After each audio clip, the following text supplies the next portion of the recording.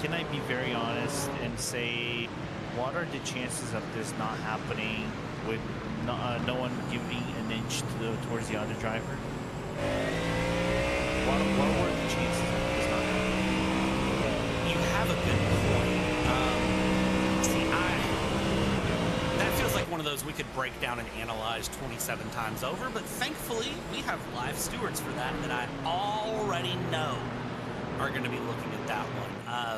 And yeah, that is what the stewards look at. Because, well, I have my opinion on it. You have your opinion on it, Lorenzo. I'm sure our opinions are probably similar.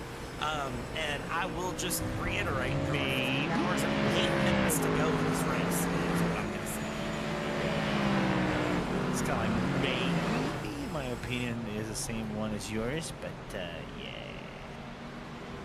Yeah, with that being said, before we get people to riot with pitchforks and come at us here and throw the cake that I want to eat in my face, on board with Lion GP Esports Academy here in the battle for 8th in GT4, 9/10 of a second off and going, so keeping that battle very much there and alive here. Plenty of battles left to go, and I mean, it's hard to keep going at night like this. Sometimes the night stints I find are the worst, as we have some big stops. I love night stints, man.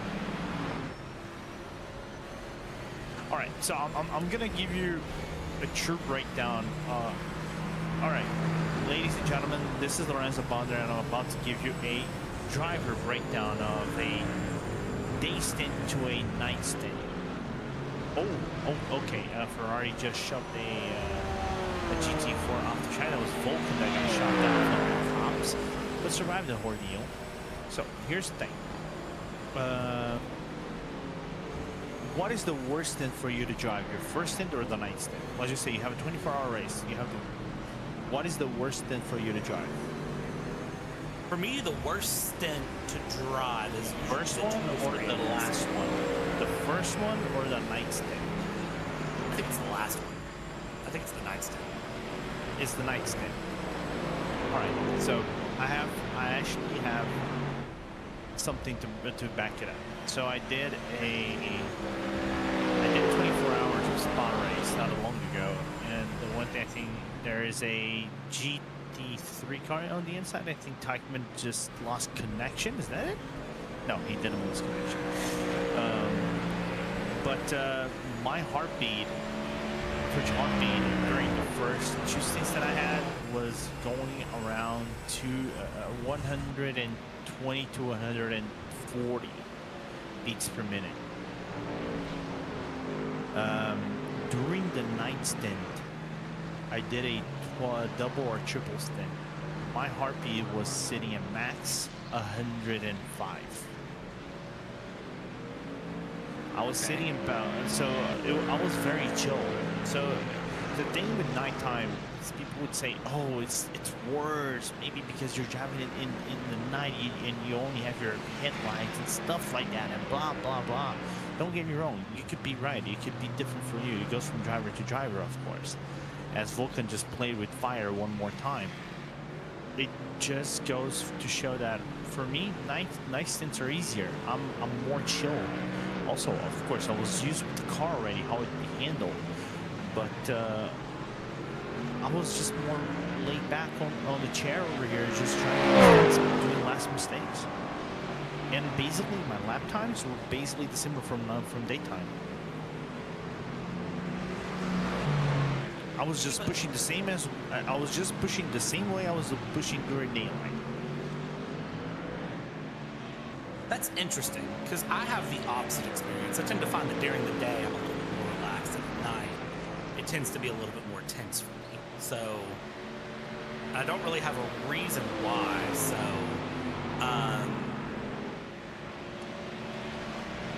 yeah, so that's interesting. So for me, maybe it's just a little bit of a lack of experience.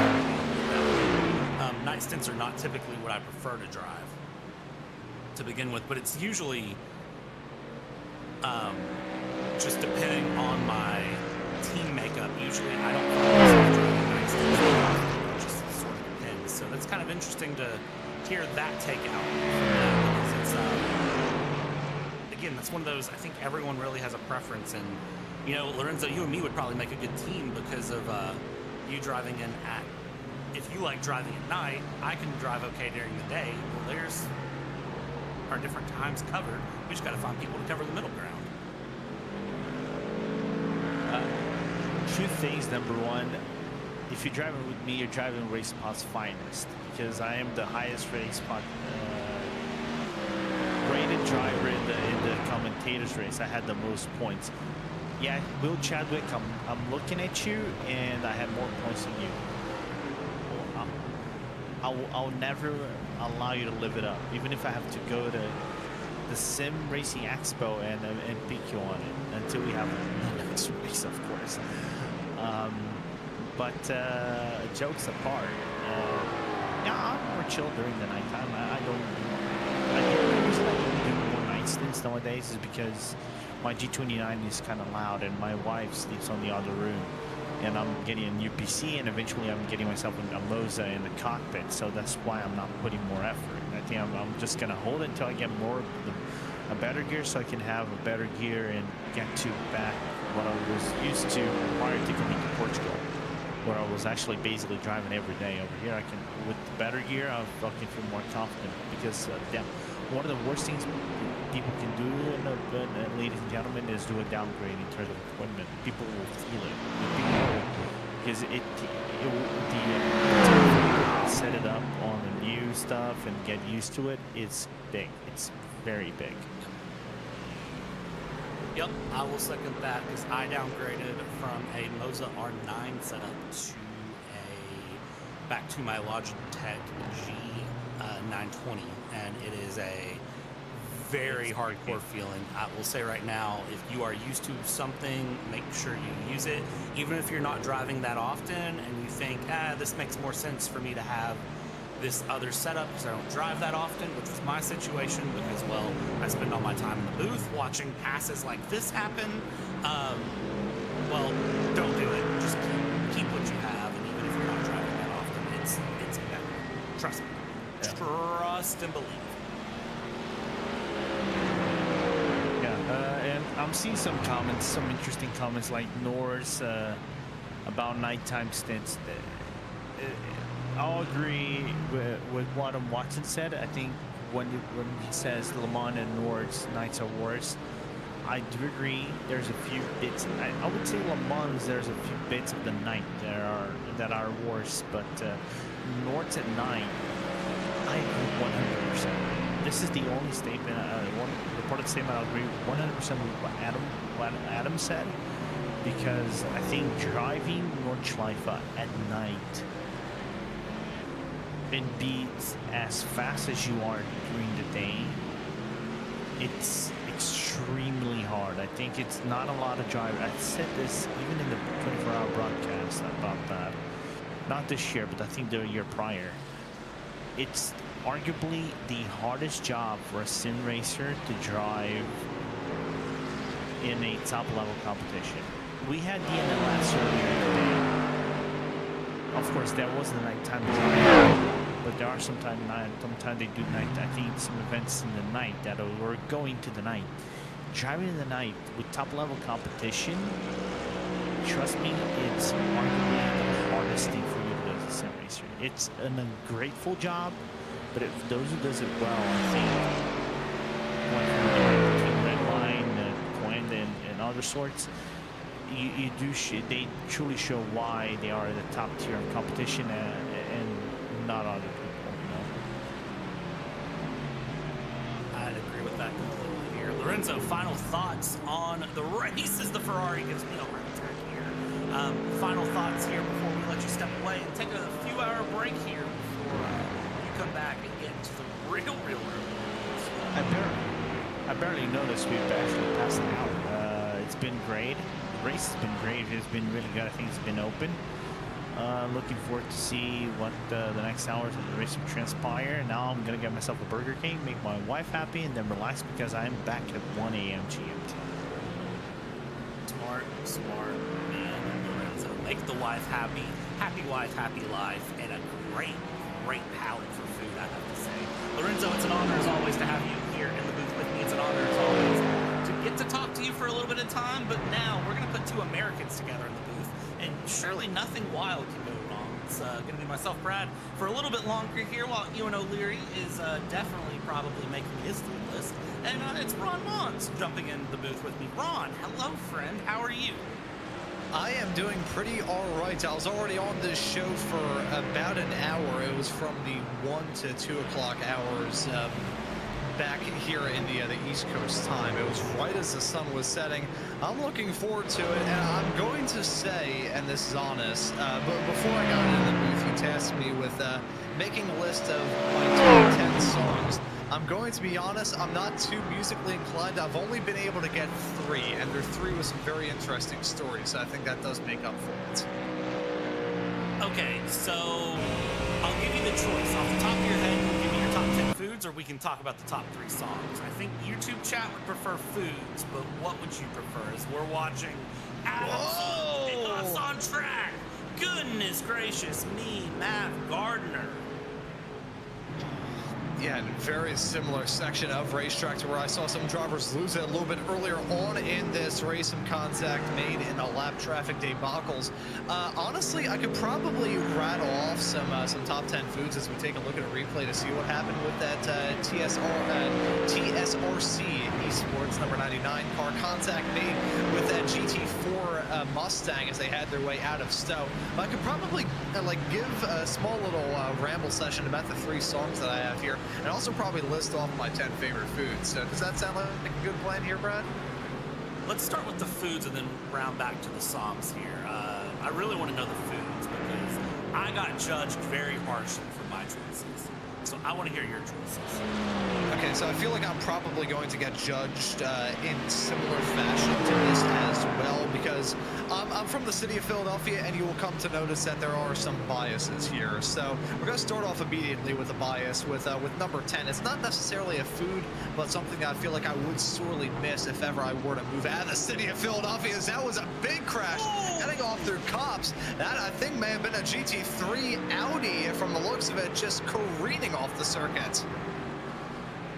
I hope that was not who I thought that was.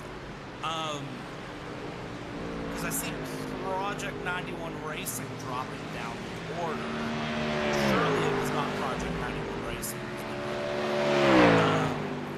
I'm not like for sure. I believe Loren, I don't know. Okay, let's see. So that was actually the number 25 of Daniel Pinard, Lunaro Sim Racing, and with a bit of help there. Yeah, definitely some big assistance heading off through there. Side-by-side racing through Stowe doesn't really work too well, even in the best of conditions, doubly so under the lights here at Silverstone with the track slowly but surely cooling off. Just to get back to the discussion about food here, because otherwise I feel like we'll never be able to get it out. At number 10, I've got Philadelphia soft pretzels. If anybody has ever been in the city of Philadelphia and heads off to Philadelphia Pretzel Factory, the best thing you can do for yourself is get a couple of pretzels, hot off the presses so they're still nice, warm, and soft, and have them with a little bit of buttercream icing. I was always a cheese kind of guy with my pretzels. I still enjoy having a little bit of cheese to dip the pretzels in quite a lot, but I converted myself into being a fan of dipping them in a little bit of buttercream icing. So I think that is my number 10 right off the bat. Number 9, I would probably say, is some crab cakes. So that has a little bit of family kind of bias there, because so when my grandfather moved to America back in the, I think it was the 20s or 30s from Germany, he started up his own butcher shop here in the city of Philadelphia, and the shop is still open, albeit it's my grandfather sold it to another man, and that family still owns it to this day. But the crab cake recipe that they have at that place is still the same recipe to this very day. So occasionally I do go in there and get some crab cakes and hop them in the oven, and very, very nice. Even though I've never lived in the state of Maryland where the crab cakes are kind of synonymous, that is still one of my favorite foods. Number 8, we're getting off into tricky times here. I'd probably say is just some nice kielbasa. That same butcher shop actually has a maple kielbasa recipe that is just to die for. Sweet, savory, everything you could want in life and more. See, now we're getting off into kind of trouble territory here. This is going to be a last edition. This is something that I had that I made not too long ago at number 7. So it was a pepper ham and provolone sandwich with a hash brown in the middle. I decided to just do this out of the blue, and I wasn't under the influence of any herbal substances when I thought of this idea. I just thought of it, I think it was Thursday or Friday morning, so it's just the other day when I thought of this. I tried it, my dad had it on toasted bread. I usually put some sandwiches in a George Foreman grill to kind of like crush them down a little bit, kind of like make them into a panini. I had that to die for. Absolutely fantastic, good stuff. It was salty, spiced hash brown, just an amazing concoction that I decided to think of there. Oh, that's Sim Dynamics with Sunoco Race Fuels and number 13 car getting spun around in dramatic fashion. That's heading their way out of Stowe of turn number 15. So that was number 7 for the sandwich there. Number 6, I would say, is a classic grilled cheese and tomato soup. I make a pretty good one. It has to be, though, with Pacific Food Brands tomato basil soup. That stuff is absolutely fantastic. You can get it at Whole Foods and I think Sprouts, that grocery store. I'm not sure if that's too nationwide. I know Whole Foods is. You can get it there. Good stuff.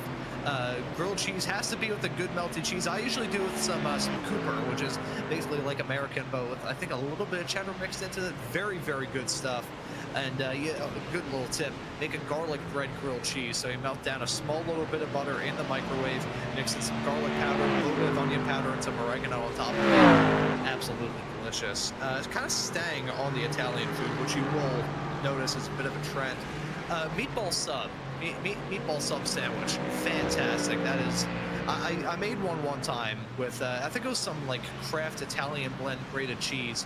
Really good stuff. It is good. So I think if you can get a good meatball sub that isn't too messy, you'll be doing good.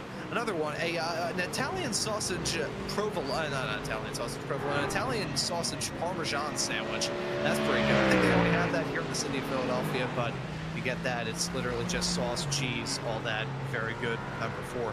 Number 3, it's about time that I said this, Philadelphia cheesesteak. That's some good stuff. Number 2. You're from Philly and you put a Philly cheesesteak at number 3? Yes, I did. Yes, I did. And there was. I gotta hear 2 and 1. Okay. Yes. Okay. So, I don't get me wrong. I adore a Philly cheesesteak. Do that with a little bit of fried onions. It's good. The only reason why it's maybe a little bit lower is sometimes it can be a bit inconsistent. And actually, one of the best cheesesteaks I ever had wasn't even in Philly. It was, like, relatively speaking, in terms of the grand scheme of the world and certainly the rest of the U.S., it was geographically close. It was up in the Poconos. It was at this restaurant and hotel, Murphy's Loft, which is right by Pocono Raceway, right by the Bernal Roos Racing School as well. They have a cheesesteak that I had a couple of years ago at my final ever karting race, and that was just absolutely amazing. Number 2, now these are 2 different things I'm working off here. I'm a fan of cheese, I'm a fan of kind of marinara sauce, I'm a fan of chicken. So I'm going to put number 2, chicken parm, and then number 1, a chicken parm sandwich. That is my top 10 foods of all time. I adore chicken parm. That would be my last meal if I ever were to commit some sort of heinous crime and was put on death row and sentenced to death. That would be my final meal. It would be a chicken parm sandwich. I feel like Lorenzo is... Okay, I have questions about the Philly cheesesteak. I have questions about how you like your chicken parm. I just gotta... So, explain to me your chicken parm, how you do. Because everyone seems to have a different way that they like their chicken parm. How do you make your chicken parms? So I've never gotten the opportunity to make homemade chicken parm, which is actually on my culinary kind of bucket list. I love me a good chicken parm. It's got to have it's got to have a good marinara sauce, obviously. The breading has got to be sturdy and tasty. You can't just have breading that kind of falls apart, because a lot of the times, especially with fried chicken or something of the sorts, you get soggy breading onto it, which it just ruins it. If you get the soggy breading, you're going to be done for. And plus, the sturdy breading means that the marinara sauce and any sort of like water that comes out of it, comes out of the mozzarella with the heat, just absolutely desecrate it. So it's got to have like a sturdy kind of breading to it, both in sandwich and regular chicken parm form. Now, chicken parm pasta wise, I really don't have any strong feelings one way or the other. The chicken parm platter, it's got to have French fries on it though. First chicken parm I ever had at the same restaurant that I said makes a killer Philly cheesesteak up in the Poconos. That came with fries and pasta, and I was a very, very, very happy 12-year-old at that point in time. So that is my chicken parm thing. It's got to have a very sturdy breading, not too sturdy whereby it'll chip your teeth, but it's got to be tough enough. Okay, I respect that. I actually think that's good. I also think people mess up when I've seen people do their chicken parms and make the chicken with the sauce and like bake it all at the same time. Don't do that. Bread your chicken, bake your chicken, and then sauce, and then just a quick flash on the broil to melt the cheese. Pasta, I personally prefer a good angel hair pasta, and then as far as the sauce goes, I like a chunkier marinara. That's just me though. I think that's gonna end off my food conversation here because we could go off into the music if you want. We can break away because at this point I'm starting to feel hungry. I've been on the air essentially non-stop for the past like 3 hours, and I will still be on the air non-stop until about 8 p.m. Eastern. So we can break off into the music discussion real quick if we want to, Brad. I'm gonna let you do that with Ewan O'Leary because I am getting ready to step away so I can go eat because I've spent nearly an hour with Lorenzo talking about food. Chocolate cake. Lorenzo taught me about some sort of Brazilian food.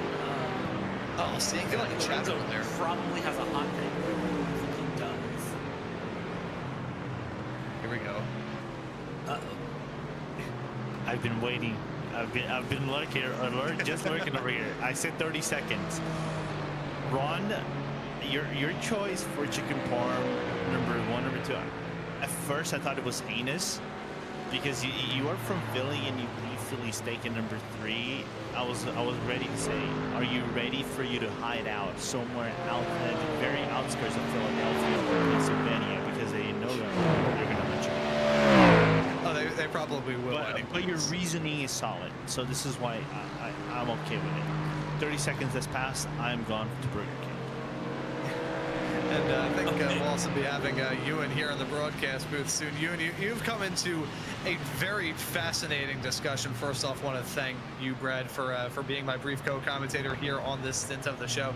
Thank Lorenzo for being your co-commentator throughout, and bringing you into a very interesting food and music-related discussion. We're having a good time here in the other wee hours of the evening. I know, yeah. I feel out of my depth slightly.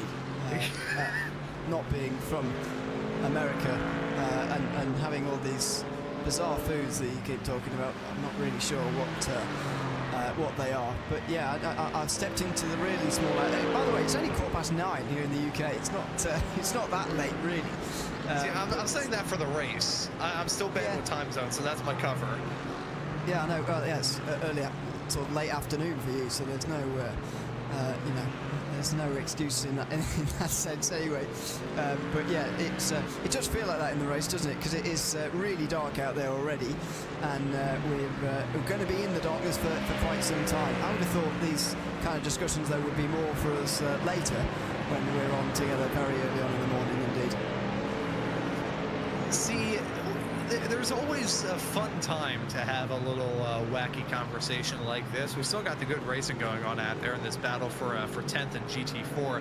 And I also just want to say as well, I got asked this question by Brad in the little broadcasters chat I have. Any Philadelphians that are listening, and I usually do my cheesesteaks with American cheese, which really isn't cheese, but it's more cheese than Cheez Whiz. And I think your British brain would probably explode if you knew what Cheez Whiz is. I don't know what it is, no. It's spreadable cheese in a jar. It's very tasty, but I don't think anybody knows what it's made out of. Oh dear. Yeah, that doesn't sound... No. I mean, cheese should be like spreadable in the sense that it should be fairly thinly sliced for you to lay over something. Why do you need to spread it anyway? So the cheese whiz is basically so for the Philly cheese. Do you know what a Philly cheese is? Just to cover all of our bases here. Nice kind of soft long roll with small little bits of shaved ribeye steak on it and caramelized onions. You get what we're getting here in terms of the cheesesteak and the dynamics before I go into this in-depth technical discussion here, right? Well, there's similar thing back in the session about maybe the session just also we'll be making a second with the actual racing action. But yeah, there would be I had it, so I don't know, taste like it. It is a very good combination of some nice things, but a lot of the times here in the city, it's cheese whiz as the main option. So usually what happens is they'll get the roll, they're gonna steam the roll a little bit, twist up the edges slightly, then they get a big kind of like long spatula, stick it inside the cheese whiz, and just kind of smear it on the roll as, I wouldn't necessarily say the glue, or so the binder for the steak meats and the onions to put in later. Also, anybody's tuning into this broadcast who's either disgusted by the idea of cheese whiz or hasn't been able to eat yet, I do apologize for this discussion here. That's pretty much what they use the cheese whiz for. It is extremely yellow in color, but it is surprisingly tasty. I usually prefer it on my French fries. I usually go with American cheese for my cheesesteaks, but I can get down with some cheese whiz. I'll have to send you a photo of a jar because this is not something that God ever intended to be created. No, I would imagine so. I can imagine already the pictures in my head. Although I've never seen it before. Somebody asking me, by the way, for a top 10 myself. I'm not sure, to be honest. I could give you, maybe this is the wrong thing to say in this kind of discussion, but I'm not sure I can name 10 things that I really like enough to put in the top 10, to be honest with you. I'm not really a food, I know you are, but I'm not really a food person. See, my thing is I had two things going for me. I have a strong interest in cooking. I feel like I can actually hold my own in the kitchen quite well. And another thing going for me is that I am fat, so I have a lot of experience eating a lot of different foods, which it kind of surprises is that I used to be a picky eater for the longest time and committed my own food sins that I will not share here on this broadcast of RaceBot TV just because I'd like to maintain some shred of professional credibility, because if you heard the kind of food that I ate when I was 8, you would be just as disgusted as I am recounting the tale. But that's basically what I felt when I came to the music discussion earlier, because I was also asked for my top 10 songs of all time, and I could only muster up 3. Also, I get strong recency bias with music, so I'm not sure I could. Oh God, that is good. Just been sent a picture. Yeah, I get strong recency bias with music, so probably the 10 I heard last would be what I would put in there, which is not great. We're back in the session, by the way, and should just tell you that Magic Fairweather is still probably the net race leader, although we've not seen Kamil Kropowski in yet, so we'll see where he comes out in just a second. But yeah, I'm not sure I could. Also, everyone has different tastes in genres as well, so we're not going to really be able to compare very easily either, are we?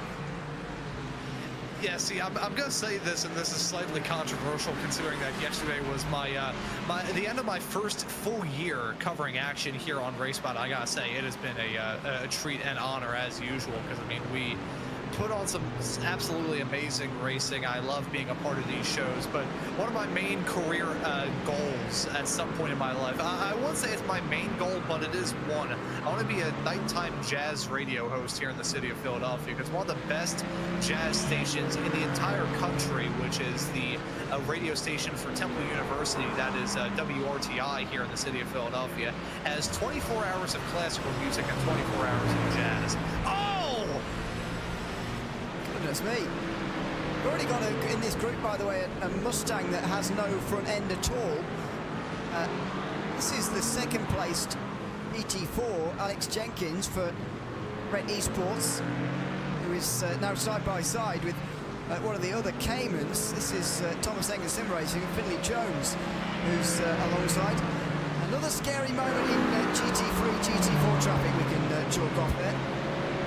Yeah, you know, a little bit earlier on in this broadcast, even though I was in the booth for just an hour, I saw so many like just heart-raising, terrifying moments with the GT3s and the GT4s converging in on one another, even though it's nowhere near as a pace differential between the likes of a prototype and a GT3 in the case of a regular IMSA or WEC race.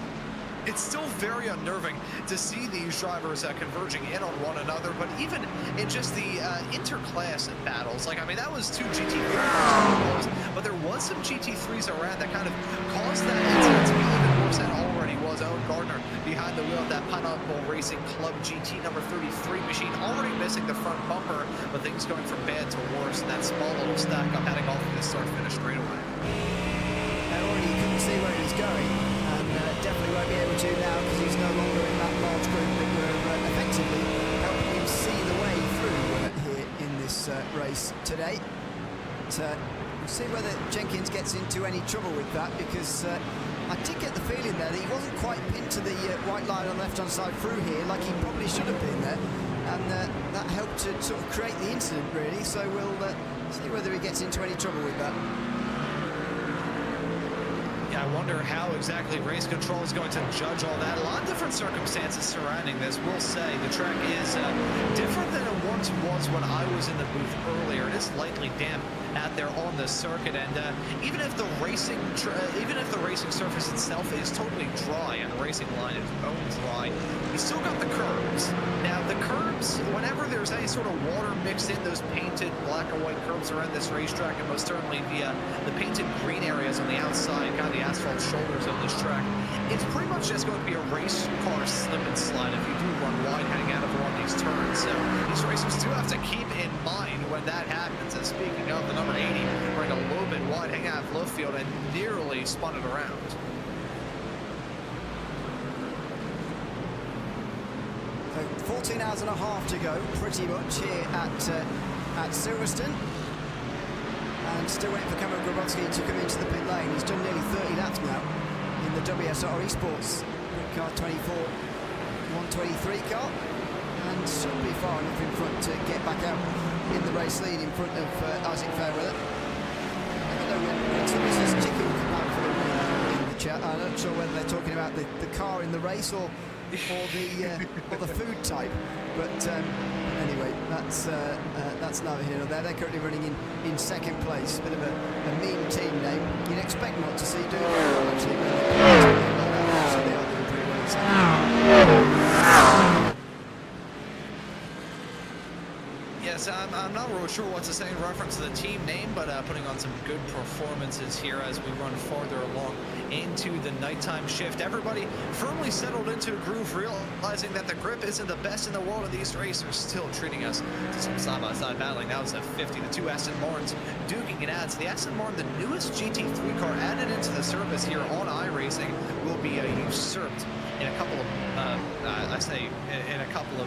nearly said a couple of months, in a couple of moments, frankly. I mean, we're only about 48 hours away from the switch over into the new season, and with the upcoming Tuesday downtime to switch off into week 13 fully and bring in the new season build, it will be changed out by the other brand new Porsche GT3 car that's going to be coming to iRacing. I believe it's the 992 Evo, as that's Vulcan Motorsports, and the 531 car, that's a Mercedes spun around. Once again, a moment heading down into Stowe. And they were not the ones who spun around fully on that occasion. DCW Racing Blue also into a spin. It's so dark out there at the moment, you can't even really see where they have spun to when a car goes around like that. So makes it a bit difficult. There is Cameron Grossi. I was having this debate with somebody earlier on, by the way, about which of the last two generations of Aston Martin that we preferred. I was saying that preferred the sound of the previous one. I actually prefer the way this one looks compared to the previous Aston Martin Vantage GT3, as Grabowski embarks on a lot of traffic here. Would you take the sound and the look of the last car, or would you mix and match like me? Yeah, I think a mix and match is nice. I kind of like the the way that this car looks, it feels like a merging in of the last Aston that we had here on iRacing, mixed with some of the Astons of the old days, kind of back in the throughout most of the 2000s into the 2010s, when they had that Ford style kind of open mouth up at the front. You look at the DB9, for instance, the front end that car had. It is a beautiful looking race car. I think it's a merger of kind of new Aston and like the Aston that I grew up driving around in, like Forza Motorsport 4. So I think I'm a fan of that new race car. Some of the cars that we have brought out with the GT3s on iRacing have been absolutely stunning. I remember when they brought out I still call it the new, it's the old Ferrari at this point, because it's been out for about 2.5 years coming up to now. But that Ferrari, along with many of the other cars, even the Mustang to a certain extent, I say this as a GM guy, even the Mustang I think looks good. We have got some absolutely stunning looking GT3 cars. I don't think there's a real ugly one. Do you think there's an ugly one? You and I may have to ponder this myself.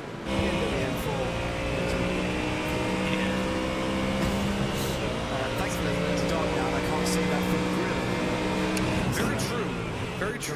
It looks better at this time of day, doesn't it? I think. Yeah, I'm gonna have to go through because God, I just remembered. I've got by the brand new Porsche because the one GT3 car that I own is the Porsche that's basically being phased out of existence in a couple of days' time. So my wallet's not going to appreciate that. I have to take some money out of the Christmas fund for that. It's only $15 or so, or whatever it is these days. I won't have enough money to afford Greek yogurt. Not too bad thing. Kurowski is indeed in pit lane, as I say. Just keep an eye on his time here for a second.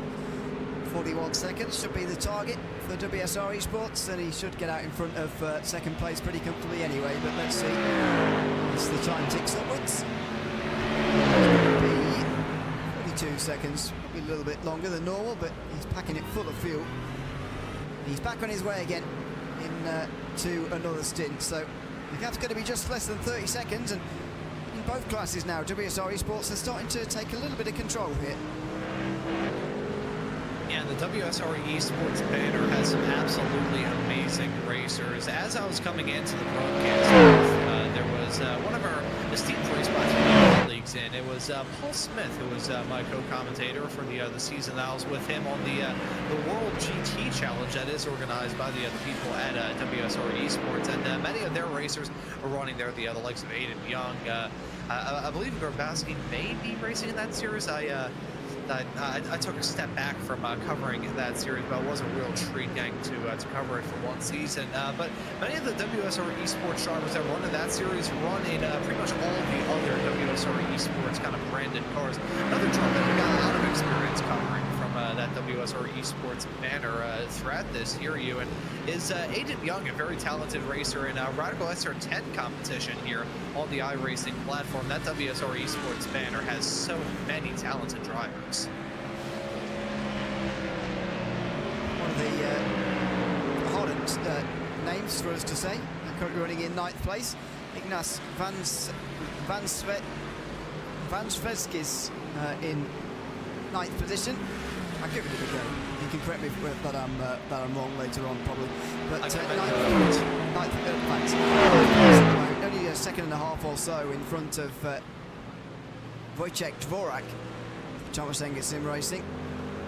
They're quite close to the end of a pit cycle, though, with the end of another stint here. He's just gone 3 laps down, because that is the race leader. But there's Dvorak, the Czech driver, who's just in behind. So on less fuel, might be able to get through, but.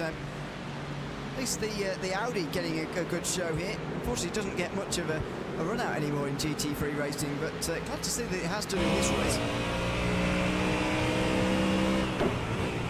We've had a very competitive field throughout, many talented racers behind the wheel of all of these cars, and haven't seen too much chaos break out. There have been a couple of moments every now and then. That's nothing too major. This track does have a lot of runoff areas, so it's a little bit tricky to have a huge pile up, but I want to commend all these racers. The fact that we are coming up to the halfway mark of this race. Time flies when you're having fun. 14.5 hours left to go.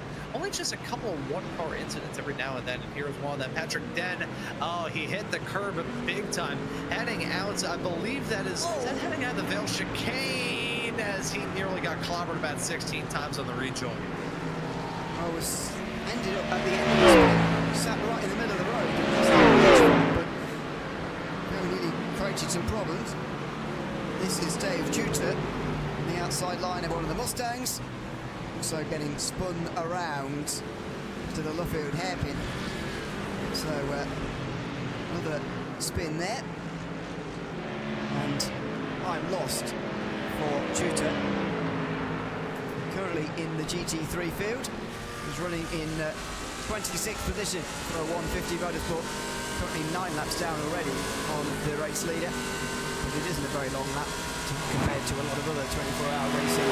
So 9 laps not really that much in the end. There's the gap less than a second in GT3 at the moment. The only gap less than a second in GT3 at the moment. But Dvorak is going to have very few laps indeed to actually get through. It's coming towards the end of lap 27 now of this stint, and we've not really seen him go much past 30. And I kind of talked about this a little bit earlier on in my stint in the show, the varied strategies that we've got ourselves to talk about here in this race.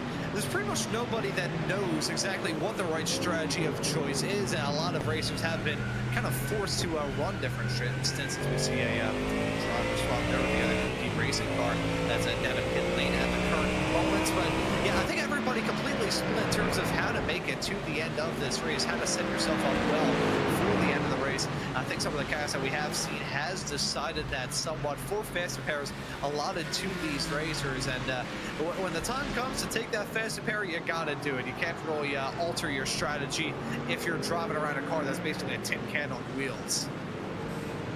What do you make of the faster paired sort of format that we've got here? I remember this from last year, and I think it worked really well, because over a 24-hour race you do need them, you may need them at some stage, and it firstly helps to keep a lot of drivers and teams in the race. I think especially for an event at this sort of level, it's perfect really. We've got one more this year I think than we had last year from memory. I thought we were 3, but we've got 4 this time round. And yes, you could say it makes people drive a little bit more recklessly, but also you can get caught up in things that aren't your fault, and you can get damage as a result. Need to take a faster pair, and you know, it's I think a great thing for this kind of race to have faster pairs, keep everybody in the race. Although it hasn't, of course, served to keep absolutely everybody. We have had 3 retirements so far. And you know, I'm thinking about it. I do believe that it's a good number for the amount of faster pairs. 4 works out to 1 every 6 hours, which that doesn't mean that you need to just spear the car off into the fence, blow the motor up, tow it back, and get the faster pair every 6 hours. That doesn't seem like a winning strategy to me, but it provides enough of a buffer whereby in case a falling anvil were to come down on any of these teams or drivers, they wouldn't be completely screwed. But it also, it is something that you got to manage throughout this race. I was talking about this a bit earlier on in my stint on the show, about how the 120 incident point limit that we have here before you pick up a penalty kind of goes lock steady with faster pairs. You got to manage that, because if you go through the early stages of the race, we'll just say the first 6 hours, if you go through that and have a good buffer for faster pairs, have a good buffer for incident points, not only can you either go for it, knowing fully well that you have a buffer to work with, you also can kind of rest easy knowing that, if stuff were to hit the fan, you wouldn't be completely done for. So I like the 4 faster pairs as a Thomas Angus sim racing car darting around, heading out of the turn. That was the save of the day. Holy cow. That was all arms and elbows in there for Wojciech Dvorak. He came out of Luffield, dear me. He was, all over the place, but saved it well in the end, and can carry on going. In the end, loses 9th place to the Vulcan Motorsports car, which perhaps is no surprise considering the moment we saw him. Will be a bit disappointing, because so there towards the end of his stint where they should be fast off of low fuel, but just early on the power, snaps again and again and again, multiple snaps, but doesn't get away from him, crucially. I don't know how he saved that. I'm going to be completely honest. I do not know how he saved that. That was... I'll have to take a... I mean, I didn't really catch it because it was happening in real time, and my itty-bitty pea brain can only count up to 3 if given too much stress. But that probably looked like about 6 darts in either the left-hand side or the right-hand side as he headed his way out of the turn. It was either spin off to the old pit lane entry, spin off into the wall, spin off into the old pit lane entry, spin off into the wall, back and forth, back and forth. He said, you know what, I'm going to take the other option, and just he gave it the welly, and it worked out fantastically. That is the save of the day. Probably one of the best saves I've seen. It's not the most sideways I've seen a car, but probably the most amount of darting I've seen with the front end. One small little change in the way that he was driving it through there, and that probably would have been an accident. It was very, very close indeed, and so that unfortunately is going to bring the end to that battle, but a great save from Dvorak to prevent the spin. As we now follow another fight a bit further down the field, Project 91 racing team green, not the number 91, number 92. In fact, 91 still a contender at the very front of this race, and for 16th place, the Armed Forces Sim Racing car of Jack Goring going through on Mark Caversberg, the Coupe de Motorsports team, who were passed, and so that's the Ferrari going up to 16th. But it looks to me like one of those battles. Well, to be fair, Caversberg might be a little bit fresh on tyres because he's only starting his 2nd lap now of his stint, but that looks like 2 drivers relatively fresh in their cars and at different speeds, and so no surprise there's been a pass there by the looks of the way that Ferrari's just leapt away. As we briefly had a UFO abduction heading down the back straightaway. One thing that I do always love keeping tabs on in one of these endurance races, 24 hours, there's a lot of stuff that goes into figuring out who's going to get the victory and who is not. You'll love to see the kind of difference in driving styles as we go off into the evening, as here's a moment with driving Miss Daisy. That's heading off through turn number 1, snap in the one direction, snap in the other, and that is going to be a spin right by the pit exit there. Very lucky. Actually, I was going to say very lucky that their driver wasn't coming out of the pits, but that is still a pretty bad spot to spin out of at because there's no real way to rejoin safely. That is the best that you can manage, but pretty much the best of a bad situation there. But now to wrap up on the point that I was raising to put the bow on that sidecar, I love seeing how these different drivers tackle the night, because some of these racers clocking in from Europe, where it is getting a little bit later on in the evening. You have some racers, meanwhile, that are chiming in from North America and maybe a bit more refreshed. So I love seeing the difference in what teams are putting what drivers in the car at what exact point in time. We'll see if there's a driver speaking of with the Mercedes now down pit lane. Justin Hembry on the jack straight away and getting out of the car as well. So change to that. Benjamin Massey will be the driver. The classic, it always happens, doesn't it? When you get into car analysis, just make sure my false feedback's there. Just make, I mean, it always is. But just make sure I can actually feel the steering here. Just make sure everything feels okay while I'm sat there waiting on the fuel. And then Massey will be on his way in a moment. But it's a weird thing we do, isn't it? Even though it's very rarely a problem, just check the wheel just to make sure it's connected, and then it'll be on its way very, very soon. But remarkable how we have that sort of fear that it doesn't work, even when it very often doesn't. Massey then on his way to what could be quite a late night stint for him in the UK. It's 9:45, so we'll. There he is, just checking out his steering. But could be quite a late night stint, given it's 9:45 in the UK at the moment, and even a couple of stints could take him to something like midnight over here in Europe.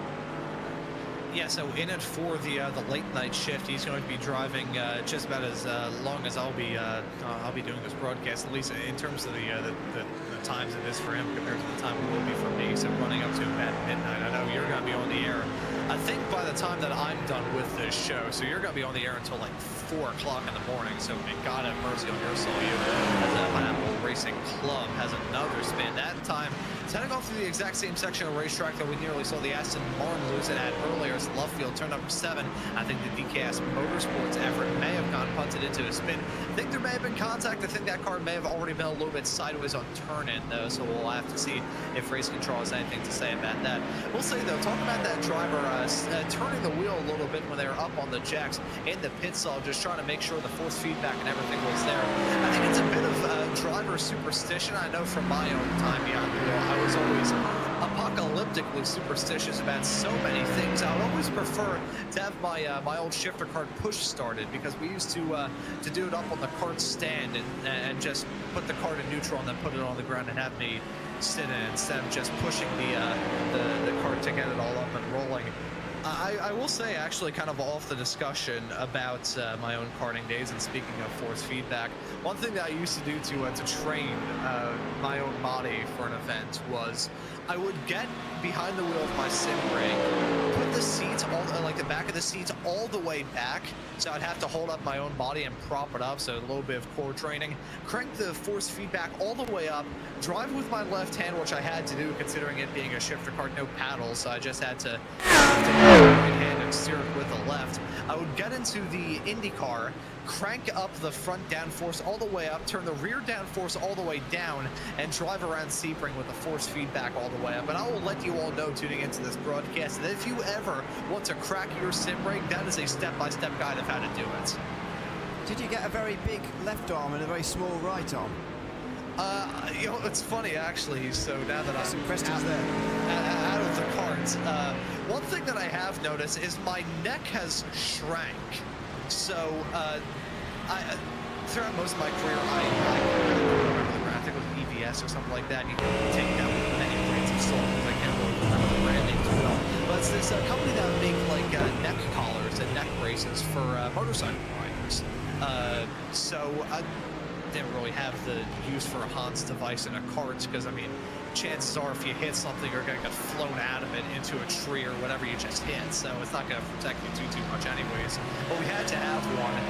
I had this old like children's neck collar that was white. I distinctly remember that, and it got to the point where I couldn't close my neck into it anymore. It just won't fit over my neck when I got to the shifter cart, so I had to get a new one, which was the adult size one. It was all gray. I still have the both of them, and the other day I was curious, so I grabbed the old white neck collar, which is significantly smaller than the black one, as that is a big hit into the fence for the Thomas Enga Sim Racing number 50 entry. That's heading off through farm turn. That's through turn number 2, and going to send us straight into the outside fence. I believe Max Verstappen in his rookie effort back in 2015 here in Silverstone, and a very similar off-track moment, same section of the racetrack, quick sideways snap, and an overcorrection going to send him off into the fence. But to wrap up on that story, as we see another replay here at the number 99 car coming around off through turn number 6 in Brooklands. I put on that child-sized neck collar, and it fit my neck, even though I'm 21. The last time I wore that in a racing event was probably when I was 14. That's how much my neck shrank being at the kart for nearly 3 years. I can believe that, considering the G-forces and whatever that you have to go through. It's not quite Formula 1, where they properly train necks these days, but it is a factor these days. Back for 19th continues on here between number 92 and the Aztec Racing team as well. We were seeing, by the way, it's Piotr Frosniowski, who was the driver of the Thomas Enga Sim Racing team, come into the pit lane now, taken their fast repair because they were only 2 laps into a stint, and they've come back out again. Interestingly, behind Matt Gardner, who was the other replay driver that we saw, the number 99 TSRC eSports car. So a couple of incidents there, crossing over in 13th and 14th position. But this is Cheverton, who is Matthew Cheverton, who's down in 20th place at the moment, and you'd imagine be able to work his way through into 19th fairly shortly. A strong driver, and so we'll see how long it takes to make this move. So still going to see these battles go on throughout the night. There is no point of rest in one of these races. You just have to attack all the time. There is no time to rest, no time to really lift off. As soon as you get behind the wheel of that car, you got to balance something. I talked about this in my first stint on the show. I still think there's a lot of truth said and just. There is not a lot of room to work with if you are one of these racers in terms of just finding the real estate space to give yourself the opportunity to breathe. Whether you're a GT3 racer thinking, okay, I want to go through 2 turns in a row and not have to worry about overtaking a GT4 car. Or if you're a GT4 racer saying, I want to run the racing line and not have to worry about an XSN missile disguised as a Porsche 911 coming up right in tow. Looking at the track map here, pretty much no gap throughout most of the field is really that big. I think the biggest one is between the 180 and the 17. Now, because they're not next to each other in terms of position, I can't really get the exact sort of time, but I would cap to guess that's probably about 10 seconds, maybe a little bit less than that as a gap between those drivers. So you don't have a lot of room to work with here if you are anybody. It doesn't matter if you're in GT3 or GT4. Brief change there in the top 5. I think it must have been just a brief connection thing. Again, 24th place this is, but a bit further down. Battle's happening here. And there's the race leader, Grabowski, now beginning to extend a bit of an advantage out front in GT3. And there is the GT3 field, as it were, in a more extended form on the left-hand side. There they all are. Not all of them, there's 20 of them. There are 30 still in the race here today. And only GT4s having retired so far, so 19 of those retired, but still 49 in the field. Nearly 10 hours into the race. I think that's a bit of a success story from the faster pairs that you can get in this series. Yes, it wouldn't work in every 24-hour race, I get that, but it works for this one, absolutely. And it's keeping nearly 50 drivers and teams in the race overnight. And once you get to this stage, to be fair, you've invested so much, maybe we're not quite at that stage yet, but you've invested so much that people are inclined to carry on anyway, even with big damage at some point, because there is a real ordeal you have to go through to get to the night and then through the night and out the other side, that people do just want to finish the race.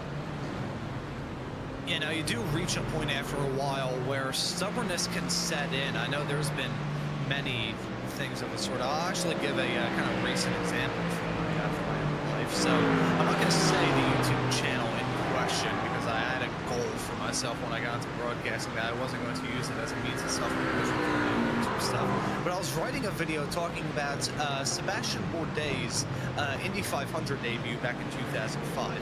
And I'll be honest and say, at certain points throughout that video, I wasn't really feeling the topic. I wasn't too big of a fan of it. And I was like, oh, I should maybe change this just to talking about the team entry, because it was with the same team he had been driving for in Champ Car at the time, Newton Haas. It was a really interesting effort during that year. But I still stuck with it, persevered. I think it ended up being a 1,400 word script or something.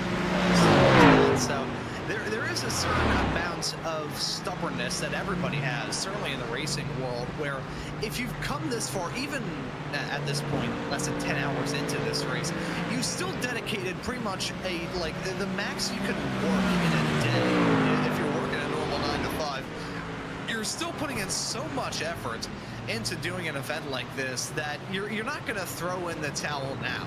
You're just going to say, okay, you know what, this car may be a tin can on wheels. We are not going to call it a day until we are well and truly completely out of it with an engine that is so far buried into a tire barrier, it has become one with the tire barrier. I know what you mean, definitely. See if best is something you want to see it through to the end, and hopefully these guys are going to feel the same as well. But it does still feel at this stage, and there's a very long way to go. I think this is the sort of start time where maybe it's not quite the same, but because we did it at 10 p.m. For example, in Spa 24 hours, I think it started after 4 p.m. Local time on that, or maybe it's 5 p.m. or something. you know, we'd be getting to this stage in the race, you know, having been up for a while, because obviously you go up early in the morning, whatever, pretty much, and, you know, you're less than 5 hours into the race, and you realise, my goodness, I've got a long way to go here, you know, nearly 19 hours, but like you start this at midday, as the Silverstone 24 hours used to, I believe, back when it was a thing. Maybe I'm wrong, maybe it's a bit later than that, but there certainly are 24-hour races that start at that time, and it does help to just, you know, before you even get to midnight, you realise you've got over half the race, and then, oh dear, it's Remy Gilbert nearly gets into an Aston Martin. You get through the night, and then suddenly you haven't got very many hours to go, and that's something that hopefully all these teams are going to be able to get to as well, because they get to this stage, for example, learn that they've nearly completed 10 hours, and it feels like those have flown by. Yeah, there is a blessing and a curse in a sense in terms of looking at that clock all the time. It's like whenever we were in school and it's like, oh, I just want to be home by now. You would sit there bored in class listening to whatever the teacher was talking about, whatever sort of math lesson, social studies topic, whatever the case may be. You'd just be sat there bored out of your skull. You'd look up at the clock and just, you know, take note of the time, be like, okay, I'm off in, I don't know, 2 hours and 15 minutes, we'll say. And then you'll sit there, it'll feel like another 1,000 years have gone past, and you'll look back up at the clock again, and you'll realize that only 1 minute's gone by when it's felt like 15. In an event like this, the time can both fly by and drag forever. I've been on both sides of that in terms of running in a race, and certainly in my time in school, there were many times where it felt like time would absolutely fly by in some cases whenever I was behind the wheel on the weekend, and then when I was back in class Monday through Friday, the weekend couldn't come quick enough. So in this race, 24 hours of full trip around the clock, you are going to be looking up that clock a lot. Sometimes it'll feel like an hour has gone by when it's felt like 20 minutes. Other times it'll feel like, you know, it'll feel like no time at all. You just have to try and stay with it throughout, because otherwise that clock is going to start to command you more than you're the commanding of the clock. Yeah, we've all been there. For sure.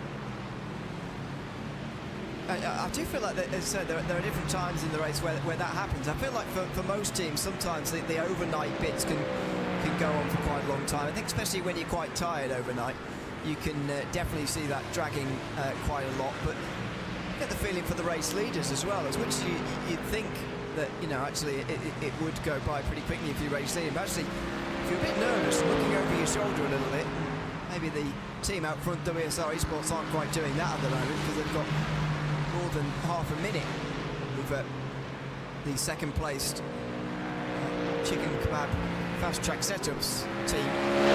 So, if they're looking over their shoulders nervously, then they may well start to see this night time go for a very long time. And of course, at this time of year, the night time itself does go on for a very long time, so that doesn't help either. And, you know, there's kind of the, like, opposite being true with the 24 Hours of Le Mans, because every single time of year for that event, the nighttime period is, you know, it's obviously a little bit longer than just, like, a couple of minutes, but it feels like, oh, the sun has set here at Le Mans, and then 2 minutes later, oh, the sun is rising here at Le Mans. It's like driving through the state of Rhode Island. You see the Welcome to Rhode Island sign, you drive for another mile, and then it says, thank you for visiting Rhode Island. Here, however, the opposite is true. It's kind of similar in a sense to the Daytona 24, of course, run every single January. It's the nighttime period for there always runs so long. I know we're getting up to the point of the year. I believe it's, I can't remember whether it's December the 21st or the 22nd, which is the longest, the shortest day of the year, the longest night of the year. The sun is out for no time at all. I mean, I know from my perspective, when I started my broadcast for the day, it was about 1 o'clock Eastern time. The sun was out. I mean, at this point, I've still got like half the day broadcasting-wise left to go. And if I had my window open, it would be pitch black outside. So, very long nighttime period, which can be a little bit demoralizing, because it feels like when you're in the night, that's when the time just agonizes along. It doesn't fly by like it does in the bright of the day. In the UK this year, it's the 21st, as you say, two weekends away. I think it might be different in America. But, do you know what time it sunsets in the UK on the shortest day? Ooh, that is tough. I'm going to say, because I know at this point of year here in the States, it's I think about 45 usually here in the US. I know the UK is geographically farther north. I think it's around about on par with the northern parts of Prince Edward Island in Canada, and I think like Halifax, that sort of area. So I'm going to say it's a bit earlier, and I'm going to say that it is about 4. Well, you know, screw it, we'll do the funny number, 4:20 p.m.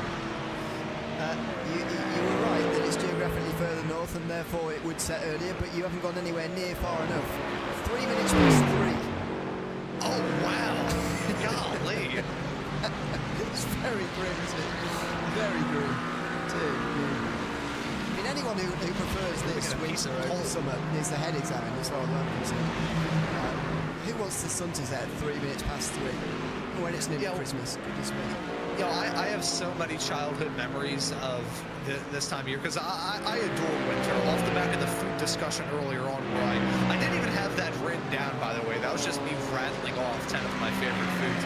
You can tell that I'm a bit on the porkier end, thinner than I once was, but still I've got some fluff on me. So I usually don't have to worry about the cold temperature, so I have a lot of memories relating to winter. I adore this time of year. And one of my closest memories was getting dragged out of preschool one day, or some sort of like daycare program that I was in after school, whatever the case may be.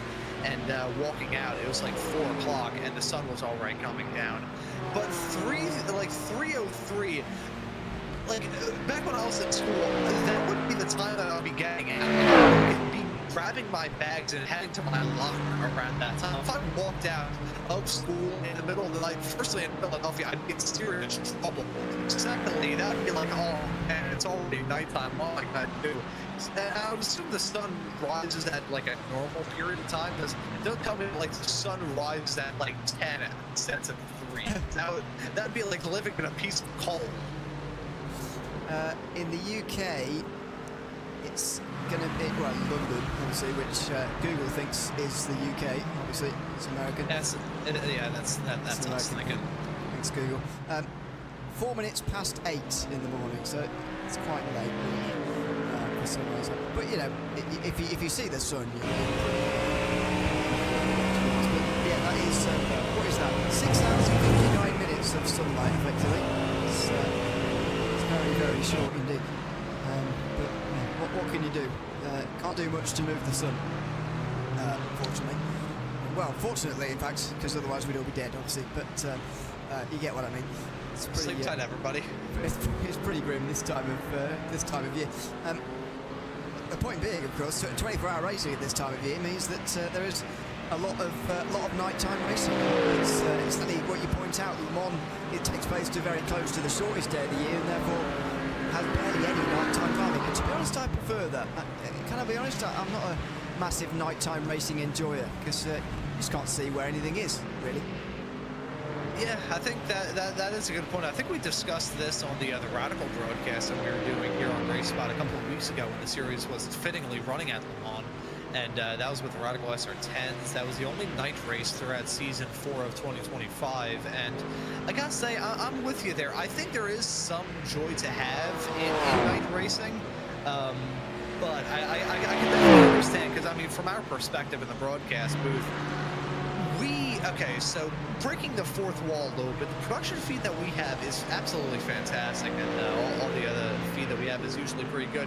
But what's going out on the air is that is the primary feed. We want to make sure that all of you tuning in can see it before we see it. So some of the numbers can be a little bit crunchy, for lack of a better term. So in the night, it can be very tricky to try and identify what cars are doing what, who's going where. If a driver has no front bumper, like we saw with that Mustang and GT4 a little bit earlier on, they're going to have, you'd be better off trying to spot a piece of coal in the gravel trap around this racetrack, turn everybody's lights off. We won't be able to see anything. This racetrack also has very little artificial lighting onto it. If we were running, I don't know, at a NASCAR track, shall we say Daytona or Charlotte, certainly, it would would be lit up like a Christmas tree. Here, however, everything's dark, so the only source of light is really just coming from a couple of lights around the old Grand Prix pit lane, the new pit lane, maybe some areas around the bridges and the headlights on these cars. So there is a bit of grimness in terms of just trying to figure out what's going on out there, because I mean, you know, I know that we come from different cloths, obviously, and we come from different parts of the world. I don't believe y'all in the UK can see in the dark. If y'all can, cool. I can't. So, well, we get used to doing it more, clearly, because we are more northerly, as it were. But it does seem to snow less here than what it does in the north of the USA, and certainly less than it does in Canada, despite the fact we're quite laterally lined up. oh, If longitudinally, whichever way that means. like this. Lined up. So you know, I don't know what that's all about. But you know, we are better at it, I would say, just because of pure practice. We need to be. We'll run through the order, by the way. So we've just gone through another hour, by the way, in the Cosworth Britcar eSports 24 Hours of Silverstone. And I'll say I'll run through the order in a moment. The reason I'm hanging on is because I think Remy Gilbert's about to make a pass for second in GT3. There's also a battle for 8th here in GT4 that we're seeing. Michael Teichmann just in front of Kevin Rowland in the 5th place fight here. Mustang versus Mercedes. Two pretty beefy engines, but behind Remy Gilbert is trying to get past Isaac Fairweather for second position. Now more than half a minute off the race lead, so when I was checking with this race an hour or two ago, I'm sure you've seen the same in your stint, the top 3 or 4 especially were really close, but WSR Esports have just stretched that out a little bit in the last hour or two. Yeah, I think they've settled into a groove, singing and dancing the night away, holding on to that spot. It's a good spot to be in, just holding on to that lead, being able to dictate the race and not feel any pressure from anybody around. They still got to keep a clean ship. This is not a good comparison to make, considering the event is a bit more relaxed. The other one that we were broadcasting a race about a couple of weeks ago. In fact, with the Jimmy Broadbent 23 Hours in Zolder. Now, there's a lot of penalties that go into that if you hit certain donation goals, hit certain warnings for incident points, whatever the case may be. But the point remains regardless that many drivers who were running in that event had their event completely turned on their head because of some penalties. As much as they may be holding on to that top spot, you cannot, you just can't afford to really let your mind wander. It's very easy to do in the night. Everybody has that either in sim racing or behind the wheel of their car on the road listening to the radio. You get that sort of case of highway hypnosis, as they taught me back when I was in driving school. But you can get to a certain point where penalties can be applied, and it can be rather brutal. And speaking of penalties, 36 with penalty at the moment. They do. Try and get a as to why that is at the moment. Let's try and find that, but battle for second is going to come to a pretty abrupt end here as Isaac Fairweather gets a black flag. Remy Gilbert, after all, won't have to make that overtake on the racetrack. There it is, confirmation of it. The second placed, speaking about fast track setups, Mustang with a trimmed lane on their way. Mentioning earlier about the amount of incident points that you get before you get a penalty, so it can't be for that. I suppose it must be signed by the stewards here. There you go. 30 seconds, stop-go penalty for 36 for causing a collision. A GT3 colliding with a GT4, so there is the reason. And Isaac Fairweather will probably drop off the podium places as a result of that. Yeah, that's going to be a big penalty. So a lot of time left to go in this race, though, to make it back. But it's going to sting. That is a big, big sting. And we're at the point of the race where it can be a little bit demoralizing to get a penalty at this point of time. Certainly in the early stages, that's a bad way for things to go. We get a penalty at the end. That's a big kick in the shins. around the halfway mark is usually where these teams, and certainly these drivers, have a bit of a mental check mark and a mental milestone for this race. So if you pick up a penalty closer to that halfway mark and it affects where you are there, it can be a little bit demoralizing for the second half. So we'll have to see exactly how this number 36 driver goes about all that as we take a look at some drama potentially involving your GT4 leader, the WSRB sports car. Contact with two Mustangs. I don't think it was a contact to start the spin. It was contact after the spin with the Student Loan Racing nearly running into the front of your GT4 leader. Now, yeah, was there contact there? I was trying to see that from an angle that would clarify for that for us in the BSR eSports team. Called about Lask Motorsport, by the way, both going around as well through Brooklyn, as we've seen time again. And this is the 52 rather, that went around at a previous lap through turn 3. Now through turn 4 goes for a spin, accidentally flashing the lights as the driver was battling with the car. Oh, and Aztec Racing rather getting rudely spun there by, that's car 36 again. So you wonder whether they're going to land in more trouble for that as well. Let's track eSports. Another spin through Brooklands. That has been the corner to put yourself out, I think, so far. There's been so many spins through there. And I will say, and this is honest, I adore this track. I hate turn 6. I've never been able to fully get into a groove around that part of the racetrack. It is so tricky with the WSR eSports leader in GT3 trying to deal with some of the GT4 traffic heading all through Farm Curve. Yeah, I just can never find a right way to deal with turn number 6. No, speaking of the devil, we saw that incident with the 223 WSR eSports GT4 leading car. They've come into the pits, and there's been a driver swap. Aiden Young, we talked about him a little bit earlier on, a top-running Radical racer, the 2025 Radical Sim Racing America's champion in the pro category, and the 2025 Radical Sim Racing World Finals Pro champion. He's now behind the wheel of that WSR eSports GT4 Mustang. We'll see what the American can do now, settling into the, I guess it's the evening shift for us in the States.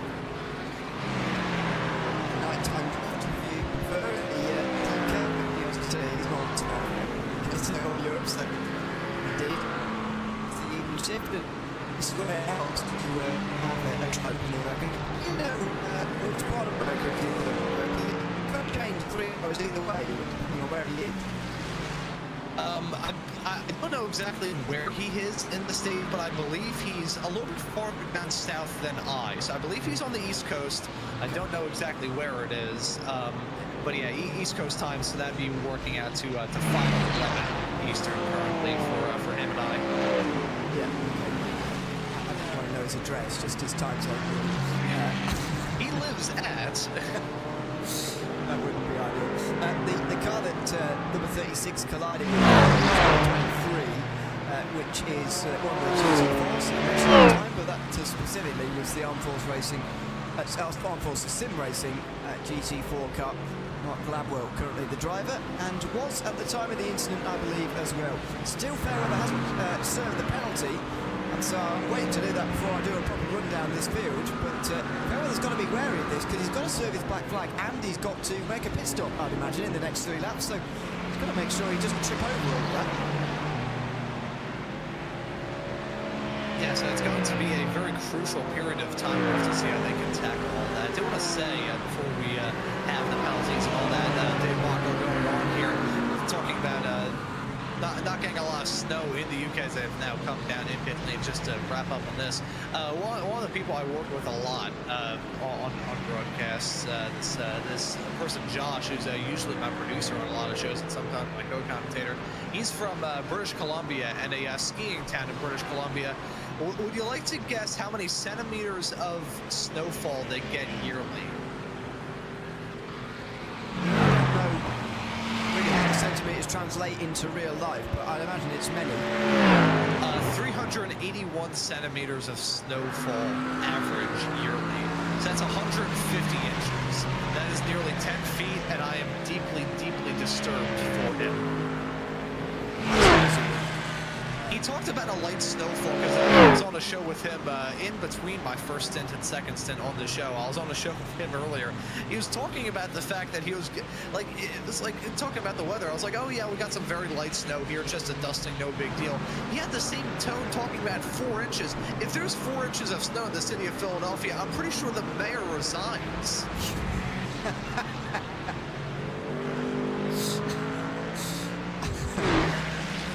Very good.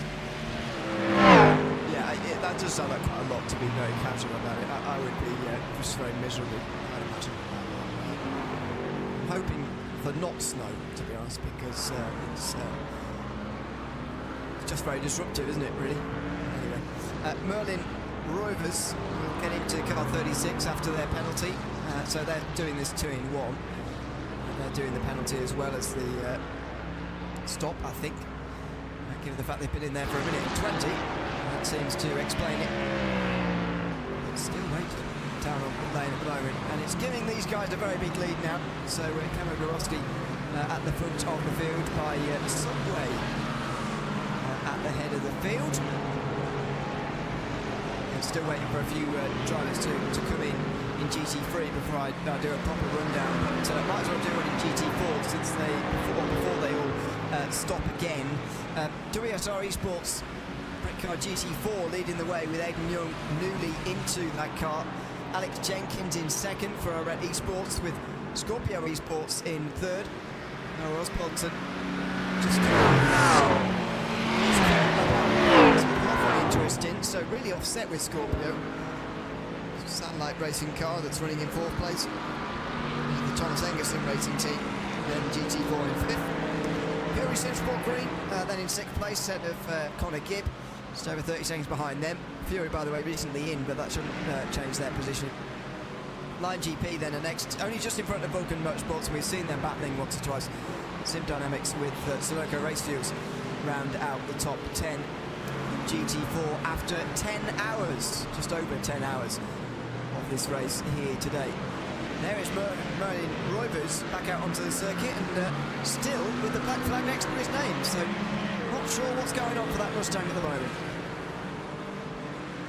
I wonder whether or not with the pit stop they were unable to serve the penalty, because it is a 30-second stop and go for that number 36 car. So there's probably a rule surrounding whether or not you can serve the penalty in the stop. I don't believe you can. So we'll have to see when they come down pit lane. Probably going to come in shortly, and when that penalty is served, that'll send them down even more. Currently in fourth at the moment in class, and about 1 lap off of the WSR eSports 1-2-3 car. Spot at the present moment, so we'll have to see if this number 36 car comes down pit lane in just a few moments time. We'll know the number 34 and 13 efforts have both come in for some stops as well. So one thing that was raised in the first stint of the show is the fact that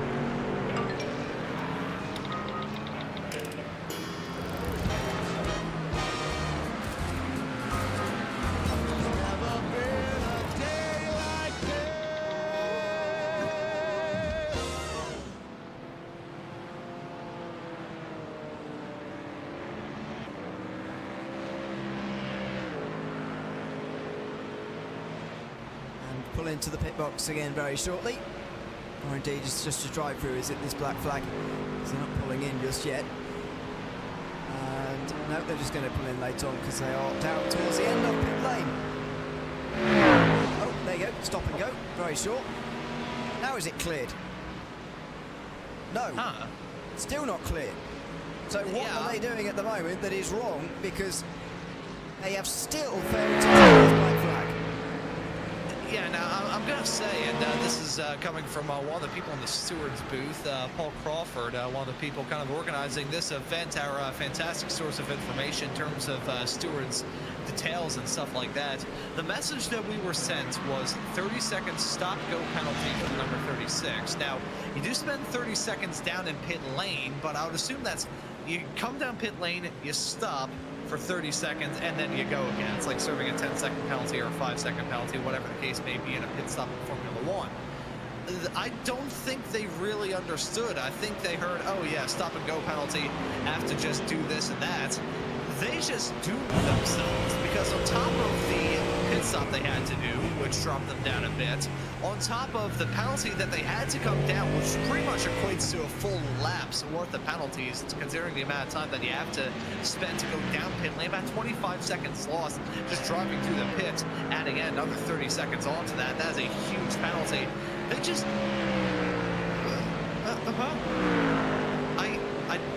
There had to have been something, for lack of a better term, lost in translation here, because that penalty has not been cleared. I think they have to come down pit lane again, and if they do, I mean, there's still 13 hours and 44 minutes left to go in this race, but yeah, that's going to be a tough road ahead. Yeah, watch out if that team are up behind you, because they'll be pretty upset at this stage in the day. So, just past 10:30 now in the evening in this race. It's been dark for some time here, and it will be dark for some time in the future as well, even though this is the 27th of September. This is a little bit nevertheless quite a strong day as far as day-night is concerned. It should be almost exactly 12 hours in the night time. Now it's been served. So there we go. Merlin Rover's in again, and this time he hasn't stopped. So this time he didn't stop in his box and he goes straight through, but he's been passed. And there, look at that, Matthew Hunter and the Simcast Racing Team car. That Aston Martin is about to come into pit lane, in fairness, so it's not going to be much of a fight, but finally Rovers is going to be through. He's going to be driving a little bit angry at the moment. Yeah, there's going to be some frustration behind the wheel of that number 36 car, and not even frustration directed at any specific entity, any specific team, not even directed at himself, just going to be general frustration behind the wheel of that number 36 effort. So we'll have to see if this battle for fourth in GT3 may get physical. They got some GT4 traffic right in front, and going to worry about that and get that dispatched up, heading down the old pit straightaway here at Silverstone. So that is just going to affect the 36's entry down off into the turn off through pumps right now. Was able to worry about that, but I think they got themselves set up well enough that they didn't lose too much time. So the battling is definitely on for P4 in GT3. We got two different dynamics. We got that Simcast Racing Team UK 131 effort that I don't think there's been too much adversity surrounding them as of recent. Compare that to the 36, which that's come down pit lane 3 separate times in the past 10 minutes. So Merlin Rivers behind the wheel of that car, he will not be a happy camper. Maybe not. He will find it difficult to get past that with its low fuel. Oh, Derek Williams for Glasstec Racing with a big slide, and lucky to avoid the barriers there on the outside. Comes the Cayman as well. This is what happened meantime for Line GP. Oh dear. GT3 on his inside. Is there contact there? There was definitely a spin for the Mustang. Oh, and only just avoided. Two Aston Martins going either side in the exit of Brooklands. And only just about getting away with it. And it'll take some time to get back going again as well. Good evening to the Wright eSports driver, who's asking us how we're doing. It's been a good race so far in the first 10.5 hours or so. I always enjoy these times in the race. I don't know how much sort of graveyard shift commentary you've done in the past, Ron, but I enjoyed this time in the race just for the nighttime spectacle and the steady flow of traffic, which is just going to continue for us all night, pretty much here.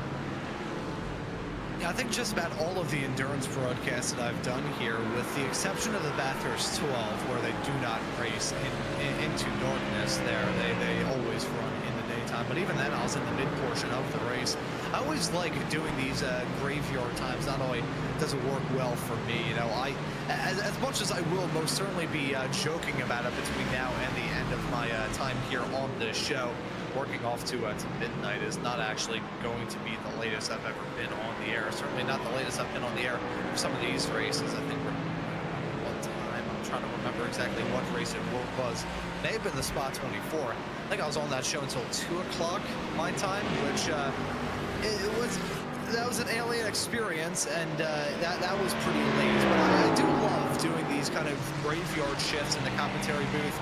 Not only is the, I mean, no matter what you tell me about nighttime racing, the spectacle of seeing finely tuned race cars driving under the lights will always be cool to me. The little itty-bitty pea brain inside the race car will always get slightly tickled whenever I see a race car running under the lights.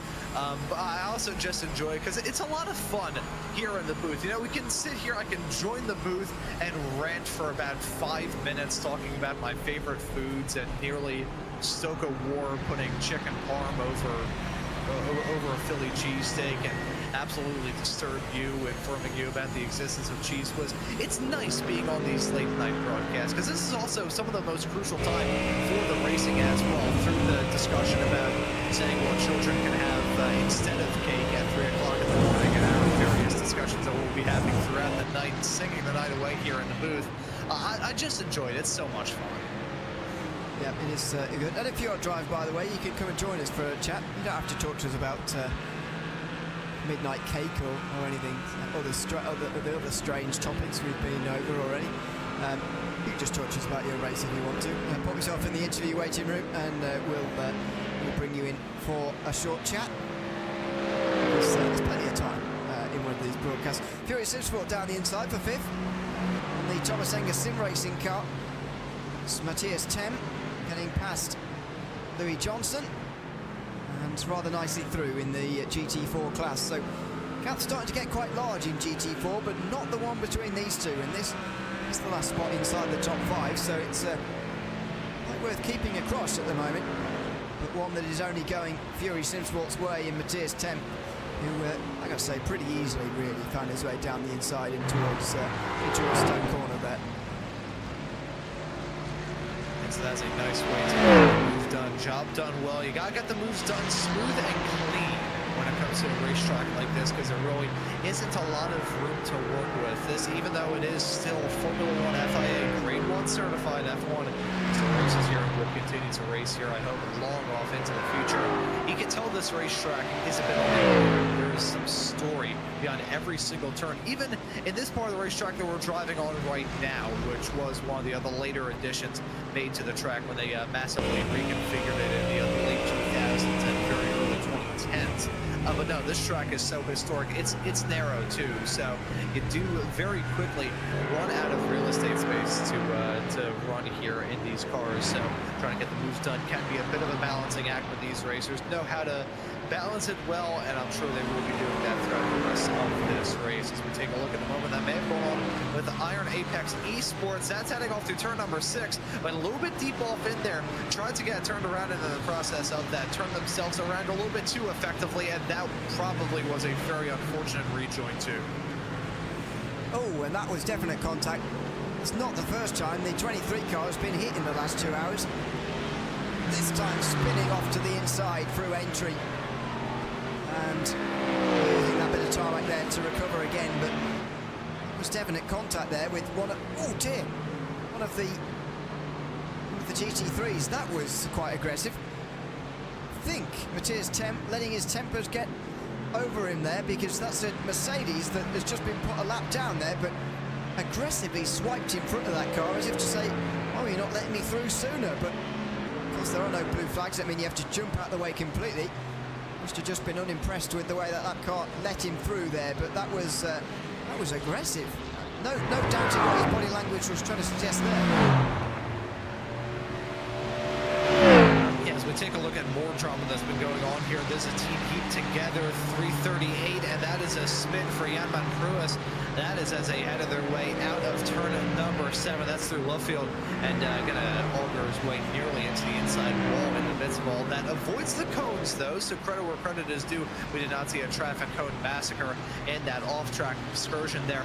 You get into this point of the race though, and as much as it's a matter of staying with it, you can also see a little bit of tension occasionally boil over in battles, whether it be a GT3 battle or GT4, or maybe just a lap traffic dilemma.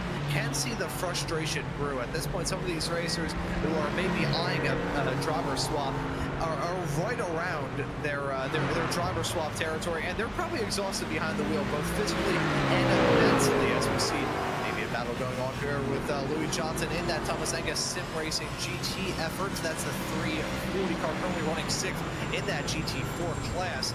I know from my own experience running in endurance kart racing many moons ago, as that's a dive heading off into the turn that could very easily end in tears, but still side by side between themselves. I believe that's Matthias Temp in that 340 car. Actually, no, that's a lap car.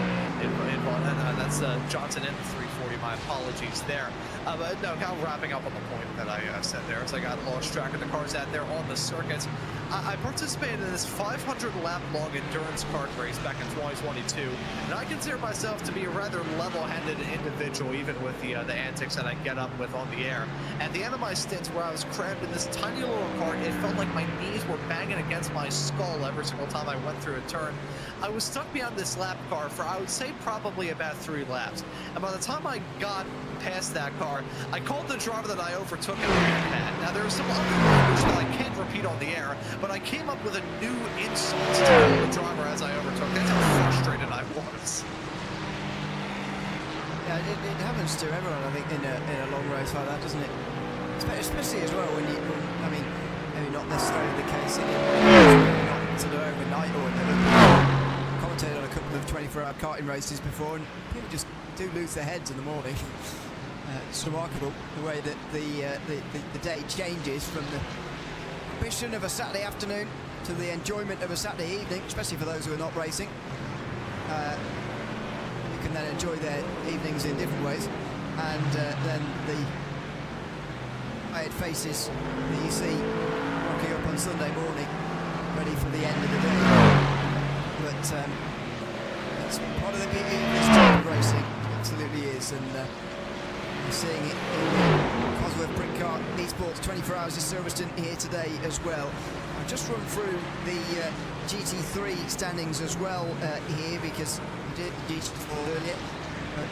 It is another stop cycle, I should say. Having been up here the moment leading by minute 50, but it shouldn't be that large of a gap when he stops end of this lap. So Leo Brown closer. Charles Rainford's within 9 seconds of him, seeing him here in the Lamborghini 91. Then Benjy Rovers, who's finally turned his penalty, but isn't a lap, nearly 2 laps down. Matthew Hunter is definitely 2 laps down, and is in 5th place. Matt Hoyland and Edward Hope, they're next, and Janis Schaltin. Dane Smith, the only one in the top 10 who probably is going to make a stop here that will see him outside of it. So Ben Cooper and Quentin Verdon will get into the top 10 again. And DWR Simcoach setups will be out of it. So the top 10 is running. Just 90 minutes short of an hour, halfway through this race. And it doesn't really feel like that, I've got to say. Again, I do struggle to get my head around these 24-hour races that start at midday, because it just feels like there should be much longer to go, but there isn't. We're nearly halfway. Yeah, so time ticking down, getting into crunch time for this race in about a half a day's time. So still enough running for these racers to say, you know what, I can take it easy. I don't have to worry about it too hard right now. Just run smooth, run strong, and try and get to the end of this race and have a hope of winning. I do want to say, though, as we've settled this race into a firm group with the 2 WSR eSports drivers and GT3 and GT4 respectively, at the top of those classes, I was going to bring in an interesting discussion and take a look at some of the reviews of the hotels around Silverstone, because I always find it funny looking at Google reviews, especially of hotels. That is a gem. But I've come to realize that I should have known this many moons ago, having lived in this country for all nearly 21 years that I've been on planet Earth. The reviews that I'm seeing of the hotels in the UK are so much more friendlier than they are in the US. Like professional, erudite, kind, friendly. They give them the benefit of the doubt. This is fascinating. There's the replay, by the way. DKS Motorsport spinning at your favourite corner again. Are you a reviewer? Do you actually write reviews yourself, or do you just clear on the left? So I I do. Now that's going to make it seem like I'm some sort of professional Google reviewer. I don't take Google reviews seriously. So usually, a lot of the ones that I've written about are hotels that I stayed at in my own racing adventures. Now, I talk about this in these. The lead is pitting now. Plenty of good stories to come out of my time in The cars. car in front is My pitting. dad and I ran on a shoestring budget, and just about the cheapest form of racing that we could do here. The lead is pitting now. Sometimes when we would be going to national events, whether it be out to Lincoln, Nebraska, Toledo, Ohio, up into northern New Jersey, far enough from where my couldn't really go home to spend the night in the house, you would stay in hotels, and we could never really afford to spend a lot of money on really expensive hotels. So I've got some stories that I can share. In the meantime, though, the WSR eSports The lead is pitting now. car, it's actually come in from the race lead at GT3 coming down pit lane. They have a driver swap here too. And let's just see here what Camo Grabowski does when he gets out. Stays in there. Steve Martin here points himself towards the pit exit. Doesn't stop at the end because he's not the pole sitter. And Adam State now gets behind the wheel. So there will be a driver change here. So it's the sort of reasonable distance to be driver changing here. Seems to be just 2 hours or so, and that seems comfortable for all these guys. Yeah, I think it's a good time to do that.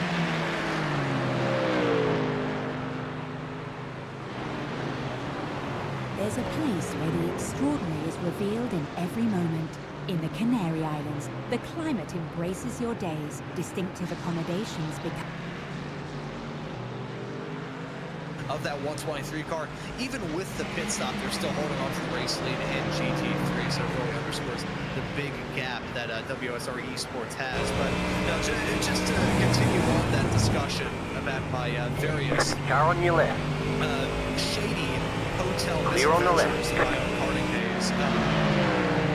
There's stories that I can share on the air. There's others that I can't, of some of the stuff that went down at a hotel I had in Washington, D.C. Left side. Stay on the right. That was probably the closest I've ever come to actually Keep to the passing right. away.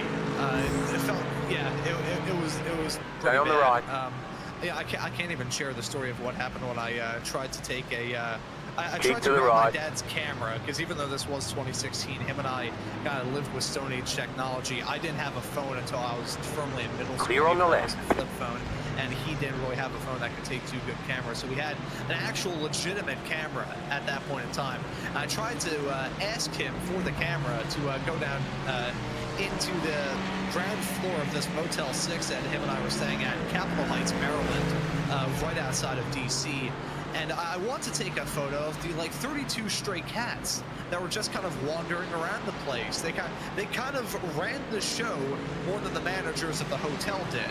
And then when I got to the bottom of the stairs, there was. I'm not really sure the best way I could sum this up.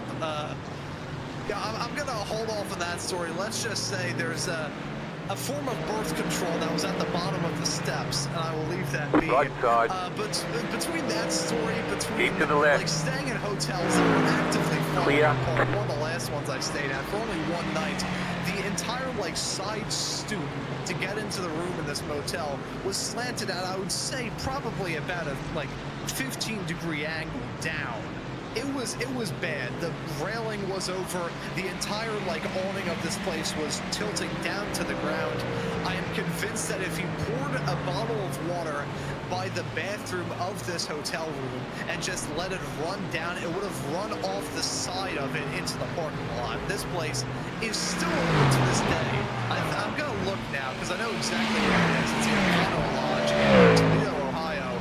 I'm looking now. Yeah, it's sitting at a nice 3.2 star average, which of the places that I've stayed, that's actually a bit on the higher end. It went down to, I think, 2.9 for one place that I stayed at that literally had, there was a wasp nest in the awning right by the parking lot. So you'd have to get out of your car and just book it into the hotel before you got stung by bees, which was fun for me because I got assaulted by bees back when I was 6 years old, and now I cannot look at any sort of flying insects the same.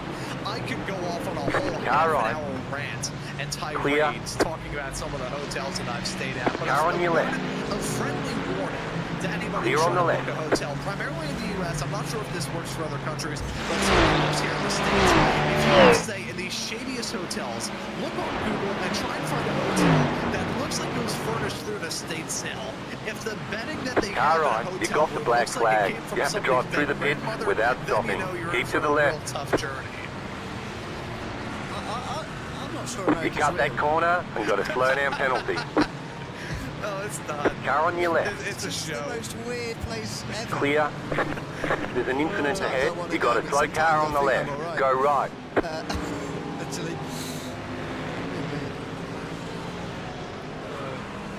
I will just cover this off professionally. If that was the story that I was sharing at the Motel 6, if that didn't cross the line, I do apologize for my potentially poor story. But you know, we're here to have a good time. We're here to have some fun, and even if I have to share some odd stories from my childhood. No, what I was going to say is that you don't have to do this in the UK. By the way. We look after buildings for the most part, especially if you pay to stay in them. Benjy Douglas has got a black flag being timed for car 2. We'll try and see what that is for. That's a steward's. Let's just see. I think it is. Oh no, well. I've just figured out why the car 36 has got black flags. Multiple of them. Something down to the ground. I am convinced that if he poured a bottle of water, if the bedding that they have in a hotel room looks like it came from somebody's dead Alright. grandmother, then you know you're in for a real tough journey. Stay on the left. I'm not sure America's Clear. No, it's not.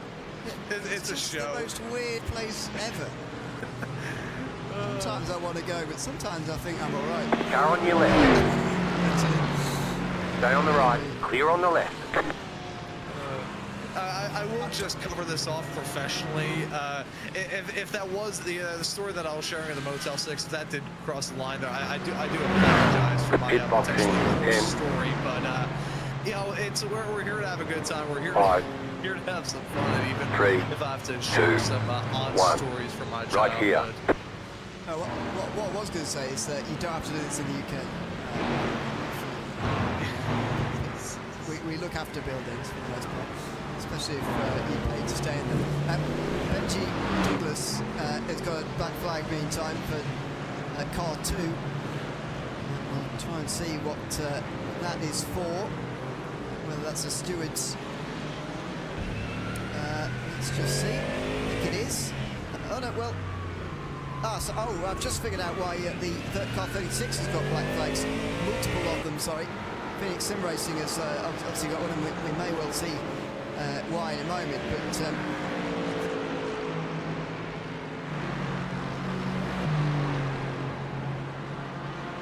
Car on your left.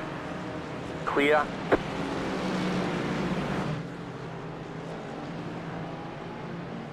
at the pit lane for GSRC eSports now as well, down to 14th, that team now. It's one of the closest battles on the circuit. It's the one for second place between Leo Brown and Charles Rainford at the moment. There's been times where I haven't seen Ian Hartwell in the Pineapple Racing Club team getting spun around with a Mustang, and that must be why Benjy You're Douglas losing has on the been car in pinged for a front. penalty. The gap there. is 6.2 That Pineapple seconds. Racing Club effort has just run into so many difficulties, whether it be self-inflicted or a moment like that where the other driver picks up a penalty. It's still a big kick in the shins regardless. And it can be very demoralizing at this point of the race to run into trouble like that. Thankfully, we get a shout-out. This is one of only, I think it was my second, actually no, this is my third endurance race I've covered, like a private run endurance races. We see another moment for Yadman Bruce, who nearly gets clobbered by an oncoming pack of cars. I do want to give a shout out to race control, because it is probably the most thankless job in sim racing. Just being a race control figure throughout one of these endurance races, having to look over everybody, keep track of the penalties, it can be super, super tough. So I want to give a shout out to everybody in race control, having to keep an eye on everybody out there on the road. I did race control myself, but the longest races that I would do were about an hour and a half, not 24. Sensibly so as well, some would say. It's Mitchell Marie going around in the student loan racing team. Not all the way around, but just a little bit of a slide. Adam Watson into YouTube chat for first time. Well, since I've been here anyway. Good evening to him. Says he's broken out his first monster. He must be talking about the drink. And good way of staying up, I suppose. For I'm surprised if they're flying at this stage. I'd be a bit concerned, in fact. But I must say, I'm not an energy drink enjoyer. We're staying up till 7 a.m. this morning. That's when my commentary team Right side. doing proper graveyard shift. I'll be seeing the sun Clear. before I go to bed. I must say, I won't be having any energy drinks. I must admit, I'm not a particular fan of them. I've never tried one, but I'm scared of what it will do to me. Have I ever told you, either on the air or off, the story of when I had my first ever sip of a Red Bull? Car on your left. I think Clear. so. I can imagine. Car on your left. Yeah, so I'll share this for the viewers because I think they'll be a fan. So this was back in 2018. I had just turned 14 years old. It was the night before my brother's wedding, and my other brother gave me a Red Bull. Gave me a can of just regular, no like extra flavors, not one of the like colored cans. It was just a plain old Red Bull, the original. Red Bull Classic. There we go. So I took a couple of sips of it. I drank the Red Bull, which, big mistake, on the, I'd say probably 40-ish minute drive back from the Still there, hold your line. the county where we're having this little like reception dinner the night Still before there, the hold wedding, your line. all the way back home. Clear. I was in the passenger seat of the family Jeep, and the whole time I was just there Right going, side. Still there. I have no recollection of that period of Clear time. on the right. There are only photos of me that right. I will not share because that was also when I was at my Clear on the happiest. right. I was built like a cylinder, so I'm not going to share any photos of that period of time. But you can just imagine like how I usually am, like now, years later with adult burnout even setting in. Imagine how I was at 14 drinking Red Bull. That actually wasn't the first ever energy drink I had either, as years beforehand at an indoor go-kart track right outside the city of Philadelphia, which is now been bought out by K1 Speed, as most of them have been here in the States. I went there, I was driving the junior carts at the time. I think I was 8. I was either freshly 8 or actually, no, I was 9. I think it was either 8 or 9. I forget exactly when this was. But I remember distinctly, my dad gave me a Monster. The original Monster, the black can with the green emblem and writing and all that stuff. I took a couple sips of it. I drank like half a can, and I managed to set my own track record. I broke my own track record by a half a second thanks to Monster. So I have had some energy drinks since, a bit more recently. My brain has a bit of a caffeine problem, so I guess I can kind of capitalize that on some points in time when I'm doing a late night show. But I'm still a little bit scared of Red Bull after my first encounter with it because I was able to smell colors that Things I'm scared of. You're not exactly encouraging me to have it on its own. Piper Racing Club, by the way, having another spin there. We saw another one out of turn 4, by the way, a couple of moments ago, to pick themselves out of the wall now. Adam saying They say you cut the cord. You'll have to slow down and give up the time game. Stint here, which first of all is a bit crazy, and he's not going to bed to the end of the race, so it's more for later on, which is fair enough. But my point still stands that if you are starting to flag it quarter to 11, staying up for the whole race is going to be quite challenging. It's not terrible, I suppose, when the race starts at midday, but you do fear for those who have to go into work or whatever they have to do on a Monday morning, because it can really mess with their sleep pattern in a 24-hour race. Still there, hold your line. Clear. Latest I've ever set up in terms of one of these to room, my sleeping pattern has been to 10 a.m. and that's still 2 hours short of what we're going to see here for this race. Left side. So clear. You do have Left to fear side. for what people have got to do in the week after clear on the left. these races, to be honest. Well, actually on the subject of permanently ruining 1 sleep schedule. You know, before I got into broadcasting, I remember distinctly I once said, I'm going to stick to only European time zone broadcasts because I don't want to work the American shows because they're a little bit late. Like the latest show that I did for a while was the other Radicals that we cover here on Race Spot back when it was over on another network. It was like 4, no, they start at 4 now, they do occasionally start at 5. But for the longest time, I just wouldn't do shows past about 5, 6 o'clock at night. That has obviously changed. I'll be on this show until about 12 midnight Eastern. Still there. But Clear on the right. Friday, I was on the show until 1 o'clock in the morning. I had an energy drink, 58 milligrams of caffeine. It was like an energy drink tea. It's a yerba. It used to be called a yerba mate. Now it's a yerba madre, I believe is the other name of it. Now, if anybody in America is familiar with that, you can get it like places like Whole Foods or kind of like Keep to the left. Clear on the right. It worked well for me on the show. The bad news was I didn't fall asleep until about 4:30 the next morning, which I am still trying to recover from that, because as somebody who prided himself in having an old man sleep schedule, falling asleep at 9 and waking up at about 6, falling asleep at 4:30 has done irreparable damage. I can't speak. Irreparable?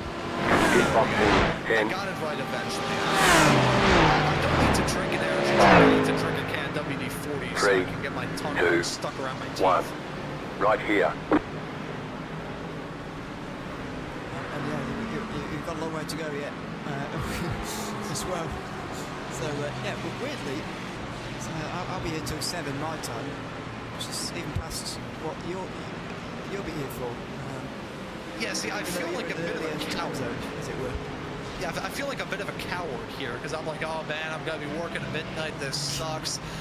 I mean, and you're here until, like, you're going to be on by the time I wake up. And I'm like, may God have mercy on your soul. I think I said that a bit earlier on, actually. I was asleep at about 6 p.m. this afternoon, so not very too slow for me, really. I was... in the afternoon.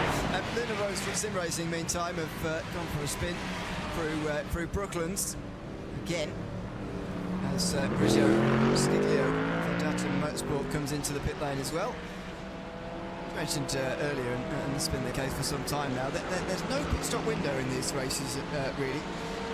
It's just a constant stream of different teams on different strategies, and of course the fact that everybody gets damaged and has to use their fast repair at different times, and therefore they're on a different amount of laps in their stint or whatever, really means that we don't get a pit window at all. Marco Anastasi now gets into this car, by the way, but it's not helping these driver stints as well. You must have to do a lot of recalculating and recalibrating for any fast repairs that you have to use throughout the day.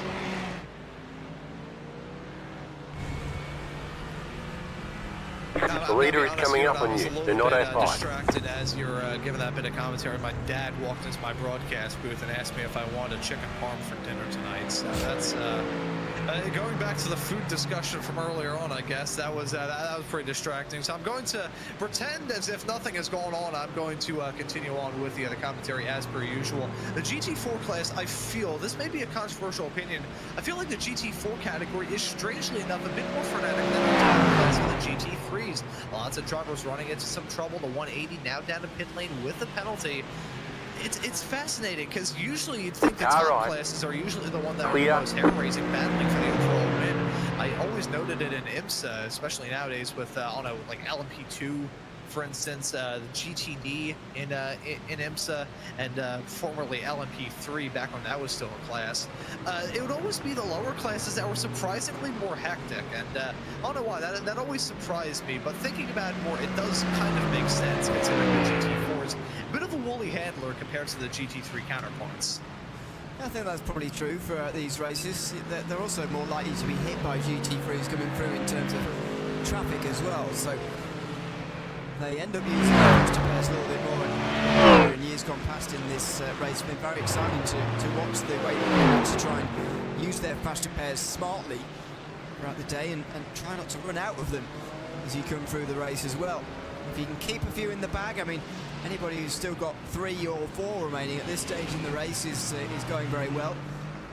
You want to keep as many back as possible, just so that you've got them in case at the end of the race. But sometimes you'll have a big enough incident so that you have to use it at some stage. I think it's probably correct of slower class racing, although I must admit I'm never a fan of being a driver in a slower class car, because just feel like very often your own destiny is not in your hands.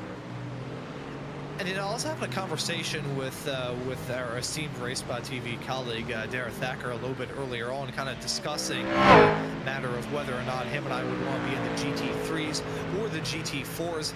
I'm going to be honest, folks, and I will not sugarcoat this one bit. I suck in sports cars. I'm a Formula car guy. That's where I have my most amount of talent behind the wheel, if I do have any. However, I would want to be in a GT3 instead of GT4, because the GT3s, you have more of an option, you have more of a choice. You know, I always describe it in terms of like a matter of faster pairs or a big gap up towards the front of the field. But I think it works well with GT3s. You have more ability to kind of move around, figure out what you want to do. The GT4s, you pretty much just have to stay to your line and hope that you don't get caught up in the crossfire when GT3s try and lap you. It's like having a reserve parachute whenever you go skydiving. It's a very good thing to have, and it's ideal to have it, but in an ideal world, you wouldn't want to use it. A GT3 car, in an ideal world, they wouldn't want to have to slam on those giant disc brakes to try and slow it up in case a GT4 were to jump in front of their way. Tom Argyle having to come in to serve a black flag here as well, by the way. Another one of those Mustangs. Car on your left. Speaking of the GT4 Clear on the left. we did see Satellite Racing with a black flag not that long ago either, as we go on board with Ryan Merriam now. Black flag for that Mustang just coming straight out on the apex in front of him. So the Fry Guys Motorsport number 7 car just with a bit of a reprieve, but Merriam in the Porsche for Next Gen Motorsports is on the march. Last time round, 2 seconds quicker than the car in front. So this is an efficiency of overtaking and trying to get past as quickly as he can. Yeah, get the moves done clean and quick.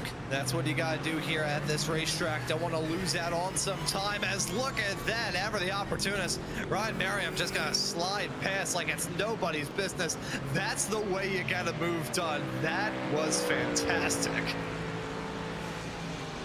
Exactly as I mentioned, got to be efficient in overtaking, and that certainly was. So up into the top 10 for Next Gen Motorsports. Very, very suddenly, really. With that pass down the inside.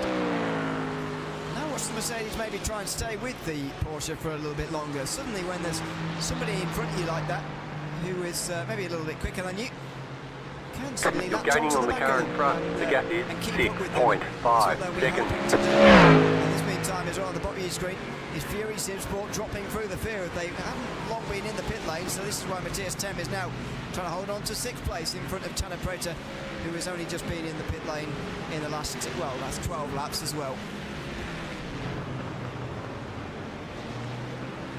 And as we get closer and closer to the end of this hour, only 7 minutes left on the board until we get into the final 13 hours. Only in 24-hour long races can a sentence like that be uttered. But now these racers, they always set their own checkpoints, and we're getting up to a pretty big one. In 1 hour and 7 minutes time, we will be at the halfway mark of this race. And you and I know from my perspective, at the very least as a commentator, I'm sure you probably have the other halfway mark checkpoint kind of for your commentary kind of check ride as well whenever you're covering a race, just knowing when the halfway mark is. These teams certainly have that halfway mark penciled in. Want to figure out how well they can set themselves up through the first half of the race, be there at the halfway mark and say, okay, we've made it this far, now we got to focus on the very end.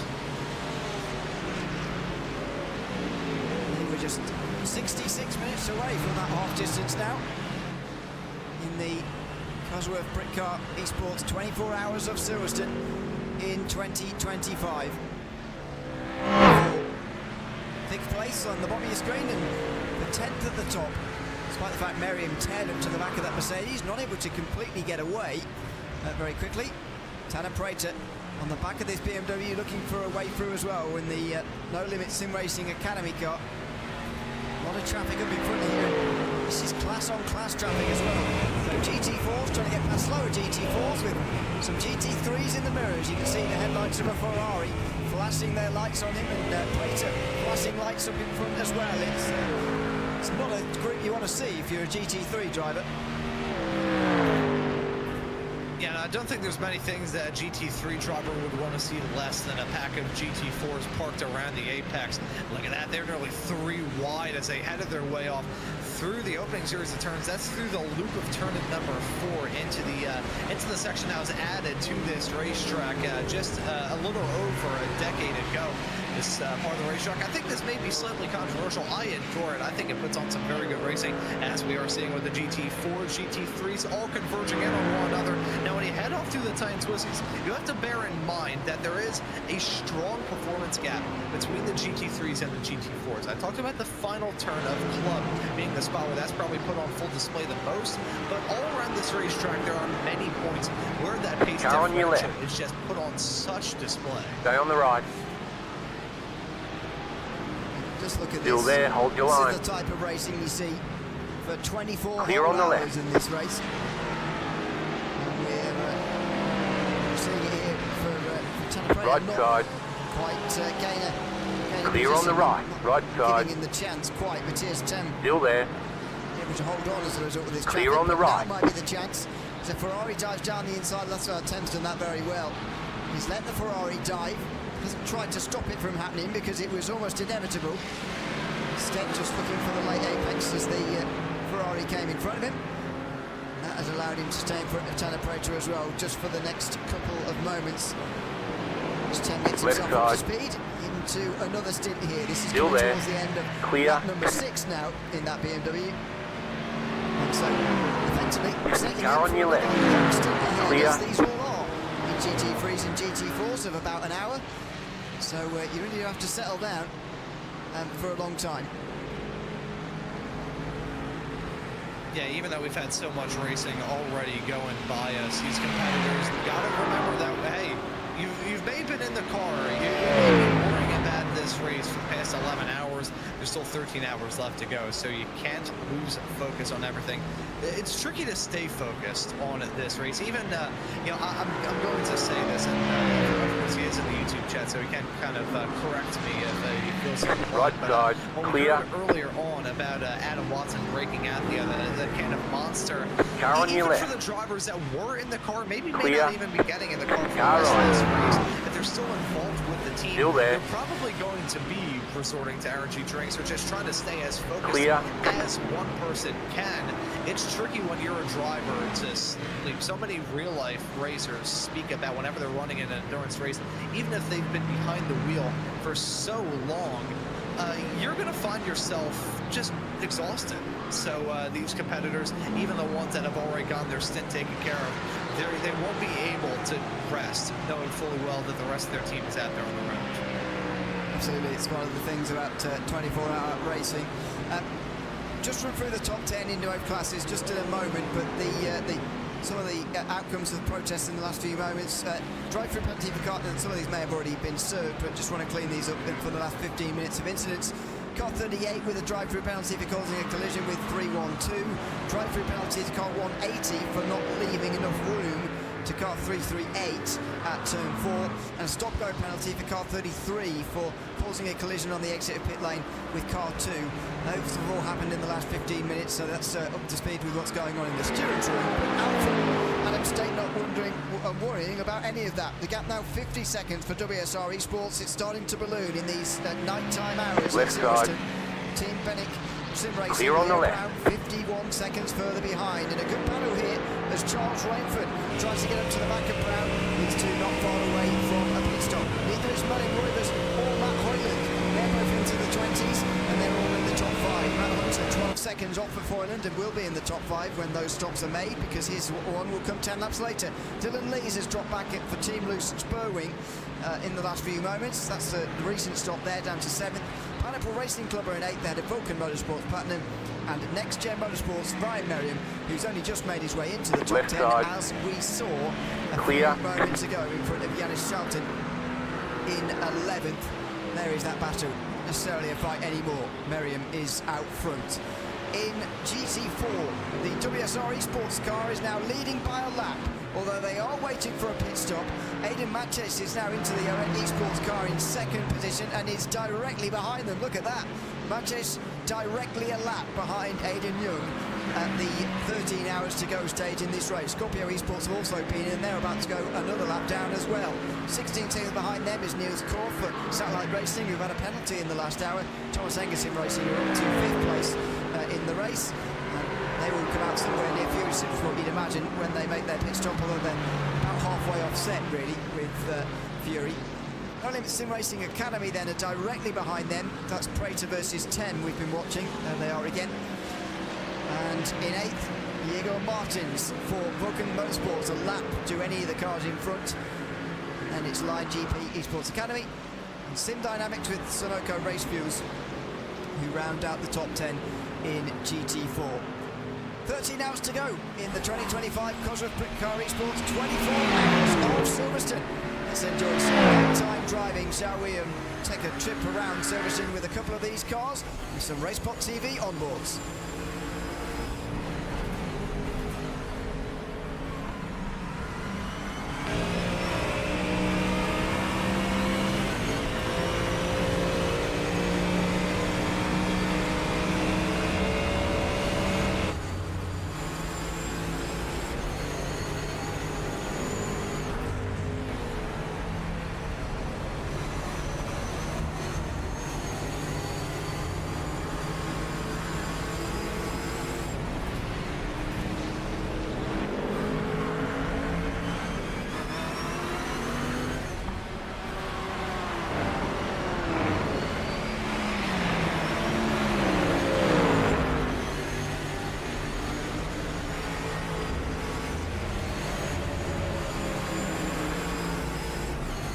Left side.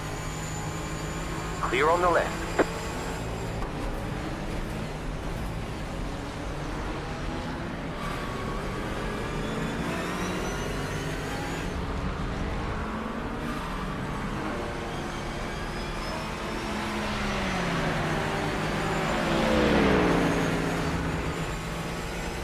Right side.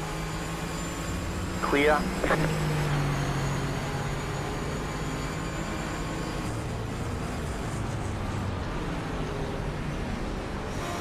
Left side. Still there, hold your line. Clear on the left.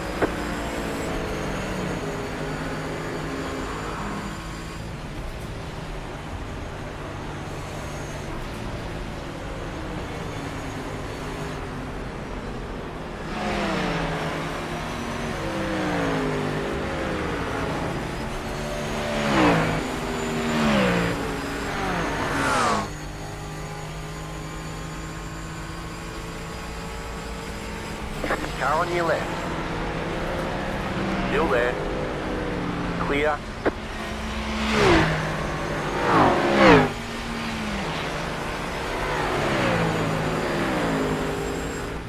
Left side. Clear.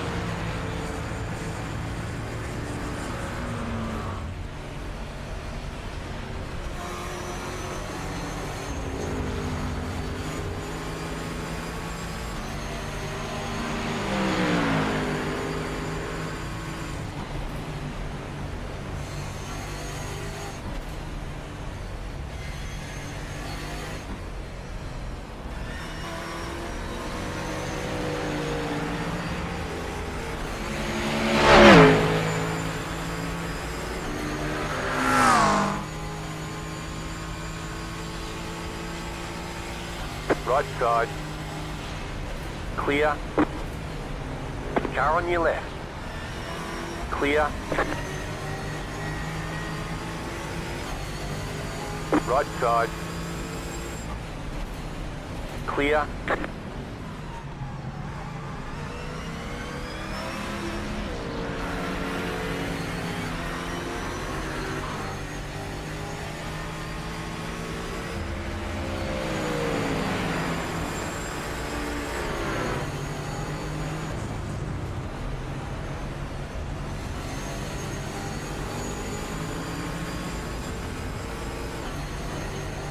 You got a slow car on the left. Car stop on the left. Go right.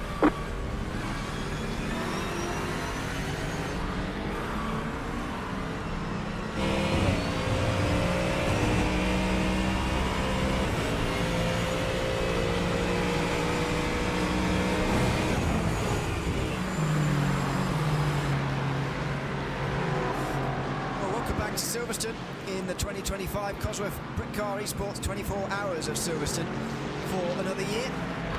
We are just under 13 hours to go, and the GT4 leader is in, Hayden Young, as well as the battle for second in GT3, both into the pit lane.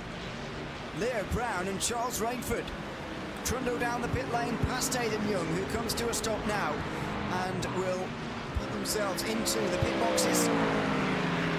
See the driving teams here as they resume their battle on the other side. Still 13 laps until we're going to see the race leader in, so they may go a lap down here. We may see a lap's advantage now for the GT3 leader. So that's what we've been seeing time and again for GT4 leaders. Matt Caruana is getting into 91 rather, instead of Charles Rainford, but we'll go into battle with Leo Brown. Myself, Ian O'Leary, and Ron Mel's taking you through the next 2 hours of action here up until the 11-hour to go mark in this race before we're back later. Right side. And this is perhaps the Clear. most interesting battle on the circuit, this one for second, and Matt Caruana going to add a bit of life into it as well by getting into that Lamborghini at the bottom of your screen. Yeah, it feels like a new, I'd probably say a new.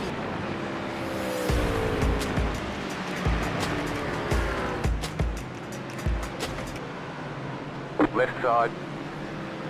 Clear. You're eventually, I mean, the fatigue will set in eventually. You will slowly but surely drop off. And Right some new side. blood in there is going to be healthy. And one thing I do Clear on the raise right. as well is the fact that as we go farther along, he's got a big off-track run for Alistair Pollock heading his way off through, that's into turn number 6, my favorite turn in the whole wide world. But no, once we get farther along into the night shift and when we wrap Clear up on the this right. stint of the show that we're on right now, probably going to see another series of driver swaps looking like everybody's timing it out for about 2 hours. When you get, well, we'll get to the later stint once we have the other break for beer. It'll be dinner for you, and it'll be closer to breakfast. But when we have that small little break in the action and our time in the booth, we're probably going to return to pretty much a field comprised entirely out of North Americans. Maybe some drivers from Oceania and Asia may be racing here. I wonder if there's any Australians that we'll be seeing in the cockpit of these race cars. Don't usually see that too often just because of internet connection and all that small little bit of worry that can affect a team's effort in case there were some trouble there. But no, we'll be having a lot of North Americans get into the cockpits of these race cars in the not too far off future. And with that, as I said a bit earlier on in my first stint on this show, we'll start to see a different style of driving out there. North American sim racers, usually there's a different driving style that people have depending on what kind of country they're from. And obviously the different times of day that they're in, as you point out. There goes Caruana. He's not waiting around here, and you get the feeling that Project 91, who have been leading at a time in this race, feel they've got time to make up here, and I guess literally that is true. State is waiting a pit stop, but here's 1 minute 53 Left side. ahead of them. Clear. Not far away from lapping this Lamborghini, so Caruana thought, I've got to get on with this as soon as possible. He's probably right on side. that. He needs to get up into second. Clear on the right. Start to move away from that Ford Mustang, and indeed that race-leading WSR eSports car as well in GT3, and so Caruana's going to be one to watch throughout this stint, that's for sure. There's the onboard answer to that Lamborghini, to be honest. And a bit surprising seeing the Lamborghini running as quick as it is.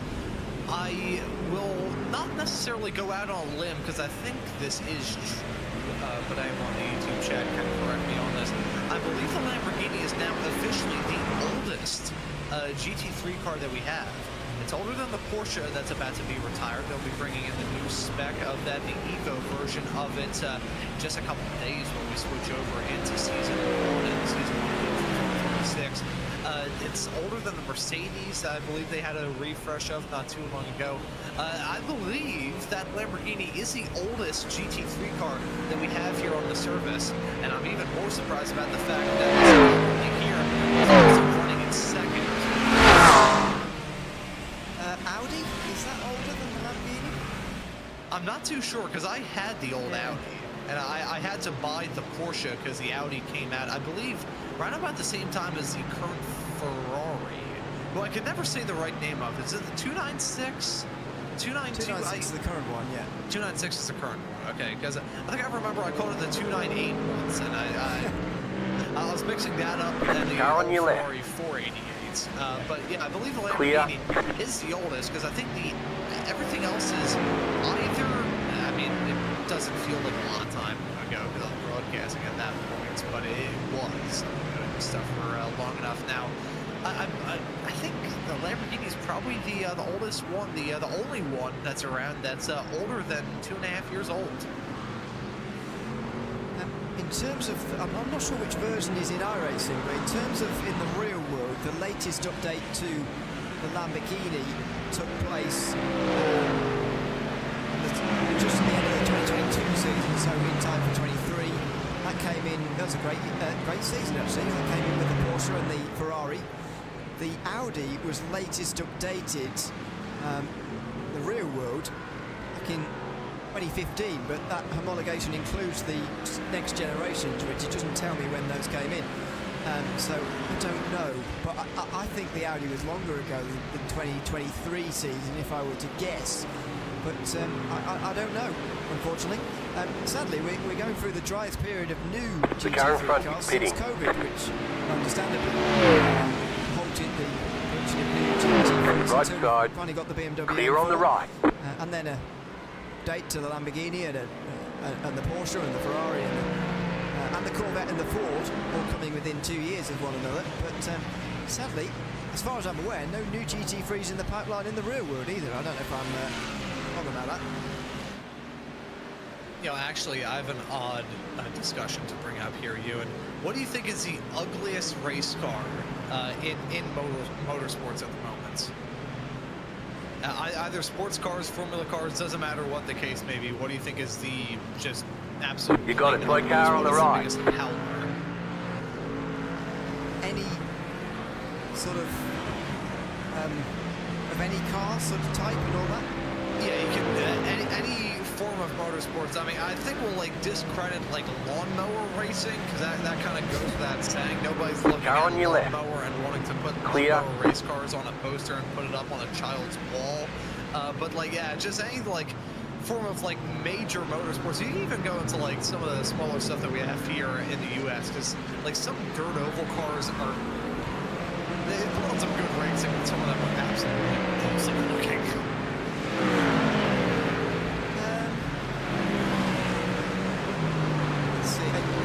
I seriously, maybe I'm being a bit dramatic because it's so recent, but I seriously think the M4 is up there. I really do. You know, I think the problem with the M4, it kind of has the same on the right. Issues. Clear on the left.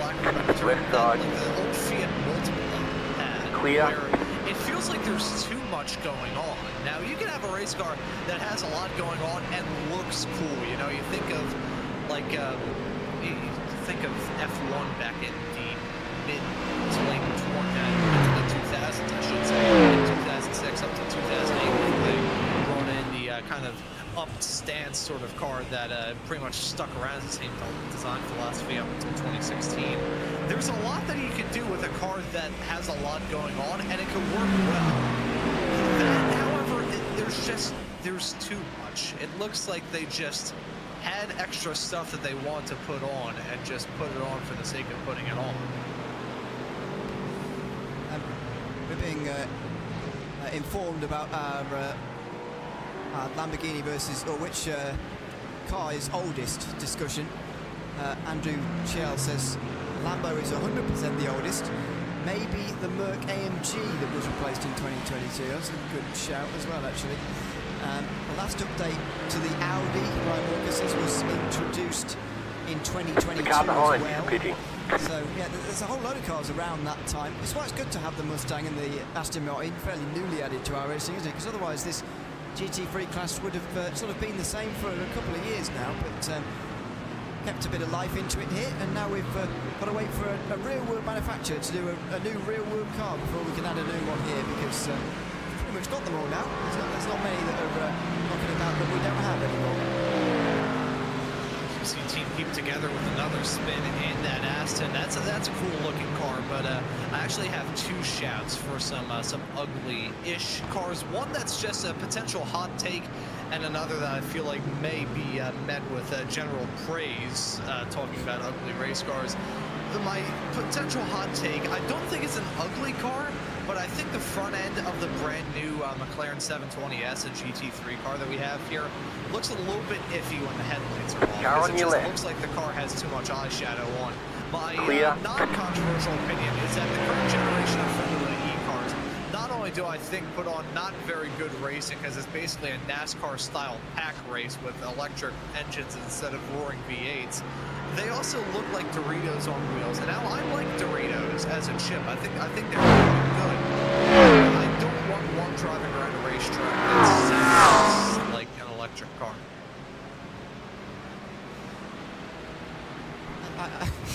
They're too triangular. I'm trying to look at a Left Formula E side. car and see what you mean Clear. by that.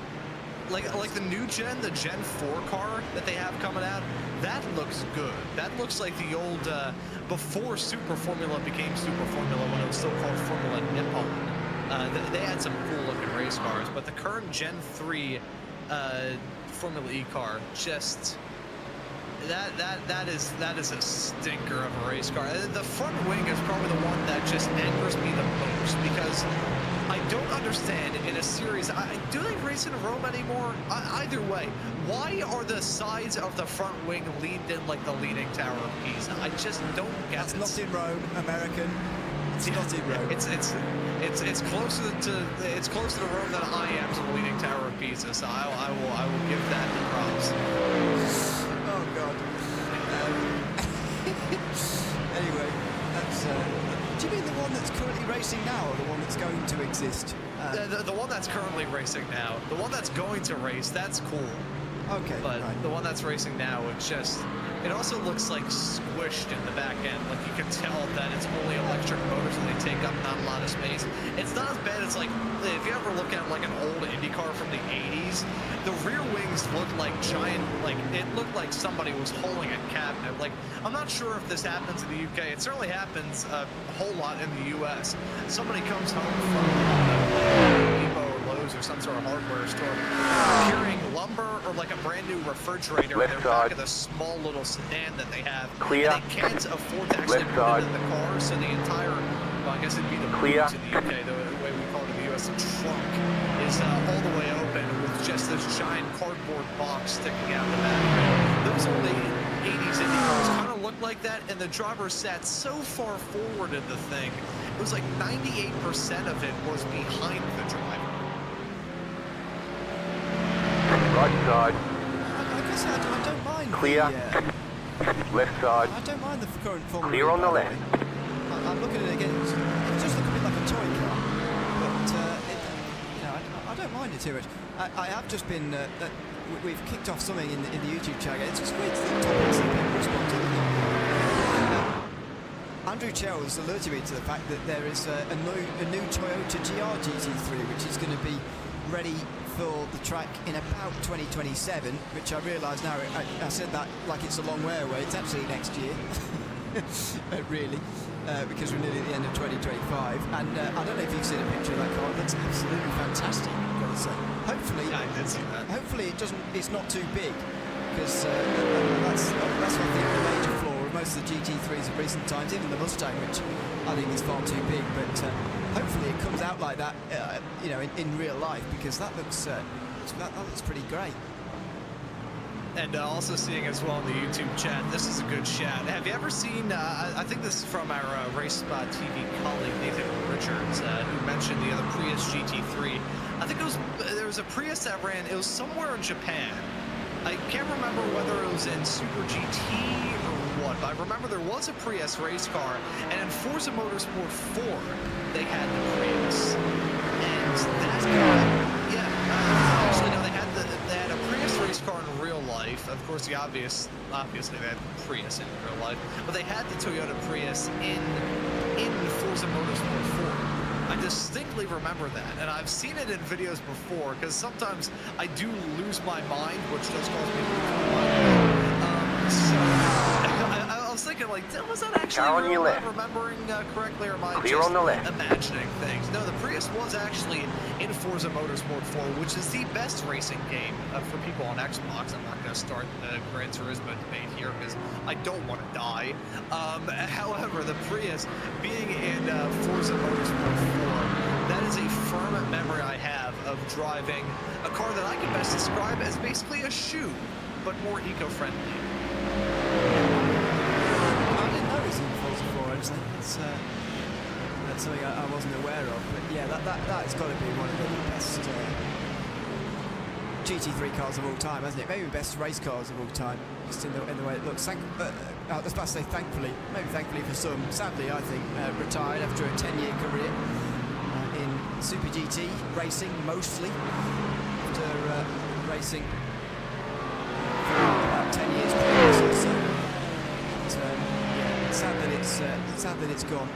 I think that was sort of the epitome almost of why the GT3 was so great, because yes, you can complain about not really having any rules because, you know, they're bouncing performance. Clear on the right. Exactly the same or whatever. But, you know, there was a stage when there was the Prius about, and there was the Nissan, and there was the Jaguar. It's sort of, you know, odd cars, if you like. Not the mass-produced Audis and Mercedes and Ferraris that existed. There's an incident at behind. the time. I thought they were, you know, really great standouts, great posters, if you like, for the category. Unfortunately, we don't really have those anymore. Everything's a little bit more refined, and I'm not really sure. I mean, someone can correct me if they think I'm wrong. I don't think there is a sort of really odd out there GT3 car these days, which I think is a shame. It's a bit unfortunate nowadays in racing where everybody wants to go for all that and nobody wants to experiment. You got a slow car on the left. There's an incident ahead. Crazy race cars. Go right. We did see, even a matter of about a decade ago. I know when I first got into sports car racing, you had some cool stuff. Benjy was racing, even though that didn't too great. That fun fact about that car, they actually originally designed that to be the replacement for the IR05 or the IL05, I guess it is for IndyCar at the time. They wanted that to be the car that replaced it in 2012. They ended up replacing it with the Dallara DW12. But that car, that was racing in prototypes, both in its closed cockpit and open cockpit configurations. The Nissan LM Nismo, one of my favorite racing-related videos of all time, is one that was made by a RaceBot TV colleague and somebody who I grew up watching, Reese Gardner, Southpaw racer. He had one of his Southpaw soapbox videos talking about the story of how it was a front-wheel drive LMP1 car that was meant to have an electric motor propelling the rear wheels and a regular gas-powered engine powering the front. Front engine, front-wheel drive. They never really finished the car, so it just ran its front-wheel drive only configuration and just sadly never really took off. But even in the early days of me getting into motorsports as a fan, there were some cool off-the-wall crazy cars like that, and that's what kind of got me into the sport. One of the main things that got me into NASCAR before I realized that NASCAR is kind of like WWE in motorsports form, just with a bit more corruption, is hearing like some of the stories back in the day of Smokey Yunick putting a basketball in his gas tank so he can deflate and take the air out of the gas tank, and all of a sudden he can carry 2 more gallons of gas. small little bits of innovation like that, and sometimes, you know, it is racing. If you ain't cheating, you ain't winning, as they once said. Just cases of outright cheating. You know, that sort of innovation and stuff like that, it's what we're missing in motorsports nowadays. I want to see some off-the-wall crazy stuff, because what do we really have nowadays? Flexi wings in F1? Yeah, it's not quite the same, is it? I don't think, but maybe we're just looking on the past through today's eyes. It's something we can be guilty of. But yeah, I get what you mean.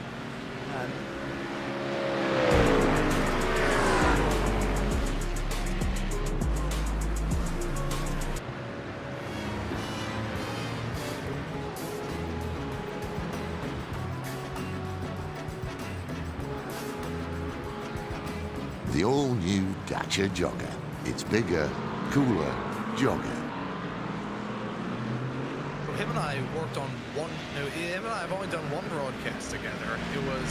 I was starstruck throughout the whole thing, obviously having to maintain professionalism, because I was still, like, getting my footing here at RaceSpot, and even though I've been doing this commentary stuff for coming up to 3 years now, not already more than 2 years of doing iRacing broadcasting. As much as I was sure enough professionally, I still want to do good on some of my first shows here. And I was doing the show with him. It was of the old PRL. And I distinctly remember telling him before we went live, it's like, oh yeah, because like, I'm not even, it's not even a fib when I say that I did want like the super serious track nights. I used to make my own ruined racetracks from his How to Ruin a Racetrack series. Like, I have some on, I can't remember whether it's this PC or if it was on the internal storage on my old computer, but I have like, absolutely butchered versions of some racetracks out there that was a direct influence from that. And it's just, it's such a small world. There have been many times throughout this broadcasting adventure of mine, even beforehand when I first got started making videos. I remember one time just being absolutely bewildered, getting a message from a former IndyCar driver and 2019 Indy Lights champion Oliver Askew just saying thank you because I made a video defending his career and how he virtually got screwed back in 2020. But there's been many times throughout my adventure in a world of motorsports I've just been sat here and part of the potentially coarse language, but just thinking in my head, how the hell did I get here? I mean, other bits of videos like that do enjoy a very well-made video like that, like you're referring to. However, I'm also, and also by the way, I'm trying to stop on myself, and then I realise, oh no, I hate doing this. This is terrible. Turns out I much prefer to watch somebody else doing the hard work and then do it myself. It's a lot less fun to do it. Take that from me. But yeah, can confirm. Can confirm from my own experience. It's not anywhere near as fun when you have to do the work yourself. It's still fun, but just less. Yeah, it does get to the point. I'm not sure if it's. I think this is my 425th broadcast this year, which is disturbing because yesterday, being my 1-year anniversary of I was fittingly on the air with you, and that was the first ever co-commentator that I had here at RaceSpot. And I remember after the broadcast was said and done, as we nearly had a side-by-side battle for 23rd in GT3 heading down the hangar straightaway. After that broadcast was said and done, it was you and our old producer here on this show, who was producing during my first stint, Hugo. Y'all were having a conversation about the amount of shows that y'all had done. At that point in the year, I looked back and I counted 194 shows. I remember posting on my little private Instagram story, like, I took a photo of myself looking disheveled. I was like, this is the face of a man who's realized he's done 195 broadcasts this year, and nearly ended in tears all through turn number 1 and 2. But I posted that 1 year ago yesterday, and then I looked back on it, looked at the playlist that I'm keeping and the amount of shows that I've done this year. Car on your left, and clear. all I look back on is I just see that I'm like, you sweet son of a bitch. I Thankfully, I haven't kept track this year because it would be scary. Right side. It's the first year I've been doing it, not Keep to the alongside left. any form of education, so Clear. that would be scary since I've got a lot of time on my hands these days. But that's the way it goes. That was very close towards turn. What was it there?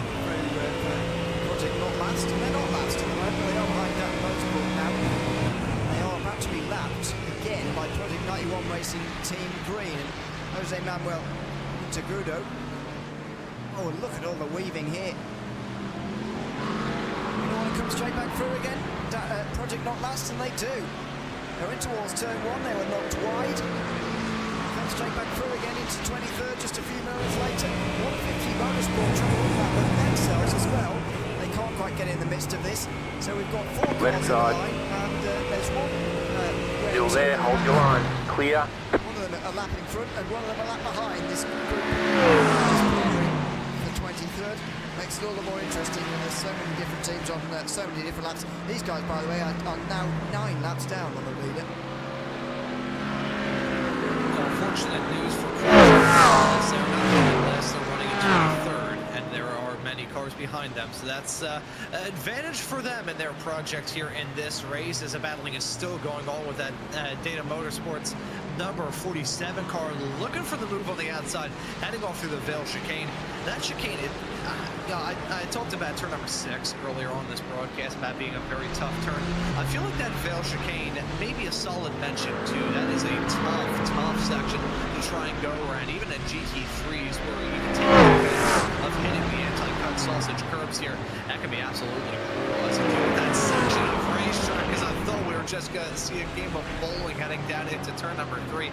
It's getting very close in this battle, and as we get farther along in the night, a little bit surprised that we haven't seen a massive outbreaking moment in a side-by-side fight, at least for a while.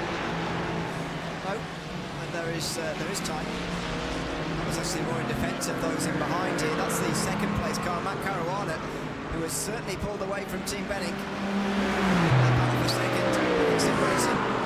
It's nearly 6 seconds the gap. And it's Right about to come into pit lane, so we're going to see in a Clear on moment the right. how far Caruana is behind the race leader here, but it's clear that car 91 has been Car on losing your time left. for some time, and they've got to regain some of that now. As Still the there. Hannibal Racing Club Clear. car in the top 10 goes around. This is Team Heat together again. Swinburne now the driver there, gets on the power too early, tries to save it, snaps the other way, and spins into Luffield as well. How many times have we seen distance through there? There have been many bits of drama around many other turns around this racetrack, but it feels like that one is the one that has been the hardest, as that was a big off-track moment. Alistair Pollock behind the wheel of that DCW Racing blue number 20 car. That Mustang goes off the circuit in rather dramatic fashion. Let's see what happens. The lead is fitting now. 47, the Data Motorsports entry, Marco Anastasi behind the wheel of that race car. It's a slide off into the inside. Don't usually see a driver go off the section of racetrack that he did. Nearly took the Clear. shortcut that makes up, I believe, the club configuration of this racetrack. That nearly would have been a big hit. Thankfully, though, with the reworked gravel physics, it stopped him before he augured straight into that inside fence. Left side. So WSR eSports are leading in both classes. Still there. Clear on the left. Which are going to reveal their true gap. And we're not in GT4, so they are now officially. So there we go. There's big news there for Aidan Young, who is a lap in front of the field in GT4. Car on your What's left. the gap going to be in GT3, where the race is Clear. much closer, with 12.5 hours still to go. Remarkably close to it, considering we've done 12 hours here. 33 have more trouble here. Is this another replay of the same spin? Ian Hartwell. It looks similar, but I think it's a different spin. Yeah, it is different. So, wow. It's a spin for Hannibal Racing Club. Goodness me. It's not a good couple of moments for them. As Adam State draws to a stop, and he will be going around again, but I don't know if you noted down what the... Oh, hello. What's going on here? Oh. Where is he? Oh, he's merged with another car. Someone's Okay, Goodness me. I was about to say, he's been like transported into like a shadow realm. I was so confused. Like, did Adam State get set off into the back rooms? No, he's still out there on the racetrack, now on pit exits. that was weird. The gap has come down a little bit then, and then it will come down eventually as he's on cold tyres now, but it's never great, is it, as a team? It seems to me that, I hope I'm not being too harsh on anybody in the front teams at the moment, but WSR eSports have got fast drivers across the board. Adam State is one. That Caruana seems to me to be the fastest driver in car 91. Left side, you're on the right, He 3 can't be in the wide. car the whole time. Clear all around. You know, when he's not in the car, they do seem to lose a bit of time, and it's given him an awful lot of time to make up here. I mean, 45 seconds is not impossible over the course of over 12 hours that remaining now for them to make up before the end. But it involves that Watson has trouble to negotiate here, and he doesn't. It's the car there spinning in GT4.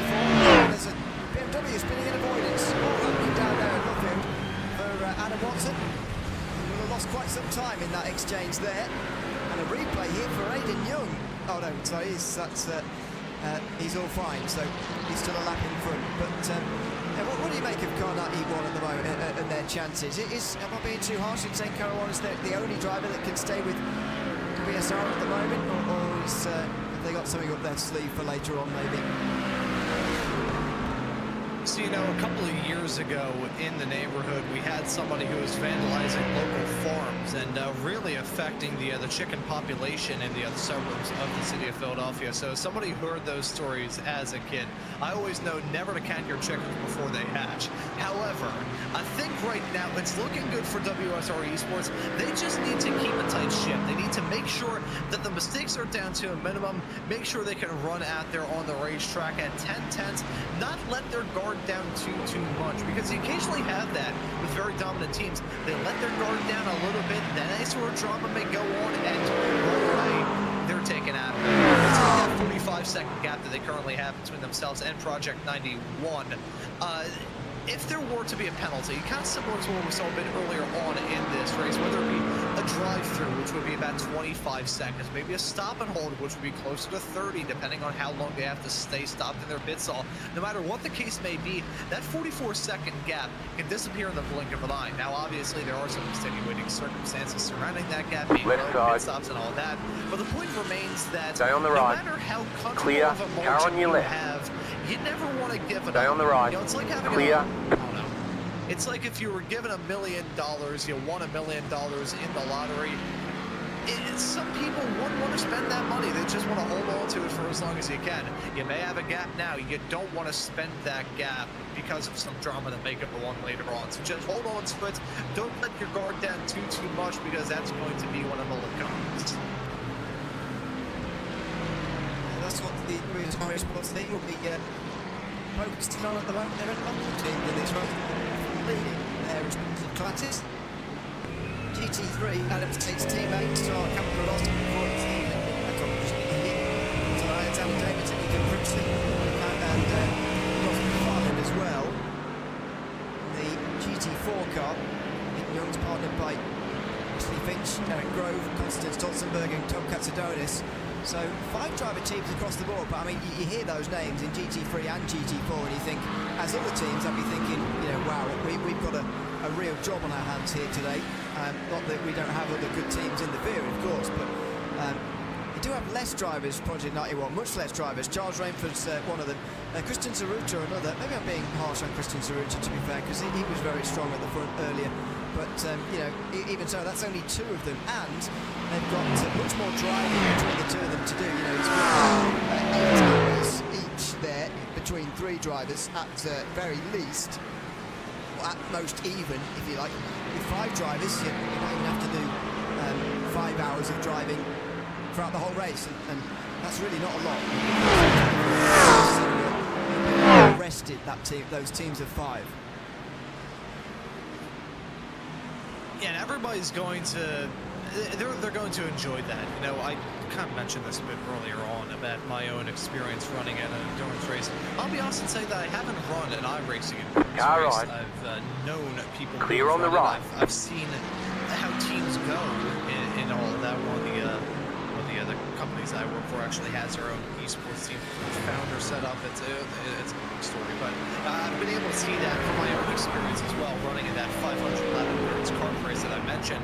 we had 3 drivers for our team. It was myself and 2 of the other drivers that I'd spent pretty much most of my life racing with. So we had all formed a team, and in a situation like that, in case something were to go down, everybody's gonna have to put in a lot more effort. If in the case of a 5-car team, if one of the drivers, say, had some sort of problem like their wheel breaks or pedals malfunction, maybe their graphics card or their PC runs into some trouble, whatever the case may be, it's easier to try and find a replacement in a situation like that. Going back to the story about me running in that 500-lap endurance kart race and harkening back to a comment that I made earlier on in this stint in the show about 2 hours ago when I talked about me creating a brand new insult because I was so upset about a driver holding me up for a couple of laps.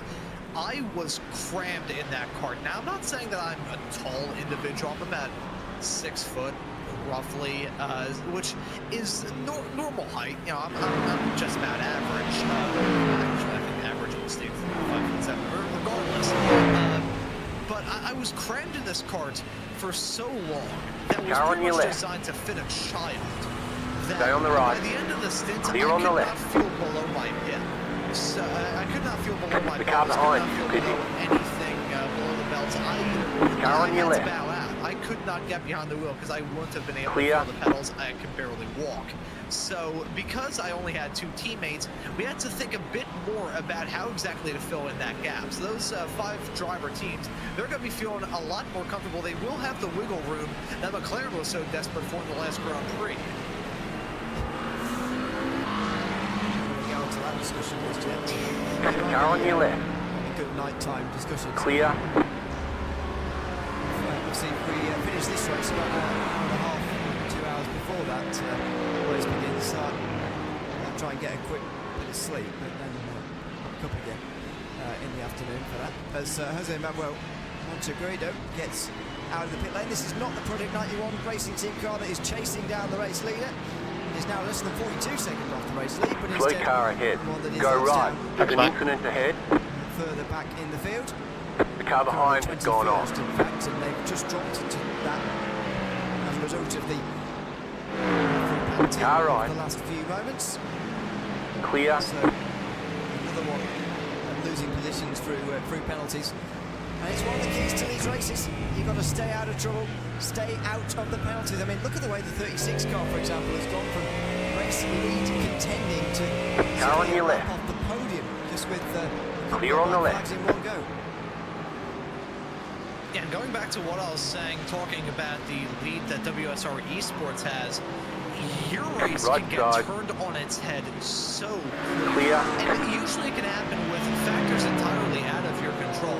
A couple of bad maneuvers, maybe just dealing with some lap traffic, maybe other drivers around you dealing with traffic, clipping a car, and next thing you know, contact is made, and you're either in the pits with damage, having to use up one of those faster pairs. You got maybe that corner picking up and got a penalty slow points, down penalty. 120x is the limit before these races. Pick up the black flag, and then every 25 incident points after that. So easy to hit that limit in a 24-hour-long race. I think I worked it out earlier. That averages out to about 5 incident points that he can get every single hour, which, considering that these racers are running many laps in an hour, even in the GT4s, it'd be very easy to hit that limit throughout this race, especially if there's any sort of incidental contact. These races, though, you can have it.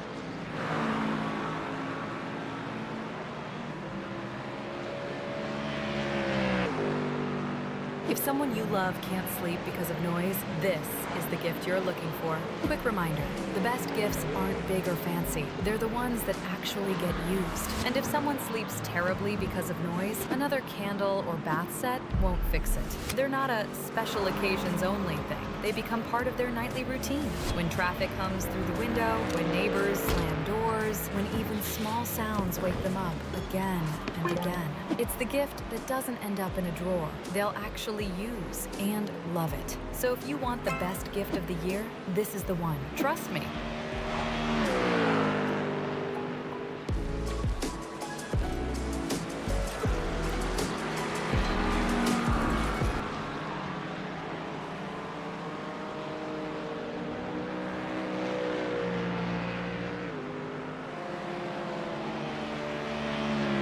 Less fuel on board, and this is going to be a constant flip-flop now, as the car with less fuel on board might well just gain a little bit of time. But again, these are the things you have to worry about in long races.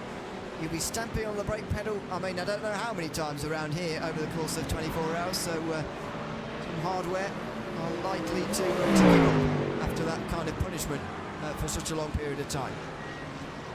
Yeah, that's one thing that separates sim racing from real-life racing. Whenever there's a hardware failure in one of these events, it happens for the driver. Now, on some broadcasts that we do here on RaceSpot, we can occasionally see the driver's perspective. They have a webcam set up. We can see either their wheel or just their general setup, whatever the case may be.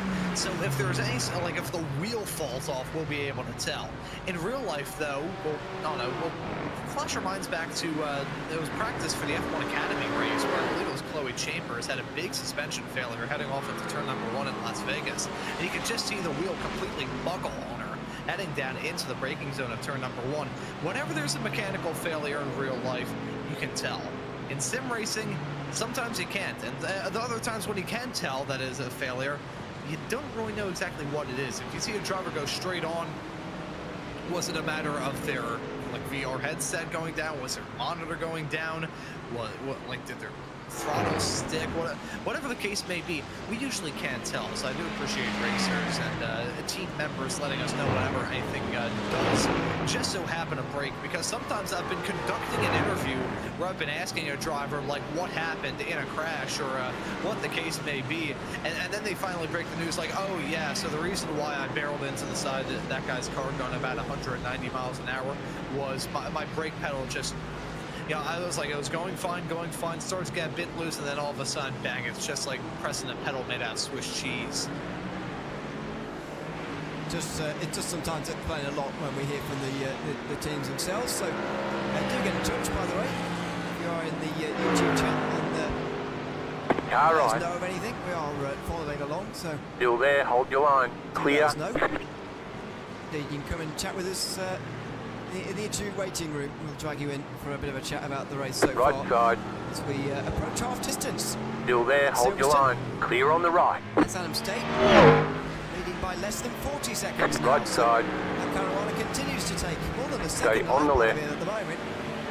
Clear. Even at this pace, though, Caruana would need more than a stint at this speed to be able to catch up to Adam State, and goodness, he'll be taking some risk through traffic. Nearly rear-ended a Cayman there. You can just tell by looking at him how hard he's pushing. You don't need a timing screen to tell.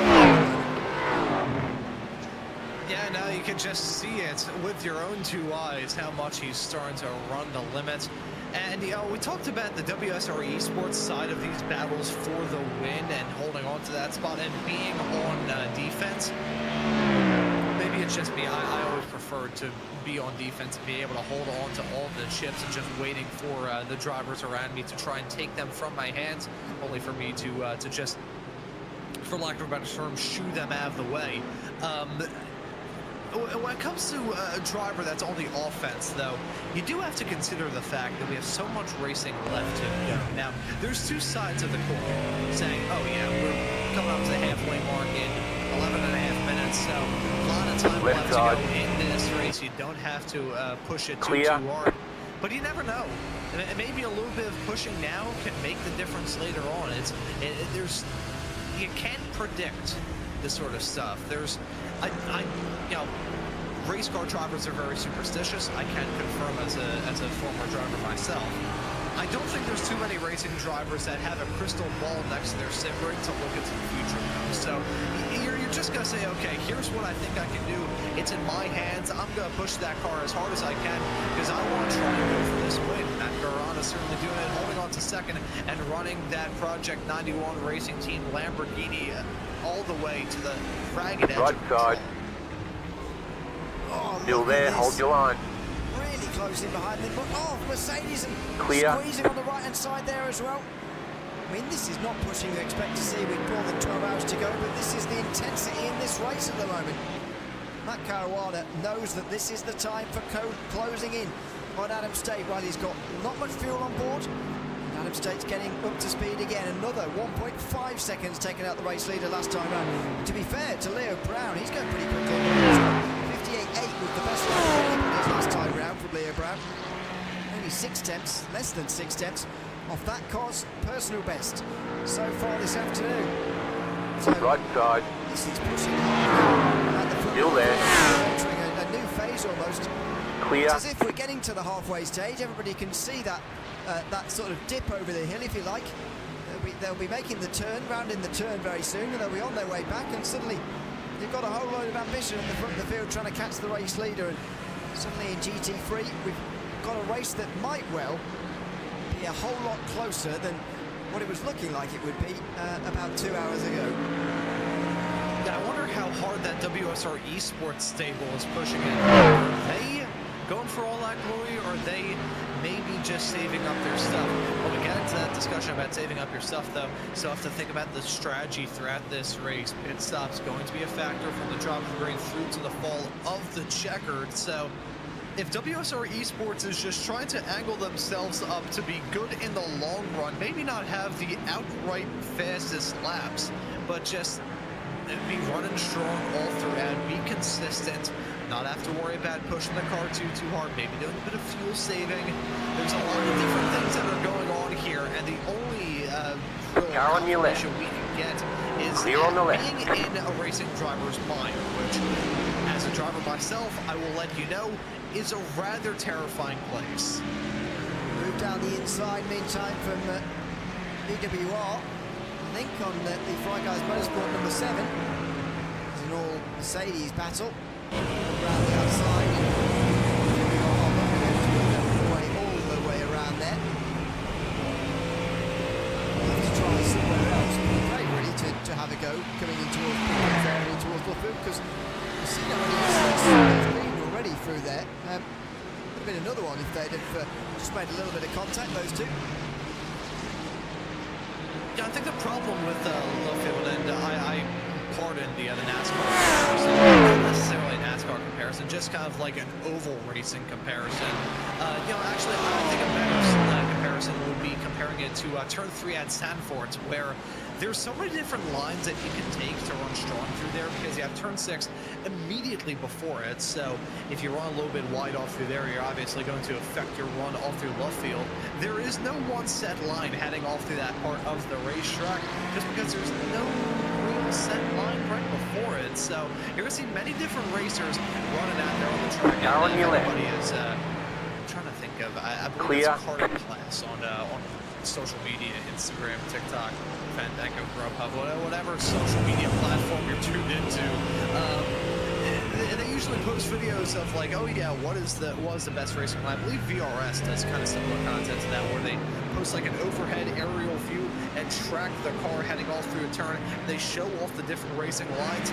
Even if it's a wildly different racing line, there are still points where it's going to converge. There is going to be a merger. There is going to be a meeting point. You're going to see those drivers that were going side by side or around each other running very different lines converge in on each other at one point in time. Now, this is a good physics lesson. Race cars cannot merge within one another. Even in sim, unless you're down a pit lane and some chicane is going on there, out there on the racetrack, you can't have that go on. So, heading off through turn number 7, there will be that merging point, and very often, that will be the point of contact. That, I think, is part of the reason why turn number 7 has been such a trouble spot, at least in terms of the side-by-side racing and various different lines you can run. It's probably to the right. been so tricky with Clear. supercars too. Has been so far. Battle for Left side. continues. They Keep to the right. Have incidents on the Clear road. on the left. As he caught up with one another. As things stand. Through the ranks of Beckett section. Can't do enough to keep Zane Smith behind for now. This is happening to Plastic Racing. Another big spin towards the Stowe corner. just maybe catching the grass or something. That was very, very sudden, really. And this has been very standard. Jordan Heppel through Luffield, in fact. I thought it was going to be through Brooklands, but Luffield, and only just avoided by those two GT4s. That would have been a... to get the heart racing for those. You know, with that series of incidents heading off through that section, notwithstanding, I do want to say one thing I love about racetracks in Europe that we don't really have in the US, and some of the examples that we do have are a bit iffy. Love having corner names. Just absolutely fantastic. Whether they relate to just the area that is around Silverstone, this of course being an old RAF base, that's part of the reason why you've got the hangar straightaway, for instance. And Car right, you're on the left, 3 wide. Right side, 2 wide. Fantastic turn. Clear. Now, I don't like the turn personally. I think it's probably my weakest turn on this racetrack. But in terms of a corner name that calls back to British motorsports and motorsports period, Brooklands is absolutely fantastic. I think in terms of purpose-built for motor racing venues, it was one of the first. There may have been a couple here in the States that eventually became purpose-built racing facilities. You know, the Milwaukee Mile, I think maybe a little bit older, but that for the longest time was the Milwaukee State Fairgrounds. So, Brooklands, an absolute gem of auto racing. Sadly, it's gone the way of the dodo bird, and it's pretty much just a small little bit of abandoned racetrack surrounded by museums and car building facilities. But if there's any turnaround this racetrack that calls back to the history of British motorsports, it has got to be Brooklyn. Second only is probably Aintree, because that's pretty fun as well. I think Aintree hosted Formula One many months ago, although I will have to fact check myself there. I was going to say, it does have a great history, this circuit, in terms of different layouts. I was wondering how much you would be aware of the different layouts we've had on at Silverstone down the years. It's been the way it is now since 2011. The new pit building was added. The circuit previously to that was turning left, where we now turn right at turn 1 through here. The original layout. The original layout when I was young, I mean. But you know, there's been so many different layouts before then, and so dating all the way back to 1948 as well. As you say, the outline of it has stayed very much the same, but I think, to be honest, the circuit's only got better since those old layouts. Yeah, no, I think this track is absolutely fantastic, and the original layout comment that I made was not actually a dig towards you. It was the old layout before this one. This was a pretty major reconfiguration when they brought in this sort of like infield section, so to speak. When they added that in back in 2011, not only adding in a brand new pit building and changing the location of where the start-finish straightaway and the pits were, it was a big callback as well, because all throughout the history of Silverstone, at the end of it was now, I guess, the Sir Lewis Hamilton straightaway. It used to go straight, and then you used to have a left-hand turn. For the longest time, it was just a kink. They changed it off into a hairpin. That was the layout of Silverstone that I knew for the longest time, and it is actually preserved on iRacing with the original Silverstone scan. But when I first started driving, I believe it's the layout that they had on Forza Motorsport 3. I think one of these. It may have been on in my childhood, but I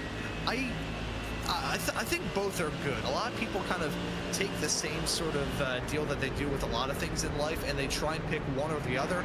I think both are good. Both have their own sort of unique quirks and features to them. I think this the pit building is absolutely amazing. I think the racetrack puts on some good racing as well.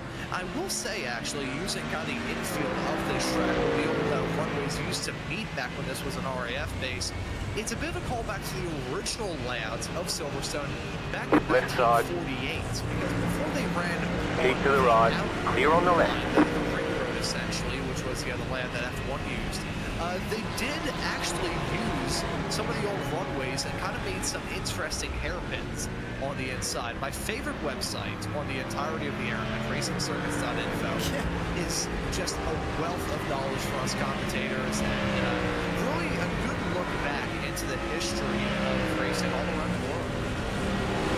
We'll get back to that in a second. I just got on screen at the moment, which is Adam State on board, but also a lot of telemetry you see around the place. This is provided by WSR eSports, and you can see the gearing on the top right-hand side of the screen. Can't read all of the things that are going on, but you can tell what's going on the bottom left as well. The green trail where the throttle input is being shown. Just above that, the purple is the revs. The braking percentage as well, which is being shown with the red line. It's not being used at the moment as you go through a very high-speed section towards the end of the Hanger Straight, and now in towards Stowe, sorry. There you go. Sharply on the brakes, smoothly off it. And I don't know how much time you will have spent studying these kind of bits of data, but doing these kind of things, you can certainly get a little bit smoother, which often, in most cars anyway, helps you a little bit to drive a bit faster if you can drive that little bit smoother. And you know, from my own racing experience, data was huge. Now, we didn't really have the kind of data that these racers will have. The telemetry is absolutely fantastic, a wonderful service. I joined right as our RaceBot TV colleague Paul Smith was having an interview kind of talking about the service and everything that is on offer, and you can join the Motorsports UK server to kind of learn more about that. But from my own experience in karts, we didn't really have too much telemetry. It was only until I got into my my final kart, which was a shifter kart. It was this old thing though. It was a 2002 chassis and 1999 motor. I was the only person running in the SCCA Silverstone Nationals back in 2021 and 22 that was running in a chassis with a motor, with the both of them being older than themselves. So that was my excuse for not doing too great with that old karts. But even before I kind of had telemetry that would keep track of the pedals and steering wheel and just the speed of the kart at all.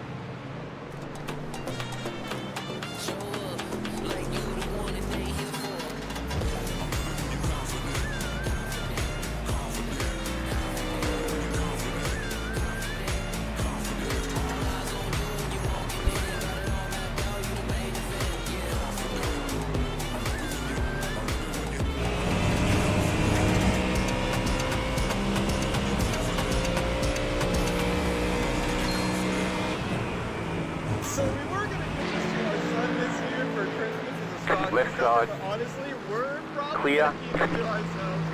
This is way It's only 6 inches, but watch what it can do. These flyovers act as boomerangs and hover back to your hand every single time they're thrown.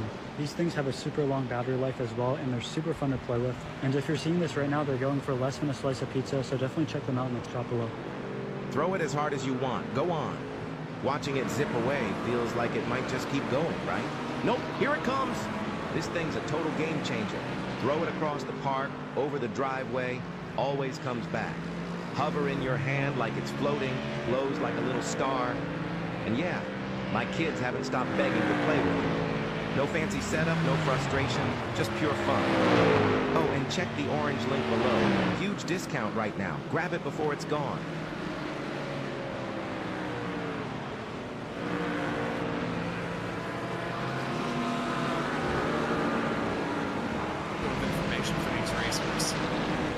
It's car 92 going around where their teammates are chasing down the overall leaders. And only a couple of laps away from a pit stop. Still a run through a free place. Lee's braking too late into the far chicane of the McLaren. Going off into the gravel. Oh dear, rejoining right in front of the GT4 then. The lead gap down Right to side, 32 seconds. clear. So more than a third has been taken out of this in the last 15 laps by Matt Caruana. Left side. Adam State will be looking over his shoulder Stay on the right. a little bit nervously. Again, Clear. he'll be pleased, as you were saying, that he's got the advantage to hold on to here, and he holds the seconds, as it were, over the rest of the field. But he's got two teams who are bearing down on him at the moment. He's still over 15 laps from safety as far as another pit stop. So we'll be here for half an hour at least. That's half an hour of time where Car on your left. they will be chasing and Clear. Yes, and now I've got to wonder who's going to be the most relaxed at this point. Who's going to be the most energetic? I think the best word I can sum it up, because both these these racers have been behind the wheel for Left quite side. some time, they're probably running out of gas. Clear on the a bit. left. I'm not just talking about the gas tanks in the car. They're probably very tired. So who's going to be able to get the most out of their car? Will it Left be side. Matt Caruana continuing to reel that gap in? Clear on the Will it be left. that WSR eSports 123 car running onto that top spot at the moment here in GT4? Certainly be keeping tabs on that as the time goes along into the final hour. That will be in the broadcast booth together here on this Left stand. side. And I will also, real quick, Clear. as we see some movement stuff going on here with Bennyworth, share a bit of history that is often forgot about here with Silverstone that nobody really knows. IndyCar ran here back in 1978, and nobody remembers that it happened. Well, I was quite a long way from being born, so I don't obviously remember that. To be fair. I mean, what was so funny about that was, so going back to some YouTube adventures that I've had in my own life, I once made a video talking about a completely made-up driver. I just made this video for the 4th of July one year. The driver's name was Thor Buttocks, and the comments said that they figured out that the story that I was saying was an entire just white lie when I talked about IndyCar racing at Silverstone in 1978. And the best part about that was in a video where I was saying that this driver Thor Buttocks was born in this random town in Sweden to some Clear on the right. fishing connoisseurs. His girlfriend's name was Sarah Bellum. This guy thought, okay, yes, that was the fake thing. It was real. And AJ Foyt won the race. It was held on October 1st, so I can imagine it was rather chilly, and it was only 6 days before what was called the Daily Mail Indy Trophy at Brands Hatch.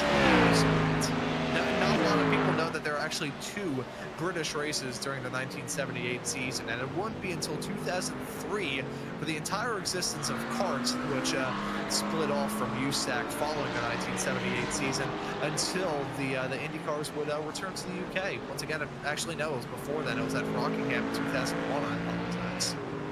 We used to have an oval in this country.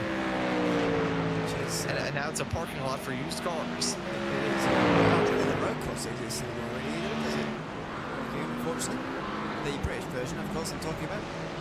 They have it on Race Room, I believe. I've actually driven it. It's a fun track. It's pretty darn good to do in a GT3. It's as good as you can get for a roval, I suppose.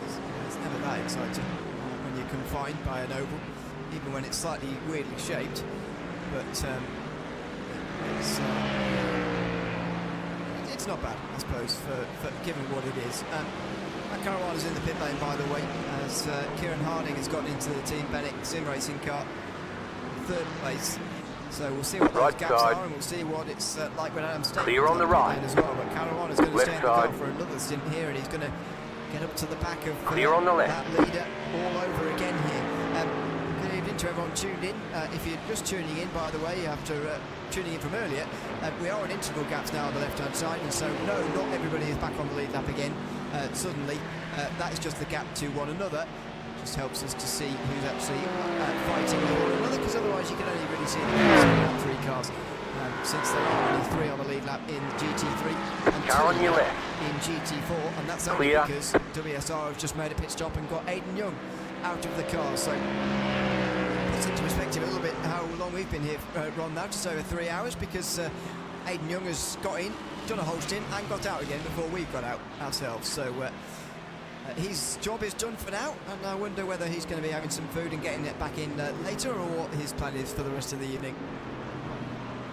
See, I remember when I was Aidan Young's age. I think he's I think last time I had a chat with him, he's like 16, 17. I remember at that time having the energy to be able to hop into a car and pretty much just do whatever.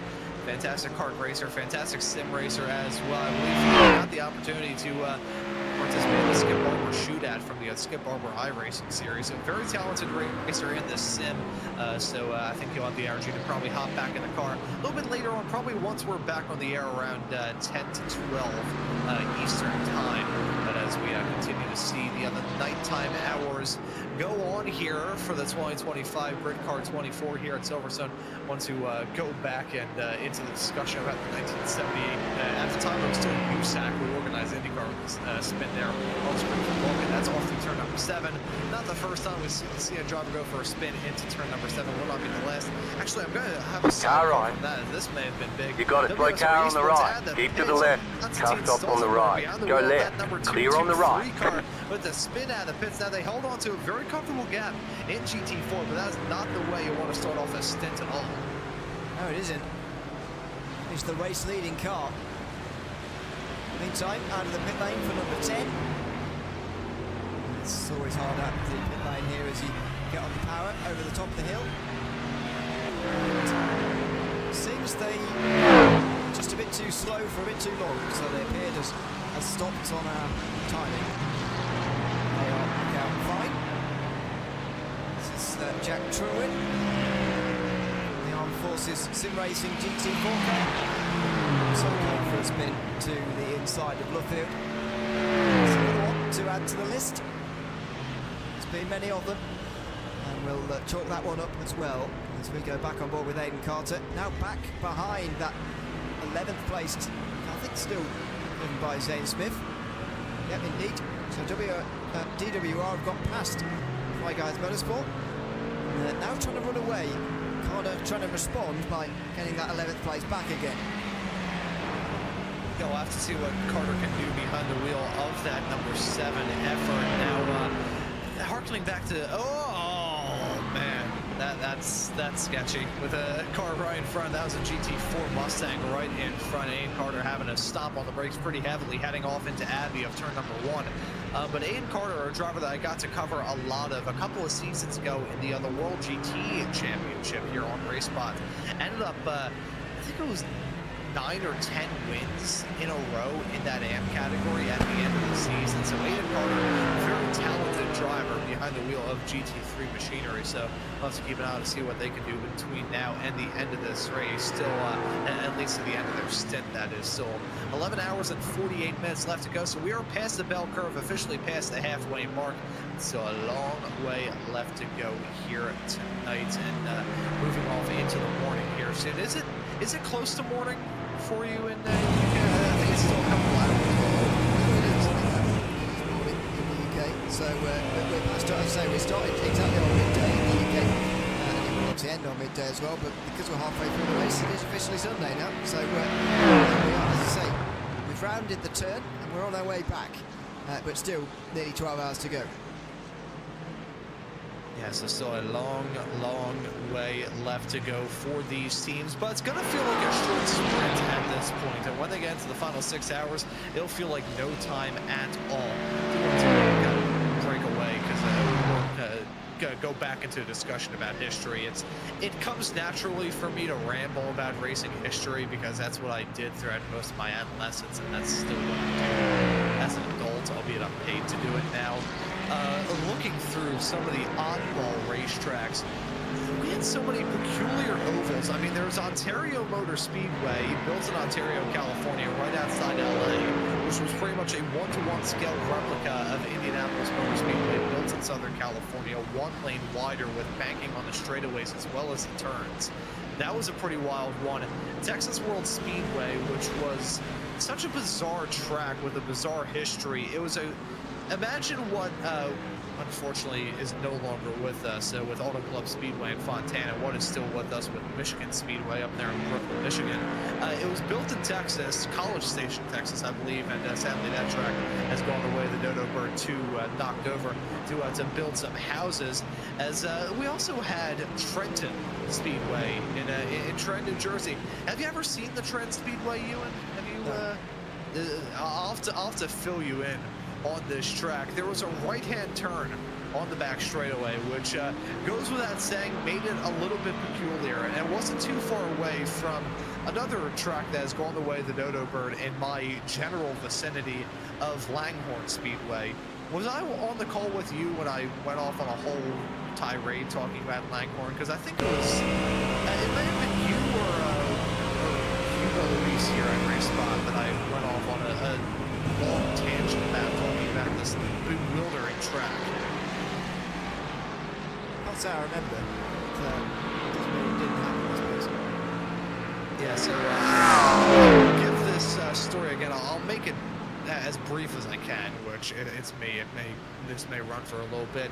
So Langhorne Speedway was a little over a mile long. It was built in the suburbs of Philadelphia.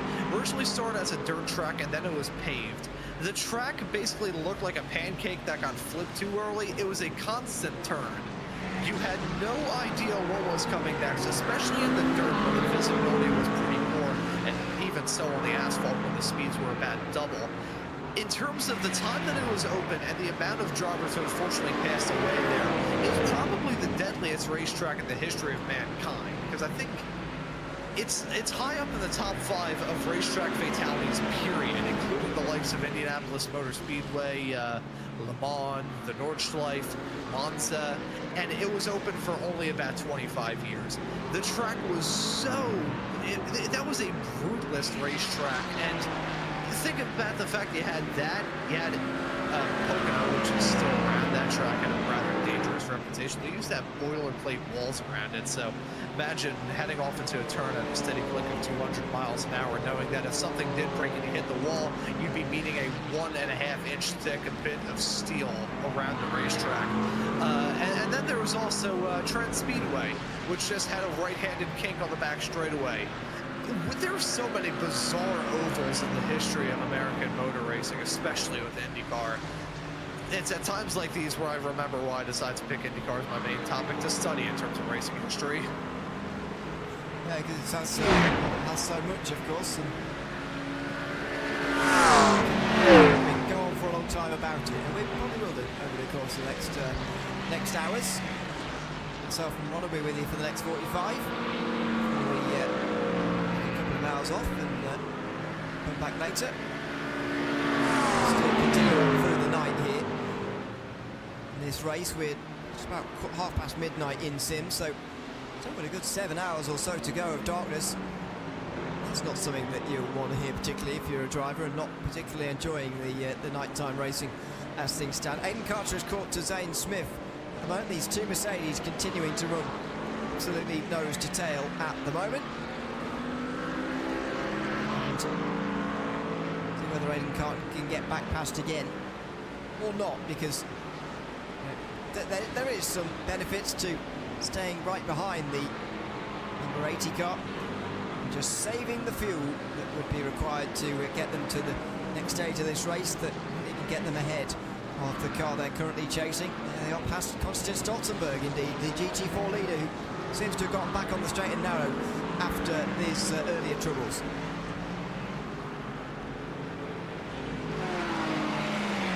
Still waiting to see how everybody shakes out with this continuing cycle of pit stops. We talked about this a lot throughout the general reason once again. There is no really set pit window with everybody running so many different strategies. It's just a continuous trick. It's like a dripping faucet of drivers coming down pit lane. You're never going to see a flood of racers heading into the pits. It's just going to be a drip, a drip, a drip, a drip, just constantly going on. It's I'm pretty sure that constitutes Chinese water torture of the pit lane. It gives them something to talk about again and again. As cars come in at different times. Hopefully they're not actually using the faster pairs very often in the last few hours. Compared to some of the exchanges in this race, there was a lot of damage picked up. I think right at the start of our stint there was a Mustang turned into the wall, wasn't there? Although it was already missing its front end, from what I remember. The headlights were not illuminating anything, they weren't there. But since then, very good across the board. Just try and keep an eye on who's got how many faster pairs remaining, because again it's going to be very, very crucial. However, I think you're going to have afforded to have made 2 faster pairs so far in this race now, if you're spreading them out evenly throughout the race, 1 for every 6 hours, so anyone who's got 2 or more is going well at this stage. Yeah, if you've got I mean, you're going to have a handful of faster pairs regardless, but if you can kind of limit the damage and limit the use of them in the first half, you're going to be good. Now, in an ideal world, you won't have to use any of them, but it's a 24-hour long race. The cars are going to get beat and battered in some way, shape, or form. Even if you don't get involved in any sort of incident, probably the deadliest combination that I think I've ever seen on iRacing was I was covering a Formula 3 race at it was at Watkins Glen not too long ago. Now, the Glen recently had change in the curbs with the really end of this brand new season. iRacing continuing on their NASCAR refresh before the release of NASCAR 2025 a little bit earlier on this year, NASCAR 25, the video game. And the curb heading down into the bus stop was so brutal that the chassis were actually getting towards a miss. Like, I would be jumping on board to drivers who were running by themselves all throughout, hadn't been involved in any sort of drama, and yet the top of the car was scuffed up as if they had been upside down for a brief period of time. So you will get damage eventually. There's only so many times you can whack a sausage curler in this racetrack before the sausage will fight back. This is the battle for 10th place continuing on here at the 2025 Cosworth Britcar eSports 24 Hours of Silverstone. I'll let you listen in to the grumbling sounds of this Mercedes for a lap here in a moment as the battle for 10th gets intense. Have a look and enjoy the sights and sounds of this GT4 traffic in this battle for 10th place.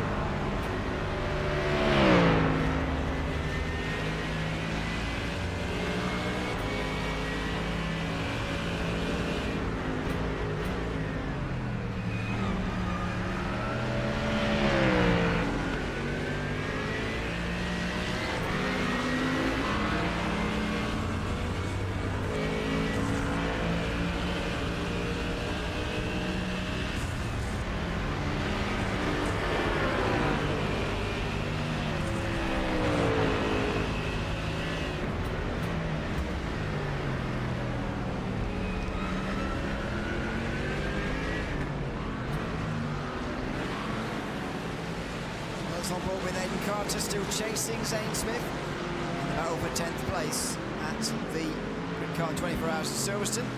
Britcar 24 Hours of Silverstone 2025.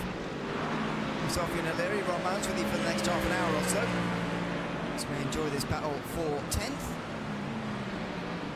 It's going to be a long run through the darkness tonight. Still nearly 7 hours under lights, well, not under lights, that's the point for us here today. Get the feeling these are the kind of battles where you're so evenly matched to one that actually not quite trying to actually go through at this point. Aidan Carter is just having to sit there and sit in behind. You know, this is an odd term, but I feel like it is rather fitting. There's something that I see a lot of on iRacing, which I like to call passive battle. You're not necessarily going to be going for the moves, but you're not going to turn it down either. If you feel like you have a good shot, you're going to go for it. If it's going to be gutsy, you're not really going to risk it for the biscuit. Oh, as that is a spin for 14, GT3 in live action. That's going to go through turn number 7. Left field strikes once again.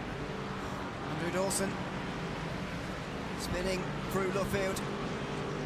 It's such a difficult corner so far today. Again, as claimed of the victim. I mean, I'm not sure what it is about these cars. I've heard about this in the past, to be fair, not in iRacing, but GT3 cars, GTEs, where the unloaded inside rear tyre is really causing problems. It's especially in Woodlands, but we feel, I guess, a similar corner. But this one can maybe be chalked down to contact, as Glasstech Racing were trying to gain a place. They were a little bit over-ambitious and had a bit of contact that sent them into a spin. Yeah, once again, the 6 and 7 combo seems to be a deadly one here at Silverstone. Just any cars that are close to one another, even if they're not going side by side, they can end in tiers very, very easily. So, unfortunate moment for the 422 car mode. They want to add themselves to another expanding list of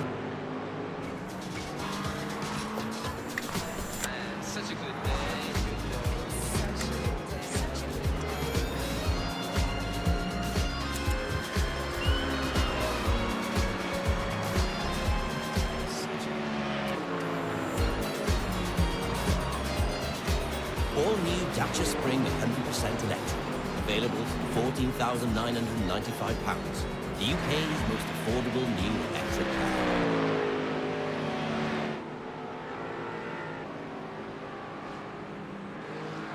When my team pitched the idea, I thought it was impossible.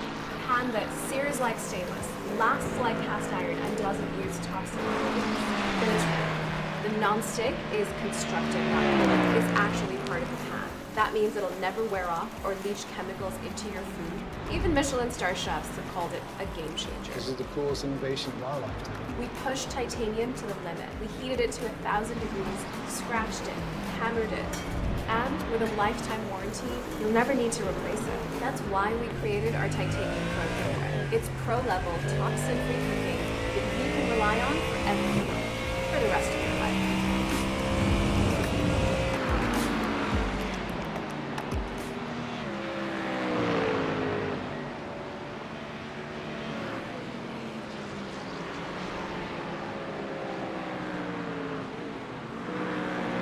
That era of Formula One being, I still prefer that old tire system, even though it was really a different kind of confusing. Yeah, I just love the rainbows on the side of the car, having pink sidewall, purple sidewall. I always loved the purple sidewall Ultra Soft. That shade of purple was always just so cool.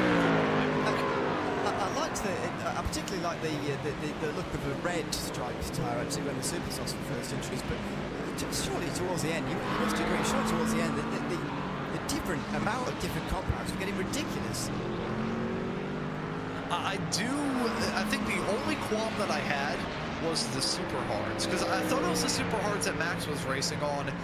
It was not, because I remember they introduced the Super Hards for that year and never used them for the 2019 season. They just did not use that tire compound ever. I think it was a little bit confusing to the point where he has so many different compounds. Yeah, very confusing.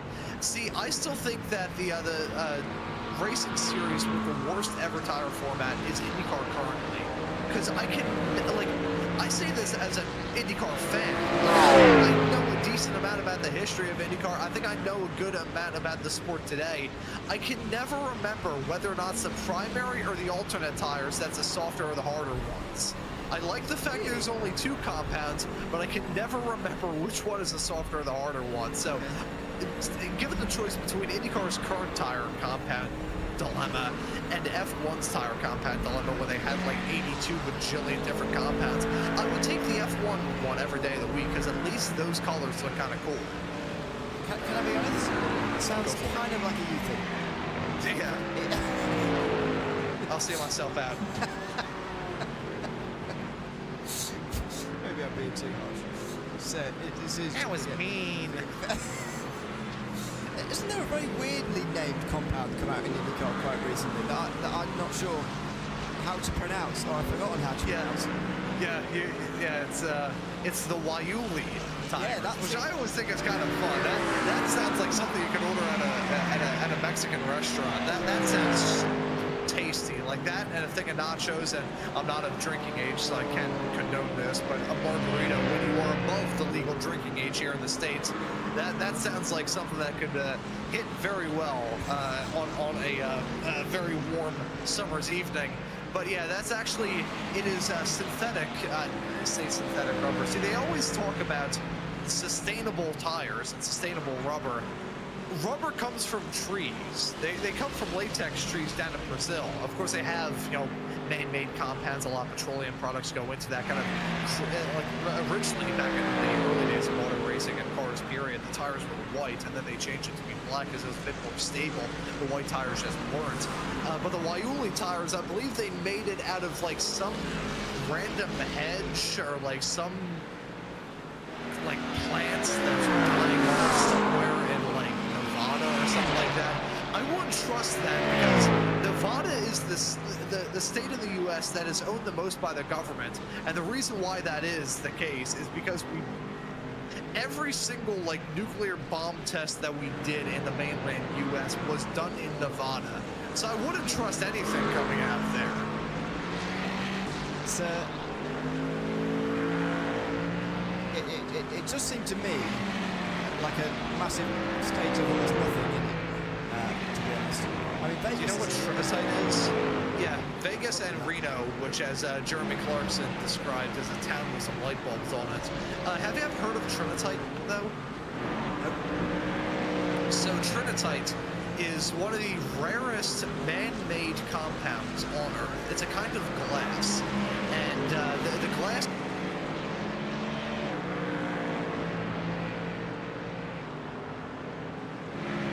was made at the Trinity nuclear bomb site, which I believe was where we tested off our first nuclear weapons. I can't remember exactly. I think the story was like that.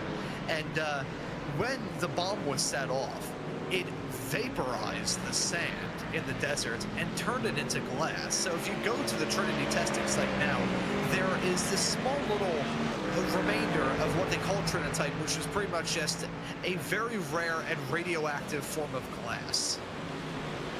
Nice. That's good. It's good seasoning for food. Is it? It's very tasty. Adds its extra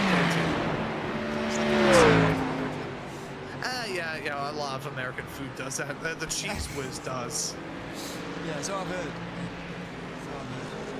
You always see those comparison things about, someone's taking a picture of the back of the same in America. And really, we don't really need labels because you know what's in it, and it's probably come from the thing it says it has. But in America, all sorts have been sprinkled in there that make your stomach a little bit. So I've heard.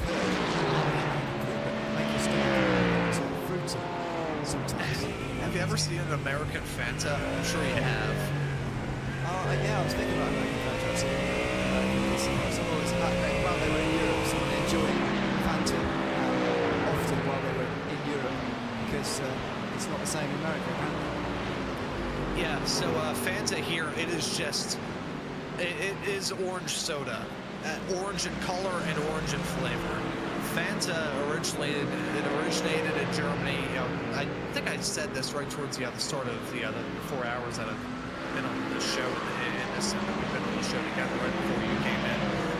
My grandfather immigrated to this country in, I believe, the 1920s or Germany, and opened up a butcher shop that eventually moved to the area of the city that we're in presently.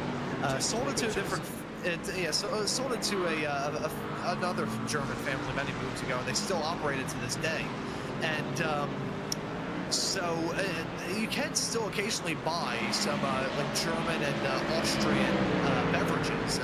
Almdudler, I think, is one that they sell there, which I've never really been able to get heads or tails on in terms of how it tastes. But whenever I've had the German sodas, it's made me want to try European Fanta, because like the stuff that we've got here, my American palate is trained to like it, albeit my American palate is trained to like many things that are fully synthetic. So I can enjoy an orange soda, but the American palate can stomach many things that a European palate simply cannot. I think. Have you ever had Hershey's chocolate? Because I know there's a lot of people in the UK and other parts of the globe that think that Hershey's chocolate, which is a pride staple of the state of Pennsylvania as well, Hershey, Pennsylvania, it's an entire town themed after chocolate. There's a lot of people abroad that say that Hershey's chocolate tastes of vomit because of the ingredients put in it. No, I can't help you.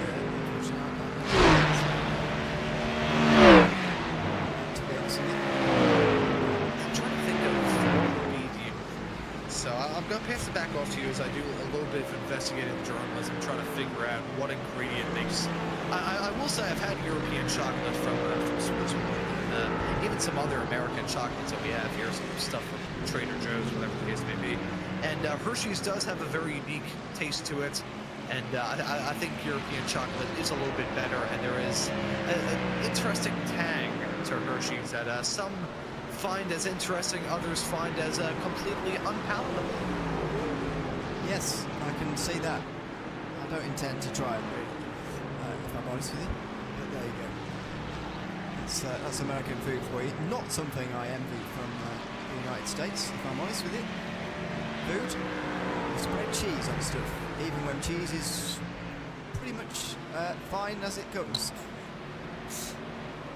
You don't need to put it in a jar and spread it like jam, if you ask me. Yeah, I think, yeah, you see, I prefer Cheese Whiz to spray cheese, because we've got that in this country as well. Yeah, it's, see, yeah, that, I think, you know, there's many times, whether it be with energy drinks or any sort of traditional touch, State has come in from the race lead in GT3, so that's an eSport driver. Once again, back in pit lane, I wonder if there may be a driver swap going on there as well, because I believe State has been in that car for quite some time. But sprayed cheese is one ingredient, and what I believe is one of the strangest food concoctions that I've ever heard. That one of the best food creators, Benjy with Babish, if anyone's ever seen this kind of absolutely fantastic. He once said that it actually tasted pretty good. It was a comedy movie that Weird Al Yankovic, the song parodier, made, which was a Twinkie wiener sandwich. It was a Twinkie cut in half with a hot dog put in it and sprayed cheese on top. And I don't think if there's anything that could like send a medieval peasant into like septic shock, it would be that. Send me into shock. Maybe that's what you're saying. As you said, WSR eSports are coming from the lead here. Alexander Davidson, the new driver, Matt Caruana has been very quick since his pit stop. So we'll just know what the gap is going to be in a moment when the tyres finally warmed up for Alexander Davidson here. See in YouTube chat says Hershey's taste like soap. I think the love is nostalgia for what people grew up with. There's some acquired taste in the UK too. I'll put forward to you haggis. Not English, but Scottish. Don't get it mixed up. I can't imagine you've had that either if you haven't been to Scotland. I don't know where else in the world you could possibly get it actually. And you don't have to. So the best thing I could suggest to you is go to Scotland, have it, and then look up the ingredients afterwards. You know, I actually do know what haggis is, and I don't consider myself to be too picky of an eater, but I have my limits. It's, you know, I say this knowing that fully well that like natural sausage casing here in the States is either just like synthetic plastic or how can I sum it up? The digestive tract of an animal. Even I'm like, you know what? I wouldn't want to have haggis, which, for those who aren't aware, I believe it's a blend of many wonderful, usually somewhat tasty things that are all cooked into one amalgamation and put into, is it a sheep's stomach? Is it sheep or lamb? I believe it's sheep. Yeah. Actually, here's kind of going down this interesting food rabbit hole. Have you ever had Spam? And if so, what are your thoughts on it? I haven't, no, because I respect myself on occasion. See, I think Spam is actually good. I was in a Spam, I hated the idea of Spam for the longest time. I actually had it one time, and it's genuinely not that bad. You know, I've had worse. It's not a great compliment. It's not that bad. You know, it's not the best thing you could say. See, the way that I could describe Spam, my favorite variety of Spam is they have maple Spam, which I think is very tasty. It's a good breakfast delicacy if you cook it up in the right way. Usually the way that I do that, cook it up, make sure it is cut thin, so it's basically as thin as a slice of bacon, and then you do that with some roasted potatoes. That is good, because you got the saltiness, you got the starchiness, and the nice sort of taste of a creamy roast potato. If done well, Spam can be good, but sometimes, and I grant that sometimes with Spam, for me, it needs to be seared and it needs to be crispy. Otherwise, if it's anything other than that, I'm not gonna get down with it. I'm sorry. Comment on Spam particularly. I've never had it before. Someone suggesting a Spam butty with brown sauce on. Not sure that's going to be a very American thing, is it? That is like speaking in tongues to me. I don't know what brown sauce is. It sounds intriguing. It's like I don't know, like a barbecue sauce, or as in not quite barbecue.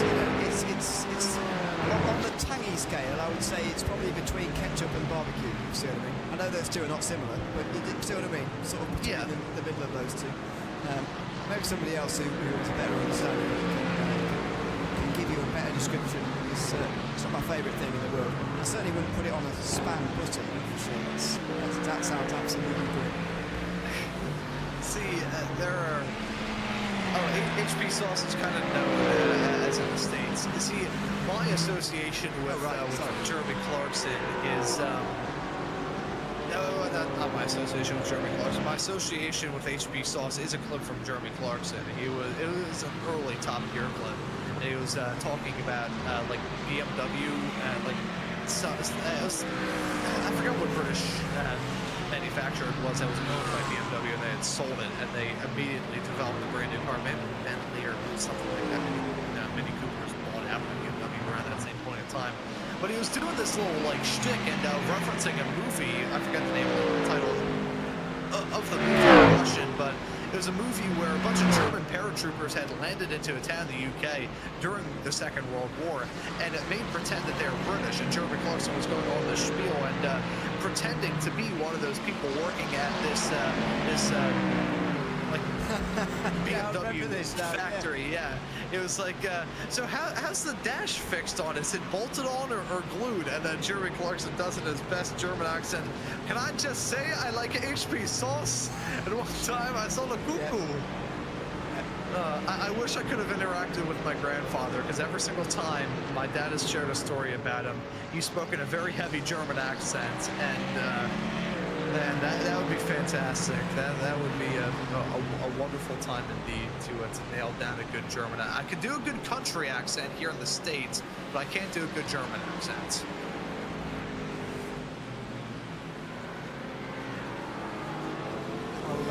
We'll certainly get into trouble if we try those over the next half an hour or 15 minutes, rather. Well, not the country accent.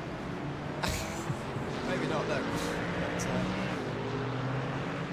But, we'll leave that for later. Maybe not on that. Especially the German. But yes, I do remember that now. It's very good. Piercy says, now that his driving stint is done, I'm currently drinking Jeremy Clarkson's beers. which I've got to say I've never had. I don't know if they've made it to America, but I've never had them. It's Quartermass Motorsport me in time going for it. I think we're about to see a few more spins through Brooklands and Luffield in this next zone.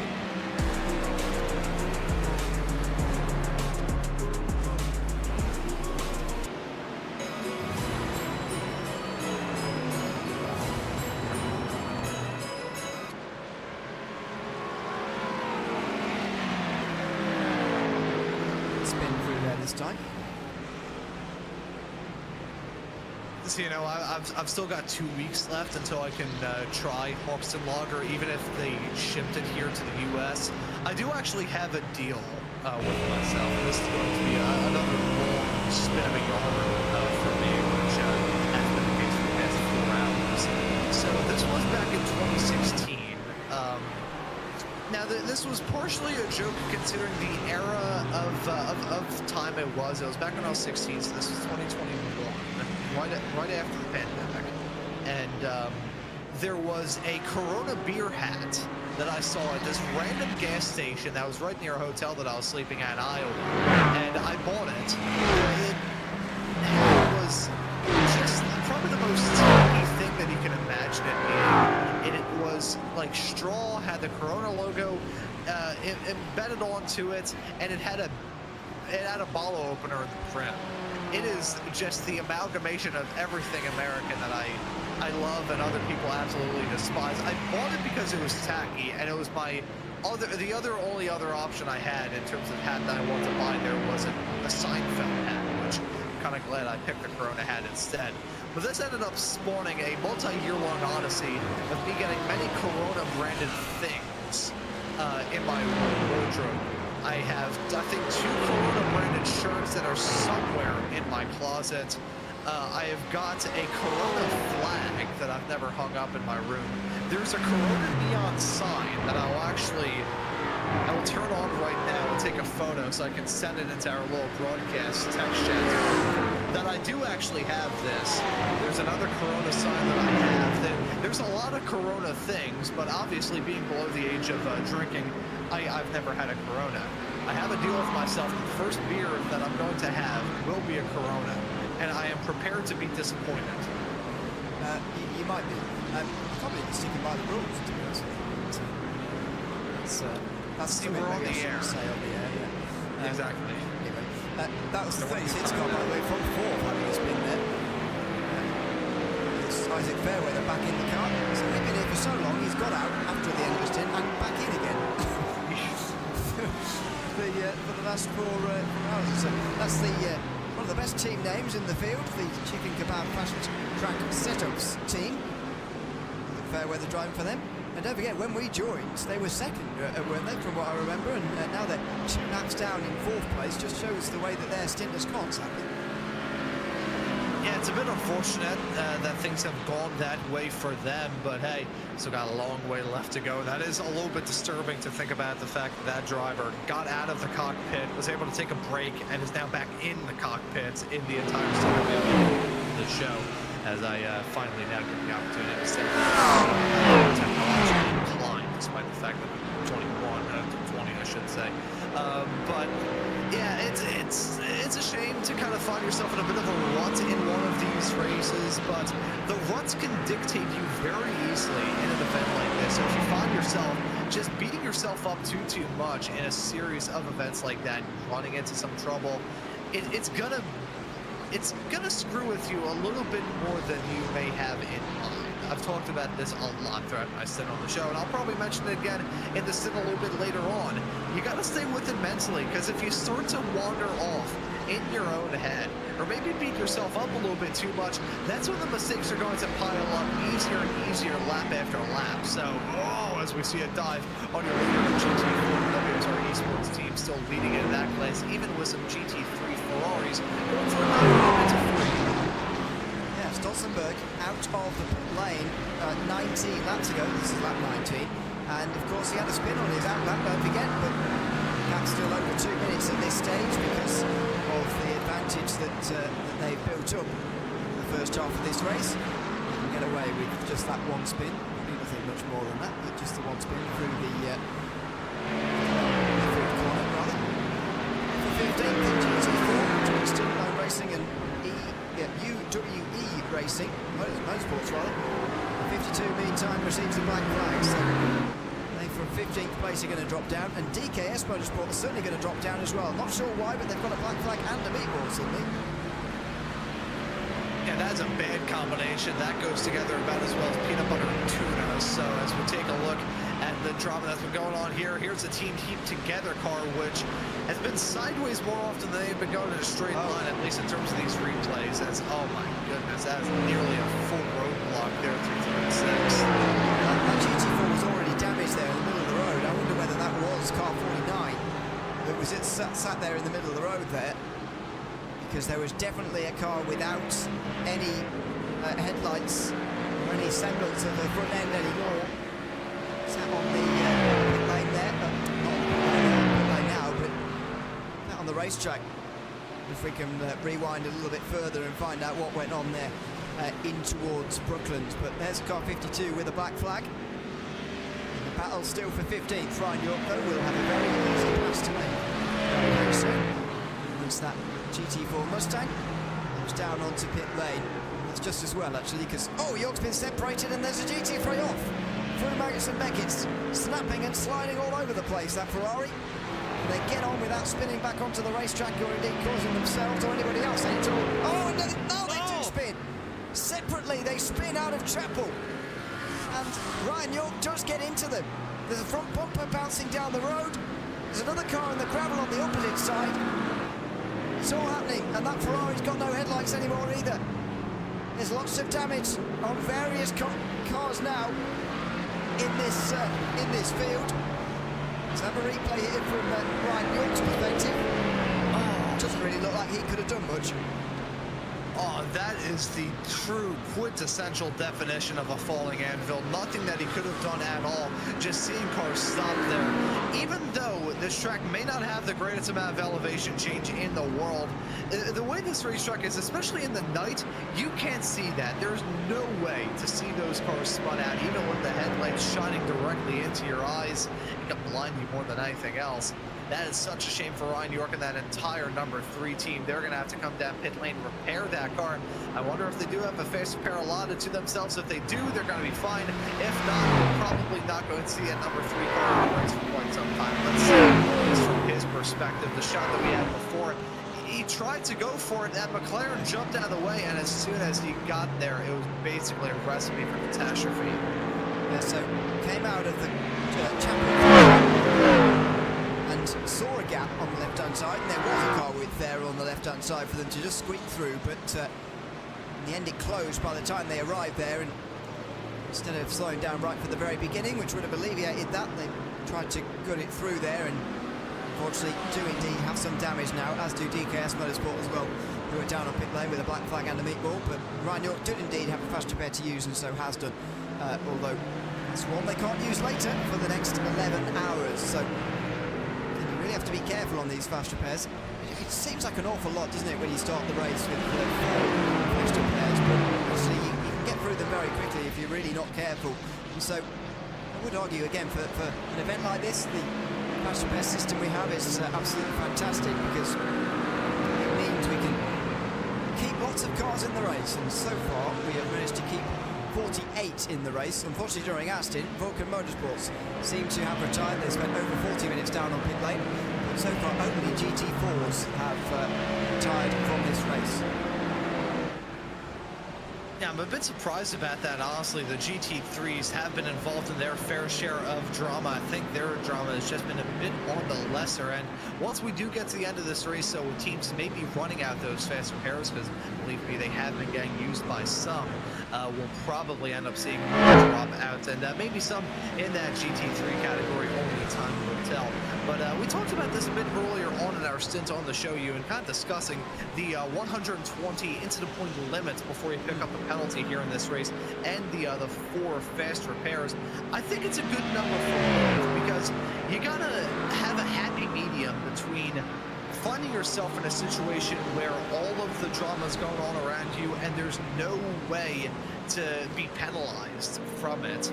You can find yourself dealing with that very easily if you have unlimited fast repairs or just a lot of incident points that you can pick up. It happened a couple of years ago at the Spot 24 when they upped the incident point limiter. I think maybe have taken it away. I'm not really familiar with the whole story surrounding that event. I was just told that in passing. But you find yourself in moments like that where you're just going to see people utilize that to full effect and just drive around as if they're running around in a video game and have unlimited lives.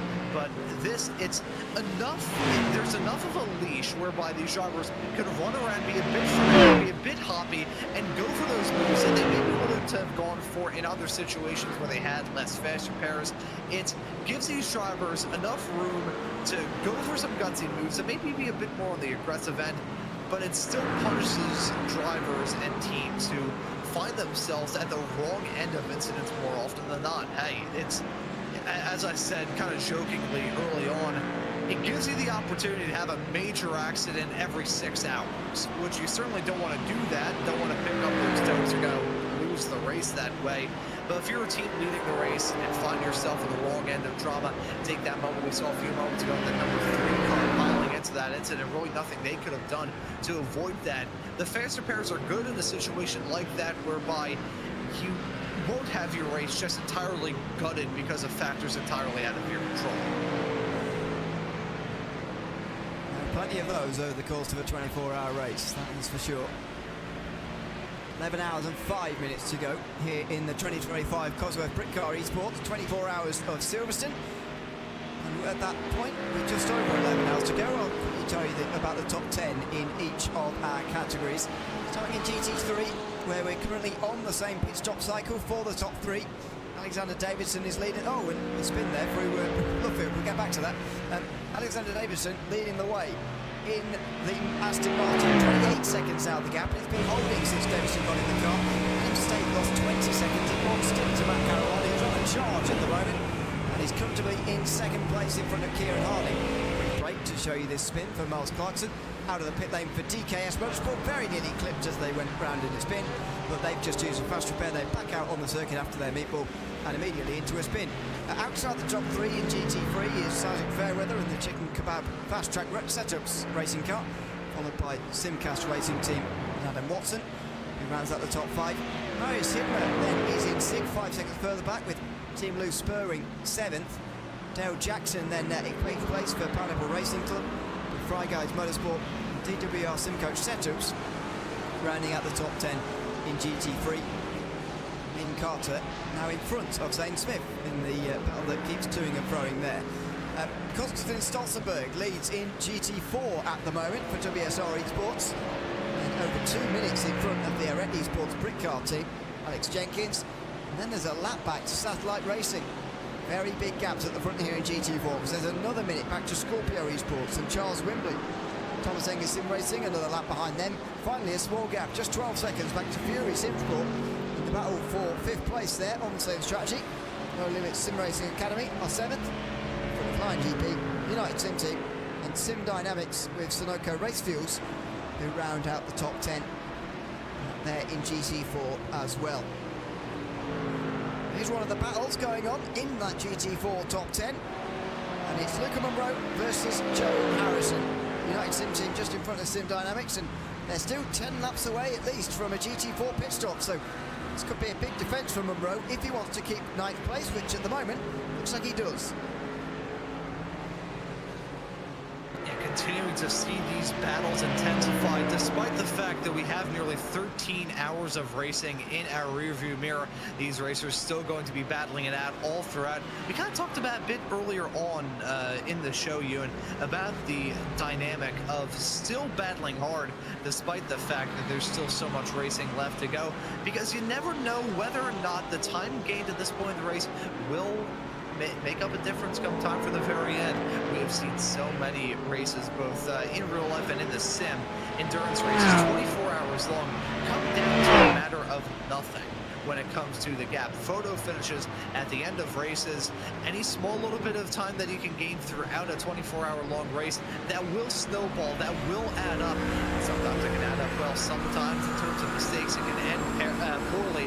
As we took a look at that replay and jump back to live action here, Joe Harrison still holding on to that P10 spot as that Mercedes right in tow. Two very different machines, a Mustang and a Mercedes. They both have some pretty good power and pretty good grunt, but in terms of everything else surrounding these cars, they're pretty much on completely different ends of the spectrum. Housen can make his way through into Stowe, maybe. Rowe comes over and defends a little bit, half defends, but it's enough. Forces a Mustang to go right round the outside here. No problems with doing that. Downforce. And again, defence into the farm chicane.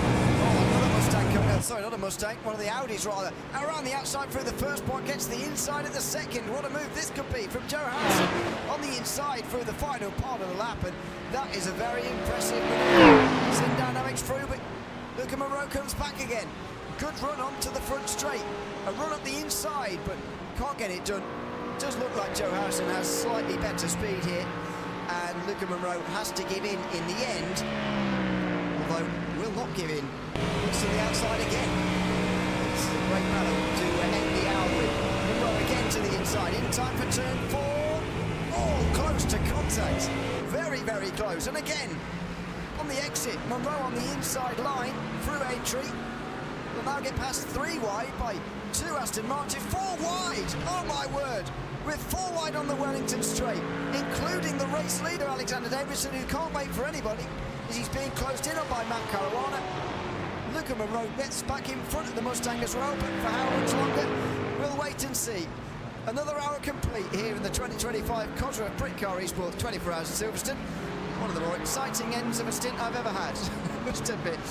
Myself, Ian O'Leary and Ron Mound signing off for now, to bringing you through the last 4 hours or so of this race. As we bring you in with an incident, Zane Smith losing his front wing on the way in here, taking you through the next 2 hours of this race. It's Lorenzo Honda, and first, Nathan Richards. Indeed, thank you, Ewan, and thank you, Ron, as well. Great to be here on the broadcast for the 2025 Cosworth Britcar eSports 24 Hours of Silverstone. We've got just under 11 hours to go in this race, and we got handed over at pretty much the perfect time as racing is getting very intense down for P9 and P10 in the GT4 category. And of course, alongside myself, Nathan Richards, we do have Lorenzo Bonda. Lorenzo, welcome in. And of course, this is an event that everybody pretty much waits all year for. 24 hours around probably the best circuit when it to GT racing. But as soon as I went to actually check the lyrics from Lady Marmalade, I immediately backtracked on my idea.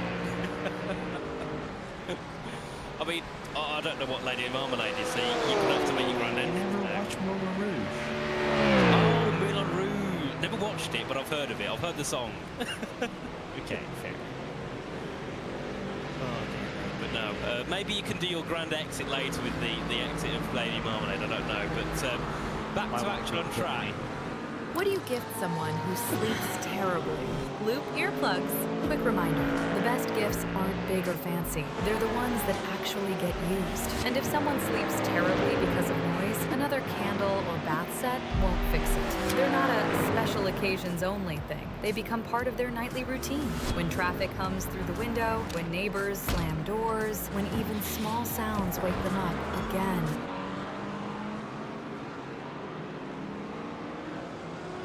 Right at the bottom of the field, so great to see these guys having a good battle for the finishing parts of the top 10 as one of the GT3s looking to make their way through. And of course, in many situations around Silverstone, there's many corners where you can't really afford to go side by side, but these GT3s, Lorenzo, like to go side by side wherever they can because they are very selfish and they do not want to wait around, especially those who are having some intense battles for position. Yeah, you gotta gain every edge you can on the competition, but from what I've gathered, the racing standards over here have been very clean, so that's really good. I think everybody, I believe, kind of like agree. has been clean-ish. For the majority of the problem is you check the race conditions, as Ramiro unfortunately forgot that we work with Celsius, not Fahrenheit. We're not Ron Moss. Hi, Ron. Sorry for this guy. Ramiro as well in the background. Oh, sorry, guys.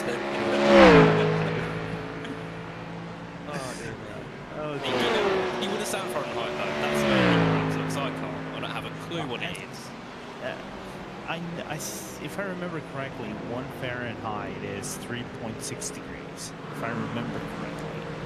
So I was gonna say my calculations were gonna say about 20-ish degrees.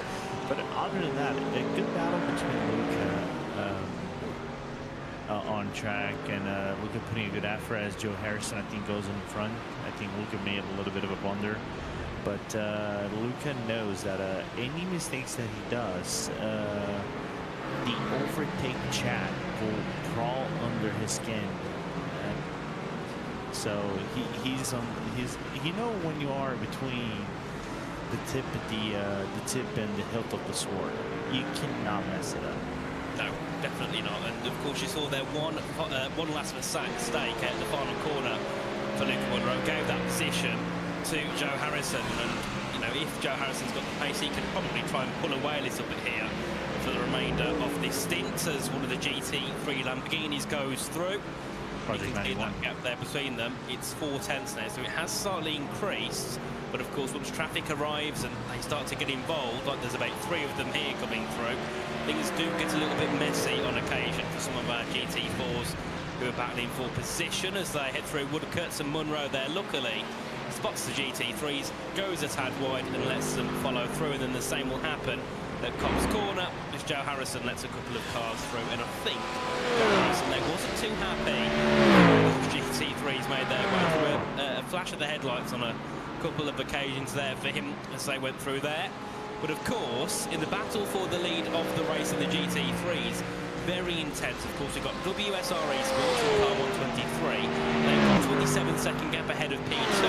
As we can see here, Alexander Davidson nearly ended his race by going for a 3-wide overtake into the final corner. But I was saying they've got a 27 gap lead over car 91.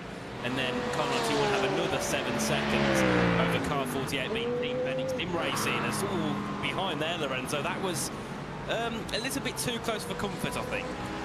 Yeah, and that would involve Wright that is sitting in P2 right now in GT4, one lap behind WSR, which is looking to, wrap another 24 hours of the Britcar 24 hours of Silverstone in P1 again. They won in GT3 last year. I gotta remember the results from last year in the GT4s, but if I remember correctly, I think they didn't win it. But I'll get you on that in a little bit. But WSR have been insane so far. I mean, they've got a comfortable lead ahead of car 91, and then in the GT4 category, they've got a 1-lap lead over RAT Sports Britcar 24. So WSR are going to be very happy at this point of the race. We're over halfway through, and they sit with the leading spot in both categories. So for those guys now, it's just about keeping their head down for the next 11 hours and not getting involved in incidents, and then they'll be able to take their 2 wins apiece. As we do see car 48 from 3rd place, that being Team Benjy Sim Racing. They've headed into the pit lane. They are going for their next pit stop in this race, so of course they will lose a lot of time. They'll still keep ahead of car 36, which has my favourite name of all time, Chicken Kebab X Fast Track Setups. That team I'll remember forever. They'll still be comfortable ahead of them, but of course, going for that early pit stop compared to car 91 with Matt Caruana, the question is, are they able to gain their time by going for this early pit stop? Of course, that's something we'll see once car 91 go in and, come back out. But I'm sure either way, we're going to have a close battle for second. But then first place, at the moment, I don't think there's anything here, Lorenzo, that 91 and 48 can do. I think they've just got to hope that Davidson and WSR make a big mistake. Yeah, or a hardware failure or something like that. It's going to be unfortunate that just to confirm, WSR didn't win last year. That was actually Samantha Tan Racing that won in GT4 last year, 24 hours. But coming back over here, I think what's going to be interesting for us as a team that Corona is going to do is he's very late in the stalls. Did he get a drive-through? Oh, he did not. Okay, good.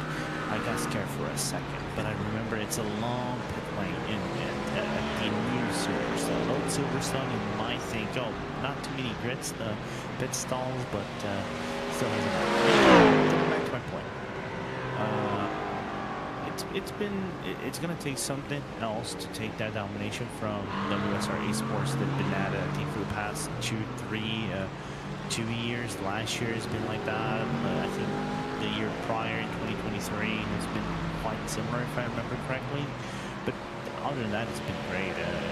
I've been loving what's been done so far. Still open race. Even in GT4 with Constantine, having a very extensive lead on Alex Jenkins on the right, I think it's to let up the mistake and basically throw off your race because you would have to tow and you lose a whole lap or something like that. Yeah, definitely. And I think I was just going to mention as well, the car 223, they've just came into the pit stops, and I think that just shows the level of dominance. They've made a pit stop and they're still a minute ahead, and Carbonate with Alex Jenkins still have to pit again. So I think here for 223, anything other than a P1 is a failure, which is something we don't like to often say, especially with 10 hours and 50 minutes to go. But with the position they're in, many teams would be loving to be in that position. Now is that's a spin for DWRX Simcoach setups, car number 80. But going through Loop and Aintree, yet again, two very difficult corners. If you get on the power too early in some of these cars, very easy to spin the rear. As also one of the Armed Forces sim racing cars get caught up at the Vale and Club chicane. So, despite there being a bit of a lull point normally at this point in the race, still a lot of action going on here. Yeah, it's still good. I won't complain at all. I said this earlier in my stint. I think the brunt of the battles in this racetrack would stay at the mid-pack, mid to late pack, because I think that's where the pace of the cars are more naturally laid out. Top three, maybe top four, top five-ish had a very similar pace. At a few points, but then I think after hour 8 or 9 when I started commentating, then we could actually see, that have a little bit of dissonance, and now you can see this whole big domination that WSR has. But other than that, it's been great, man. And more importantly, is also looking from time to time. I haven't yet to check the own here as just because Brazilians have tied with Argentinians in Copa Libertadores, so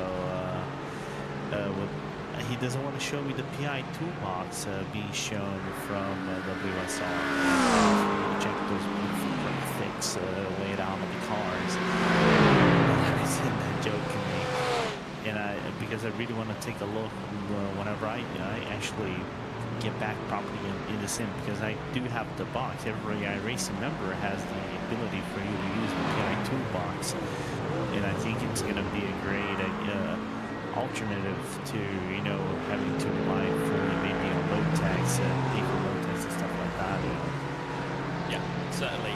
The PR toolbox, I've seen it a couple of times, and I kind of understand it. I'm not one when it comes to data and analytics. I just sit here and talk and hope that I say things correctly. When I've done my spot of racing, whenever I've done racing and we've had people using PR toolbox, I'm like, don't bother asking me, just get the information yourself and tell me. That's all I need to know. I don't need to sit there analysing it because I don't have a clue how to use it. But it is such a useful tool for some of these teams, especially some of those that might not have the ultimate resources and the ultimate funding. They can use this system, and in some cases it can make or break a race, having some sort of telemetry and analysis software. So it's certainly key for many teams to get their hands on that, which of course I believe the top 3 will get one as well. So it's brilliant, isn't it, to be able to use that system. Of course that's if they get the top 3 in this race. At the moment it looks quite comfortable for each of the top 3, but of course things change in the next 10.5 hours. There's further back there, that's a couple of cars having a bit of a battle. And of course, we also did see a driver change as well for the Project 91 racing team. Christian Rata now in the car for those guys, so they made a swap over. I think it's change for car 48 Kim Harding now taken to the track as that's Jack Crumwitz for the Armed Forces Sim Racing team in the BMW has made a mistake. Will rejoin, but of course that is certainly not what he would have wanted. And talking of the Armed Forces Sim Racing team, there was a driver I noticed earlier, I think it was Ben Cooper his name was. Funnily enough, I was commentating over him at a land final 9 hours ago, and he's here on iRacing taking part in the Britcar 24Hr. So that's brilliant to see drivers go for multiple different sim racing games in one day. Of course, he's gone from F125 over to iRacing, which I think is a big difference, isn't it, Lorenzo? For sure. One thing is driving an F1 car. Of course, independent of how realistic the game is, we can get into. I'm not going to get into that discussion. Right? It's about having fun and knowing the car. I think one thing is driving an F1 car, an open wheel that has 300,000 kilos of downforce through the corners against the GT3 car that basically the thing that's half as that, but still carries a lot of downforce. But it's not like an F1 car, not for sure. Not for sure, but and it's hard for you to get used to, though. I'll tell you that much. I talk from experience from driving Indy cars in iRacing, then going to a prototype or a GT3. The way you push the car around is a little bit different. It's not the easiest thing for you. Definitely. So we do have a battle now forming in the GT4 category. This is for P5 between car 340, the Thomas Eng Sim Racing GT team, and Fury Sim Sports Green. So these two having a battle on track as they make their way through Angus and Beckett. Of course, a very tricky part of the circuit. And then, of course, you have Chapel and the hanger straight down towards Stoke Corner. We could potentially see a move here by car 312 going up for P5 in class. Of course, it's Matej Projaška in the 340. We make our way to Stowe, and you can see there late on the brakes for the BMW. We're just a little bit too far behind there of the Porsche as they head down towards the Vale Club chicane. And surely 312 now is going to look for a move, but of course they've got a GT3 who's looking to get past as they make their way into the chicane. Things could get messy here. There's a Mustang in between two of them, which is the faster car. That should pass them as soon as I possibly can as they head out to the final corner. So 340 still sits ahead of 312 as they head in towards the first corner. And the funny thing is, I was just speaking to a driver from car 340 in another Discord channel earlier on, and they were saying that they're hard stuck in P5. There's nothing they can do to go higher. So the question is, are they going to prove you wrong in the next 2 hours? If they prove you wrong, what are you going to do for them? I don't know. Because I was going to ask. I'll be like, well done. Yeah, because how do you like it change? I have to ask. It's 1:20 a.m. People are checking them out. I mean, just how you get it. Is it close here? Perry now on the outside, looking to get ahead of Matej Projaška as they head through Luffield Corner. And I think the move has been complete there by the SimSport Green team. It has been done, and it was a bit of a late move. I didn't think he'd actually get the move stuck, but he did, and up another position now for Fury SimSport Green as this is Caleb Koshke in towards the Vale chicane. Oh dear me, and that was a bit of a silly move. I think more of the GT3 rather than the GT4, and this is car 22. I mean, that's a send, I think, safe to say, but I wouldn't say it's an ethical one. Oh, then a bit of contact again on the exit, and car 22 went spinning round. As you said, chicken kebab, however it comes, it's not special to have a kebab, buy it and eat it. No, I was going to say, but do you like any sauce in it? Oh, yeah, yogurt mint. I don't know if they have that in other parts of Europe, but in the UK, they have yogurt mint, which is just mint and yogurt. Really? Do you not have that anywhere else? I'm trying to think over here in Portugal, if I haven't had a chicken kebab with yogurt in it. I don't Might think just I be an have. English thing because you know we are all over in the UK. Fair. But no, I'm sure you have other sauces and condiments that we don't have. I'm sure that is also safe to say. We're not the most quite basic when it comes to food in the UK. We dabble into bits of other cuisine and then make our own silly ones, which nobody seems to understand. But going back to on-track races, we've somehow diluted ourselves onto food. Yes, move being made there by car 312, and they've got now a second lead in that group over car 340, so that's kind of a move that they was waiting to make. They've gotten it done, and now it's about continuing on to the end of this stint. We've had a change for position in the GT3 category, I think. I think it was P5 there having a swap, and that's only because the chicken kebab team have entered the pit lane. Yeah. Just wondering if they were up to do a pit stop. Just looking from fair. Oh, they are due. Yeah, 30 laps in. It's regular. You do 30 laps and you're in. Nothing. You cannot overstretch. I think more than 30 laps. That's over about an hour or so. So right on clock. Isaac Fairweather is going to stop that car and maybe in out to someone else. Perfect, as we also see the GT3s having a battle, and another brilliant teammates I love, Pineapple Racing Club and Fry Guys Motorsport, so they're battling side by side down in towards Stowe Corner, and I think car number 7 has got the move complete. I think they certainly have. That'd be car number 7, Eden Carter, taking to the helm of that vehicle. I've seen Eden Carter a lot in GT3 leagues, so I'm not surprised that they're doing a brilliant job at the moment. They hop the curb through the Val chicane and continue on a position higher. And I've got to say, I always ask this in every stream I do, what is your favourite sound in GT3? For me, nothing can beat the Mercedes. You're asking.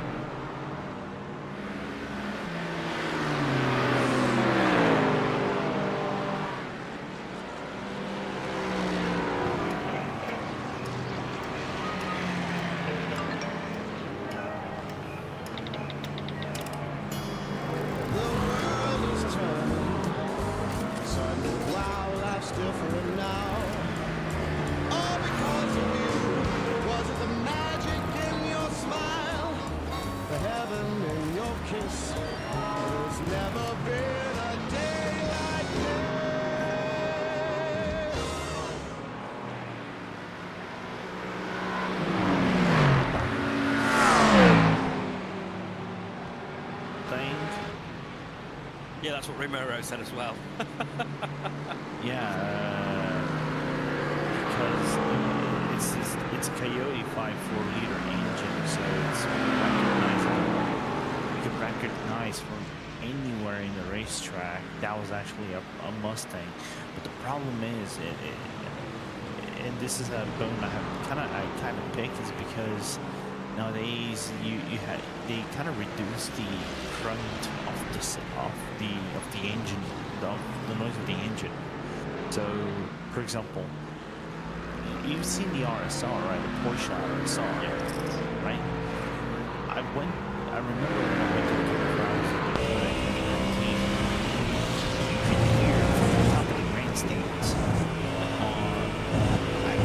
I kid you not, I'm using the other word, but we're still doing a professional broadcast, people.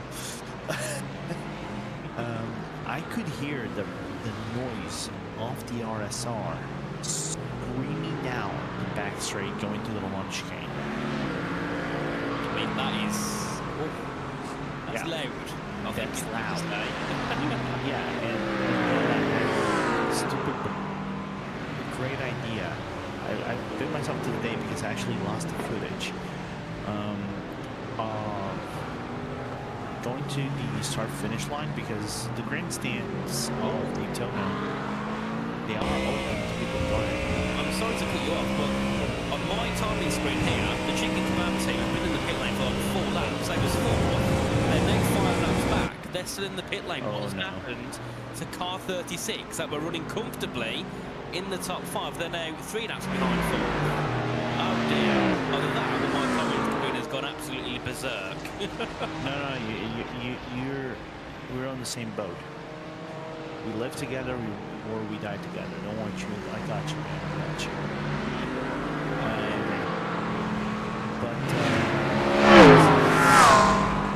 Motorsport, as they go around, I think that's Brooklands. They spun around. But like I said, I went to the grandstands of Daytona. The grandstands, whenever you go into the 24 hours, if you buy the ticket, I think you buy I think one of the main passes you could have for the whole weekend. You pay like $110. Back then, it was quite cheap for the full weekend. It's basically free access, so I could go like into the very first stand of the grandstand. You could hear the car noises and everything that pass by you, right? Dude, the cacophony that goes in your ear, you actually get your earrings when the Porsche goes, and imagine like a Porsche and a Corvette C7R would still have the V8 engine going past by you, and also the Ford GT, because I think they still have the Ford GT in 2019. These 3 cars, they were very loud. The BMW was very muffled, but those all 3, they went side by side with the Cadillac and the GTP and the Mazda and the Mazda GTP as well. You could be at risk of going deaf. I mean, I'm not surprised in the slightest at all. The latest cars I've ever heard was at the 4 Hours of Silverstone for the European Le Mans Series. It was the LMP3s. Oh my, they were loud. I was stood just at the exit of Cops before you head down towards Maggots and Beckett's. Oh my, they were loud. It was so brilliant sound. I love listening to cars. I mean, they might make me feel deaf. I might have had ringing ears for 12 hours after, but oh, it was amazing. And I love the sounds of some of these cars that we have on road. That's why I'm quite sad that eventually we're going to be to electric cars. I mean, I'm all here for the green world, but I didn't want to hear some engine sounds.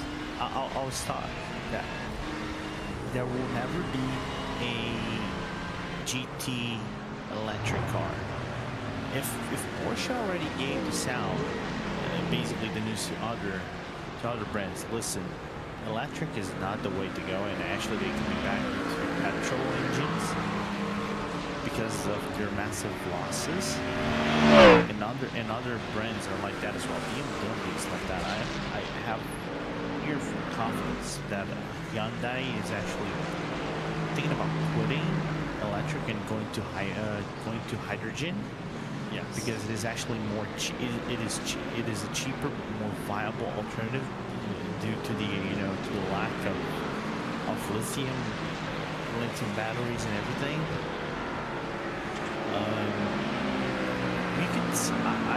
We could see maybe hydrogen-powered cars in the future, GT cars in the future.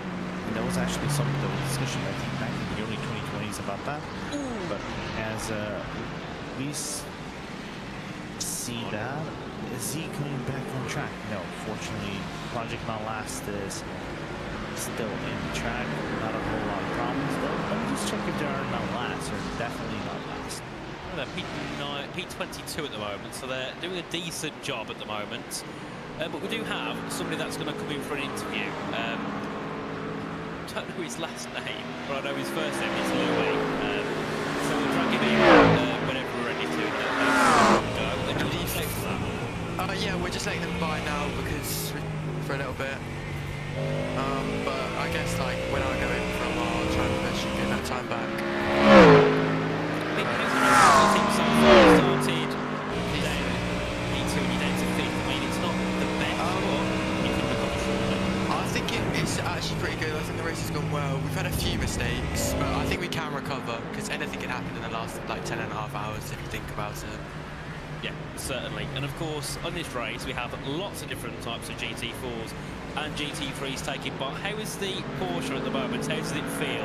I think it's amazing. I think it's perfect. The rear's a little loose on like braking, but I think it's perfect. I think it's the best one. Brilliant. And of course, heading to the end of the stint, what is it with the rear tyres? I mean, is it the They're gone. They're really gone. I think my last one was the worst one. It was like horrific, the last 3 laps. So it's all about just kind of being quick in that first initial part of the stint, and then of course sacrificing the end of the stint just because the tyres just die away. Yeah, you've literally got to protect them for the last like 10 laps because they drop off so quickly. Well, I mean, I'm not going to sound surprised. It just looked like a very light little car, but of course with 10.5 hours to go, what are we hoping for? Do you think we can get back onto the podium? Do you think we can maybe get into P4? Is that possible? On the cards, I think the podium's long gone, but I think P4 is on the cards because we were battling with them when I was driving, when it like lapped wise, and I think we can gain that lap back if it's all down to penalties and stuff. So I think everyone's nearing the verge where they're going to get drive-throughs from like X's and stuff. So hopefully that way, if we play it safe with X's, we should be able to gain that time. Perfect. Well, Louis, thanks for popping in. Great to have you in here for a quick interview, and hopefully you can try and make a couple more positions which you jump back in the car later. Yeah, I'll be in like an hour, so hopefully. So hopefully. Have a good one, mate. Thank you. Bye-bye. There we go, Lorenzo. Nice to have a chat to one of our drivers, and that being one of the drivers of the car 340, which you managed to find his name. He went to Simgrid and found it. So Louis Johnson, there we go. I mean, it's quite bad that someone I speak to on a probably say weekly basis. I don't know his full name. At least we didn't butcher his name. True. Oh, not again. Oh, not again. Oh. I mean, that time he didn't take himself out. He took another one with him, and that was car 469, the next gen motorsports. But I think when you're going side by side in Matt Gibbs and Beckett and you make a mistake, what else could you expect? Yeah, it was bound to have a little bit of that here and there. Yeah, it's just rough. Nothing much you can do about it. Is that Caleb driving in the car again? Caleb is not having the best days in that GT4, man. I've driven against Caleb in other leagues, but obviously he wasn't driving a GT4, he was driving an LMP3, so it's a little bit different for no limit. So it's a little bit awkward for us to see that as Constantine. I call him Wright because I know that's his Discord name handle. So Constantine just puts a lap on Rhett as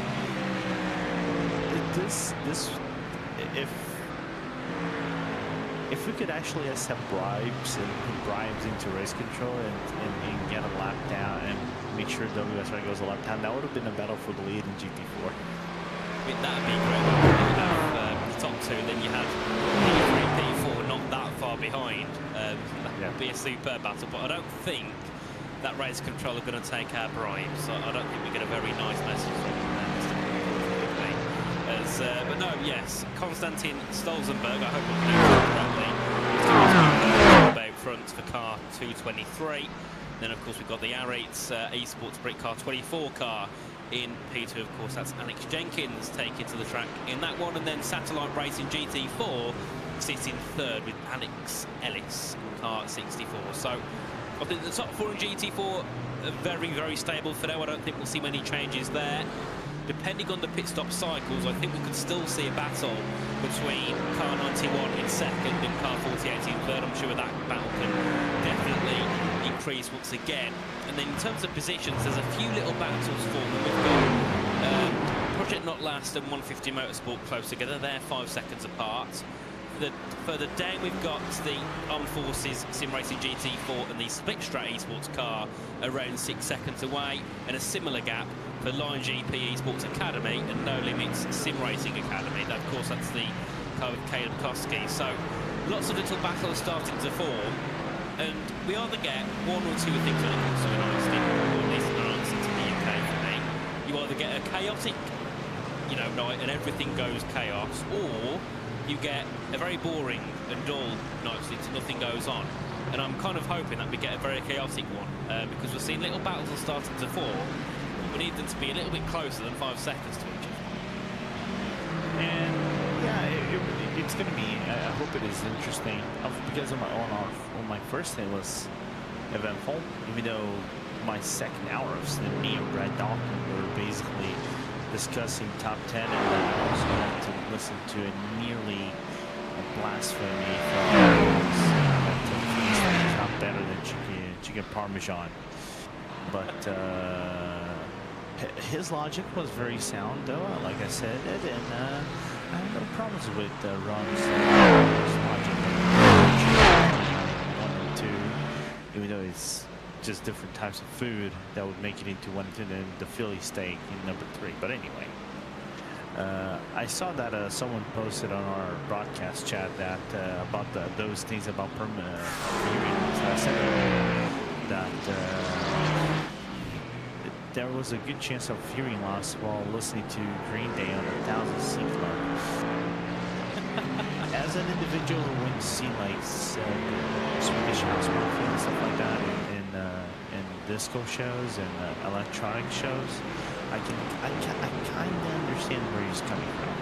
I mean, I've never been to a proper concert or a gig, but when I hear Green Day and I hear hearing loss, I can certainly pin them together. From the music I've heard of Green Day on Spotify, they are a very, very loud band. So did you do your rap this year? Say again. Did you do your rap this year for Spotify? After this battle, we can talk about it. Indeed. So we have here Alejandro Vilate Alfaro, car 390, looking to get past car number 16, I believe, as they head their way in towards turn 3. It's very close, and the Aztec Racing car does get ahead. Of course, this isn't for position, but for some reason that car behind made it look difficult for Alejandro to go past. But as we were talking about Spotify Wrapped, I don't understand it, because my top artist, I listened to one of his songs and it's 5th on my thing, so I don't understand how he's my top artist. I know one song of his, so I don't understand it. How many minutes on Spotify did you get? 23,000. I thought it'd be higher than that. I'll be very honest. I got 38,611 minutes. I thought I would get less. But my most shocking, there are 2 things that were kind of like shocking to me. And my wife still picks me after I kind of like curse myself. First was the fact that my listening age was 39 years old. Oh, almost 60. Right? What? Yeah, George is 60. Yeah, I don't know how my listening age was 60, considering I'm 39 years younger than 60. You know the most shocking for me is Nathan. So I said mine is 39. My wife listens to a lot of gospel and stuff like that. Yeah. I was like, okay. I picked on her that I was going to tell her, you listen to a lot of gospel, and I think gospel is something more, cultured people would listen to, or religious people. So it's something that I think the more aged people would listen to. And I put her into the 40s. First mistake. I called my wife old. Oh, damn it. Oh, she is 1 year older than me, but, straight for calling in her face that is actually old was a problem. Then she actually did her route, and she did her listening to this 34 years. Oh, she's been you? Yeah, she was younger than me. She's been I had to listen to, the death of me, that I cursed myself into that one. The second thing that shocked me about Spotify on my is, you know which album made number 5 of my most listened albums? Let's hear it. The Sims original soundtrack, The Sims 1. I'm not even kidding. I'm not even kidding. Brilliant. I get bullied because The Sims is on my top 5. My wife bullies me because The Sims is in the top 5. Oh dear me. I mean, I don't think I've heard much more crazy songs in the top 5 there. I can't think of many, but valid. I don't mind the sim save track. Many of the sims games, actually, they're quite nice save tracks. But here we see Eden Carter, car number 7 in 7, Pride Guys Motorsports. We saw them a minute ago make a couple of very, very brave moves in towards Maggots and Beckett ahead some of our GT4s. So we'll see here what Eden Carter can do. Looking to get ahead of one of the other GT3s. I think this might be the GT3 in P4. I think this will be 131 ahead of them. So we'll see what happens here. Of course, with Eden Carter being a lap down, or more than a lap down for this car, the 131's not obliged in any way to move. So Eden Carter's got to make the move themselves, and it's Mercedes versus Mercedes, so there's no sort of advantage there for anybody as we head down towards Brockland's corner. And then here's Chris Liddell making a mistake in car number 10, that being driving Miss Daisy. And unfortunately, that car is down in 27th out of 28 GT3, so they are certainly not having a good day out there on track. No, definitely not. I think they had a mistake earlier that I don't know who, I cannot remember who's actually driven the car into the wall at Maggots. He wasn't driving Miss Daisy, he was driving Daisy for sure. I think it was for the car's funeral or something like that back then. But yeah, not sometimes it's all hard days night. Indeed, as we do see our leader heading to the pit lane.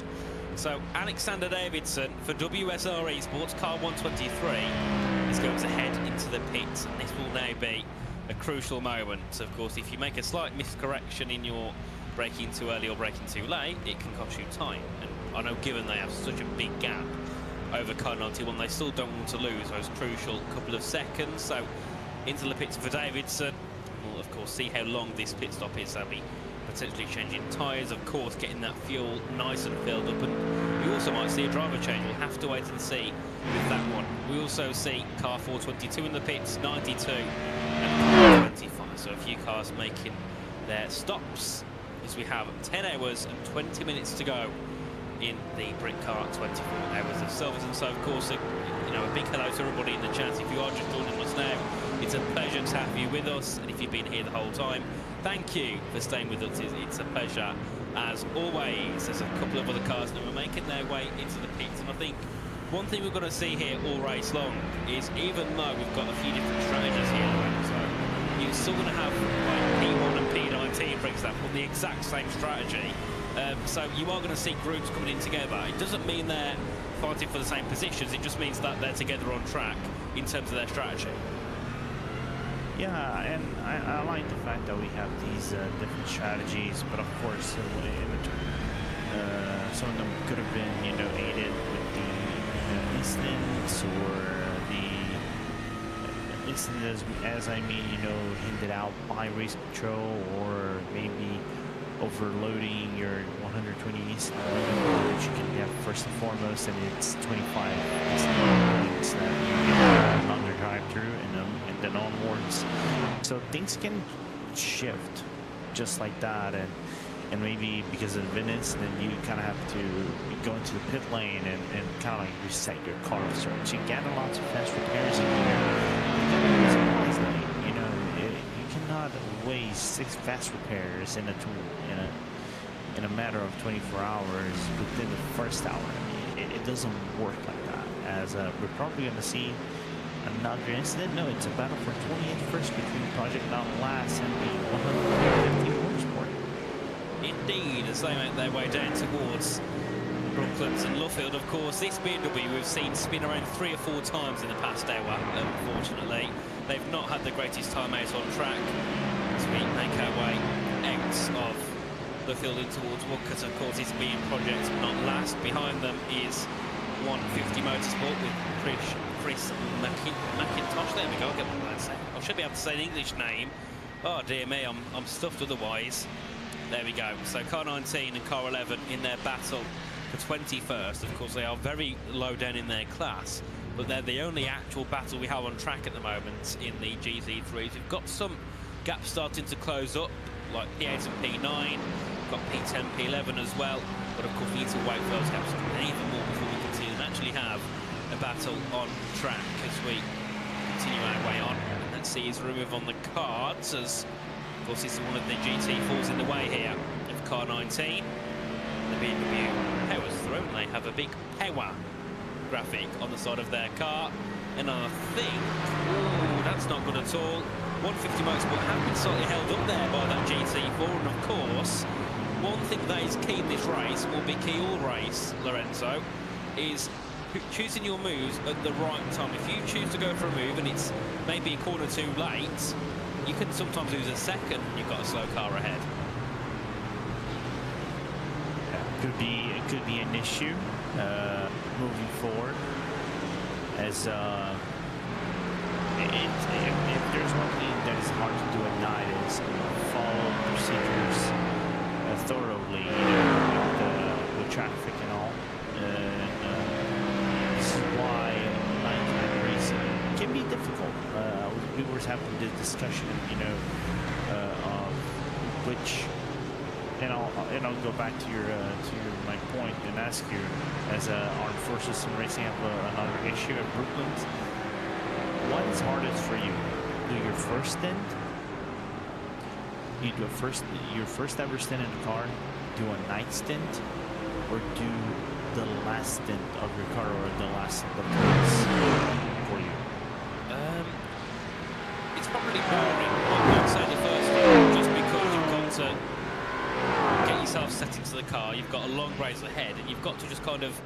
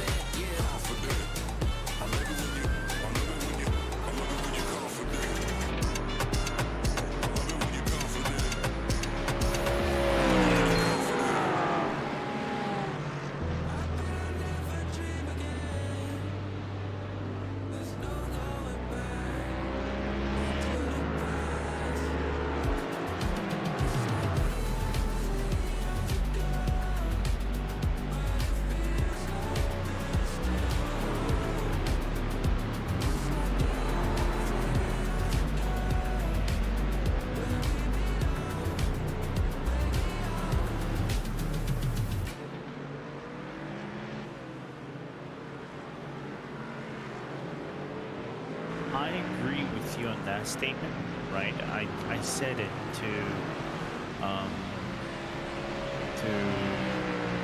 think it was Brad. Brad, yeah. No, it wasn't Brad. It was before Brad. I have to. It was Dara. I think. Yeah, it was Dara. I told him about this. For me, with my heartbeat when I was monitoring it was about 120 to 140 max at my first two stints. During the night stints, and I drove at Spa, so Spa is hard. It would be a hard track for you to drive at night with traffic and all, especially with GTPs and stuff. My heartbeat was much lower. It was about 20 at least beats per minute, 20 BPM than my average of within the first stint. Yeah, no, I think night stints are easier. I prefer a night stint. I did the 24 Hours of Daytona last year, 2024, and I did a couple of night stints and day stints. Night stints I felt more comfortable. I was just chilling in the car, had some music on, had a couple of friends talking with me, and it was just getting through the stints and enjoy myself. Whereas in my first stint I was off the track everywhere, I got into contact, I ended up in the barrier, but night stint I was perfectly fine. You see, we see car 21, car in P21 and P22, that's car 19 and 11. They're still closing down in that battle. So 150 Motorsport now, they're about 5 tenths back down towards Stowe Corner.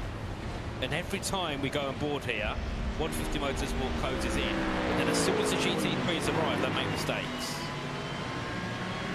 You know what, I think he was setting up to come to the pit lane, but I think he just overcooked the corner, I think, way too much for me. And now he's coming into the pit lane, and he's going to do his service. So this battle for P21 is off for now, unfortunately. But who knows, can be revived in a few months. Just checking right here, laps Project Last have, so Miles has still 21 laps to do in this thing. Definitely. And the one thing I want to know as well is rain. Is that ever going to happen in this race? Is rain ever on the forecast? If it happens, it's towards the end of the race. Oh, okay. Oh, so I'll probably miss that then. Damn it. I still want to commentate over rain racing in iRacing. I've never been able to do that yet. So, never mind. It's not going to happen today. Unless maybe when I'm back on later on for a couple of hours, the rain miraculously appears. As here is car 80, Zane Smith, the DWR ex-Simcoe setups team. They're currently doing a great job in P10 currently. We've got a 12-second gap to next gen motorsports in the 469, so they've got to start bringing that gap down as possible. And of course, that means they've got to try and find their way through some of these laps, GT3s and GT4s. But of course, I think with the fact there's 28 cars in the GT3 class, a top 10, despite being 5 laps back, I'd be pretty impressed with that. I think a top 10 in this grid is perfect because we do have a very diverse grid, don't get me wrong. I mean, the top drivers are the top. I mean, Alexander Davidson, I think he's around 9 or 10k. I'm sure he's. I've commentated over him a lot in the GT categories. He's very good. And then, of course, we're going to have some of our drivers a little bit further down who might need 2 or 3k rating. There is a big difference, but it doesn't really matter that much because everybody's here just for a bit of fun, aren't they? I mean, when I do 24-hour, the last thing I think of is winning. I just think about having fun and taking part because I know for a fact if you think about winning and it doesn't go your way, you've ruined your next 23 hours if it all ends down on lap 1. Yeah, I think for these kind of events, you have to think about good stuff, good vibes and everything, and then just do whatever you are supposed to do. Don't overstretch yourself with anything. And I was just taking a quick look. I think Zaruta has crashed from this server?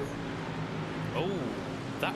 No, I might be tripping. I might be tripping because, like, the Team Benix Team Racing is now in P2, but I cannot see Zaruta in the car. We can see on the tower screen. Yeah.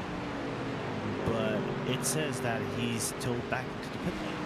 Oh, so, well, maybe here. Oh, dear me. Oh, no, that's full wide. No. That might not end well. It does somehow. And Zane Smith gets past 3 of them there. I think he would have been very scared for a split second there. There was 3 GT4s and a GT3. And when you have 3 GT4s ganging up on you, it's not the best time at all. As car 91 is in the pit now, so I'm not sure if there was some sort of incident there for car 91 or if there was some sort of issue and they've had to resort to the pit lane. I think it's an issue. I took a quick look on, sorry for breaking you up. I had a quick look on Zaruta's laps. He had 19 laps on the car, so he still had 11 laps left for him to deliver on that Project 91 car. Yeah, Matt Cromon is back in the car after leaving it about an hour ago. So he's, I think, probably been caught off guard there. He's back into the car. And well, P2 could potentially be a gift for car 48 Team Benix Sim Racing. I mean, they'd love to hear that there's been an issue for the car running third. I mean, I wouldn't love to hear that, but they certainly do. As we do have a battle here for 14th in the GT3 category. This is the Cup D Motorsports team versus the Phoenix Sim Racing team. Car 9 and Car 2. So we'll have to see how these guys can get on. You know, Watson, you're going to try that move on one person who isn't paying full attention, and it's going to end the race for you guys. No chance ever of making a move. So there's no point really trying to really catch up or go for a scent here. It's all about getting your exit perfect now down towards Stoke Corner if you ever want to go for a move in this race. Yeah, what surprised me is cars is that 4 wide right out of Stowe. Deal. Car 340's been given a black flag, and of course that was Louis Johnson we spoke to earlier on. It's not him in the car, but it's his team, and they were saying, oh, you know, we can try and get that lap back to P4. Well, that's another one. Is it around 40 seconds for a drive-through normally? Ish.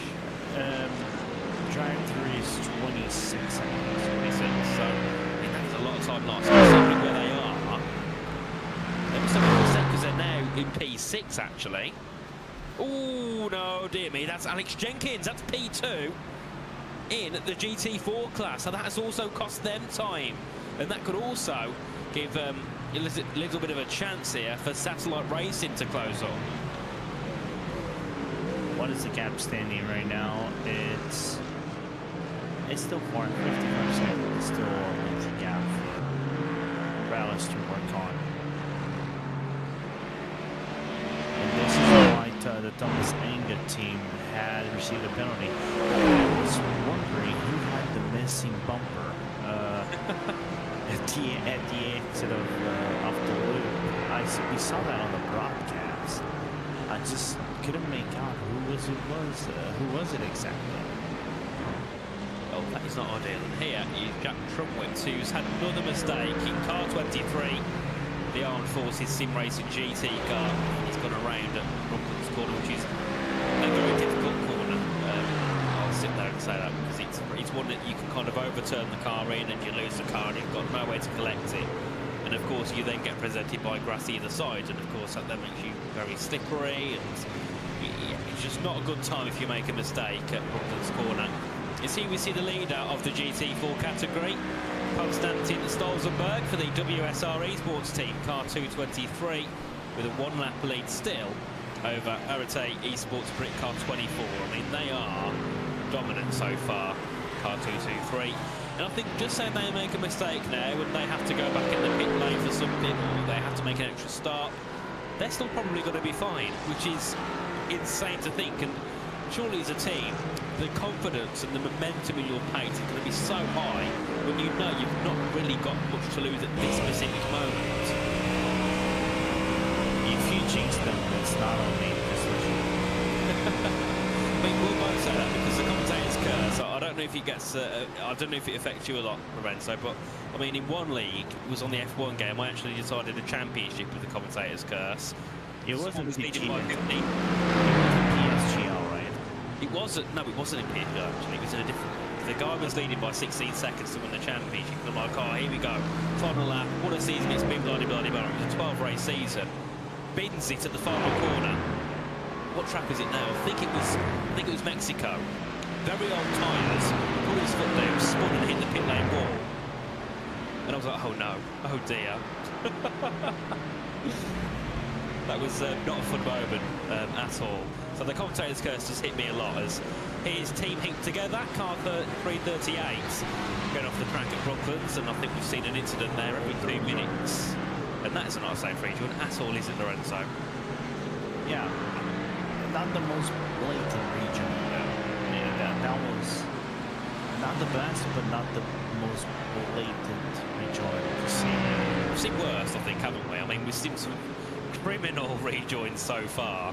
There was one earlier on, I think it was when you and Ron were on stream, it was Maggots and Beckett's. I mean, yes, rejoining there, like, of all places, no, not there, wait until the cars go past. And I think that we had about 4 cars get collected on the exit of Chapel, which would have had a lot of angry faces indeed, as we do see the car in third, number 64, go to the pit lane, so they'll be making their next pit stop in this race, that being the Satellite Racing GT4 team.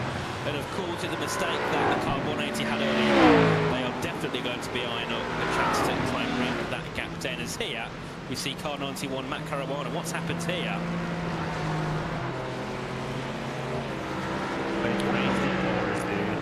He's been sent round, and that is not good for Matt Caruana and the Project 91 racing team. There was in P2, and there was an issue for one of their previous stints. They've gone in, switched to Caruana, who's made a mistake, or been hit, I suppose, and they've lost another minute now to car 48. Of course, that being with Kieran Harding. So, oh dear me, this has fell apart in the past half an hour for car 91. Yeah, that is just gut-wrenching. It's kind of like adding, you know, salt to when you rub salt. I suppose that's a fair analogy. And well, I mean, it depends. They might be able to get rid of the salt if they could recuperate over the next 10 hours. I mean, we're only just over halfway through. They've got a lot of time to kind of recoup and go again, pretty much as, oh, dear me, what happened there? A bit of a lag for a moment. And I was hoping that wasn't Matt Caruana disconnecting, because that would have made their night even worse. But no, Matt Caruana is still there with us, and he's still racing as he heads down towards Brooklands in that Lamborghini.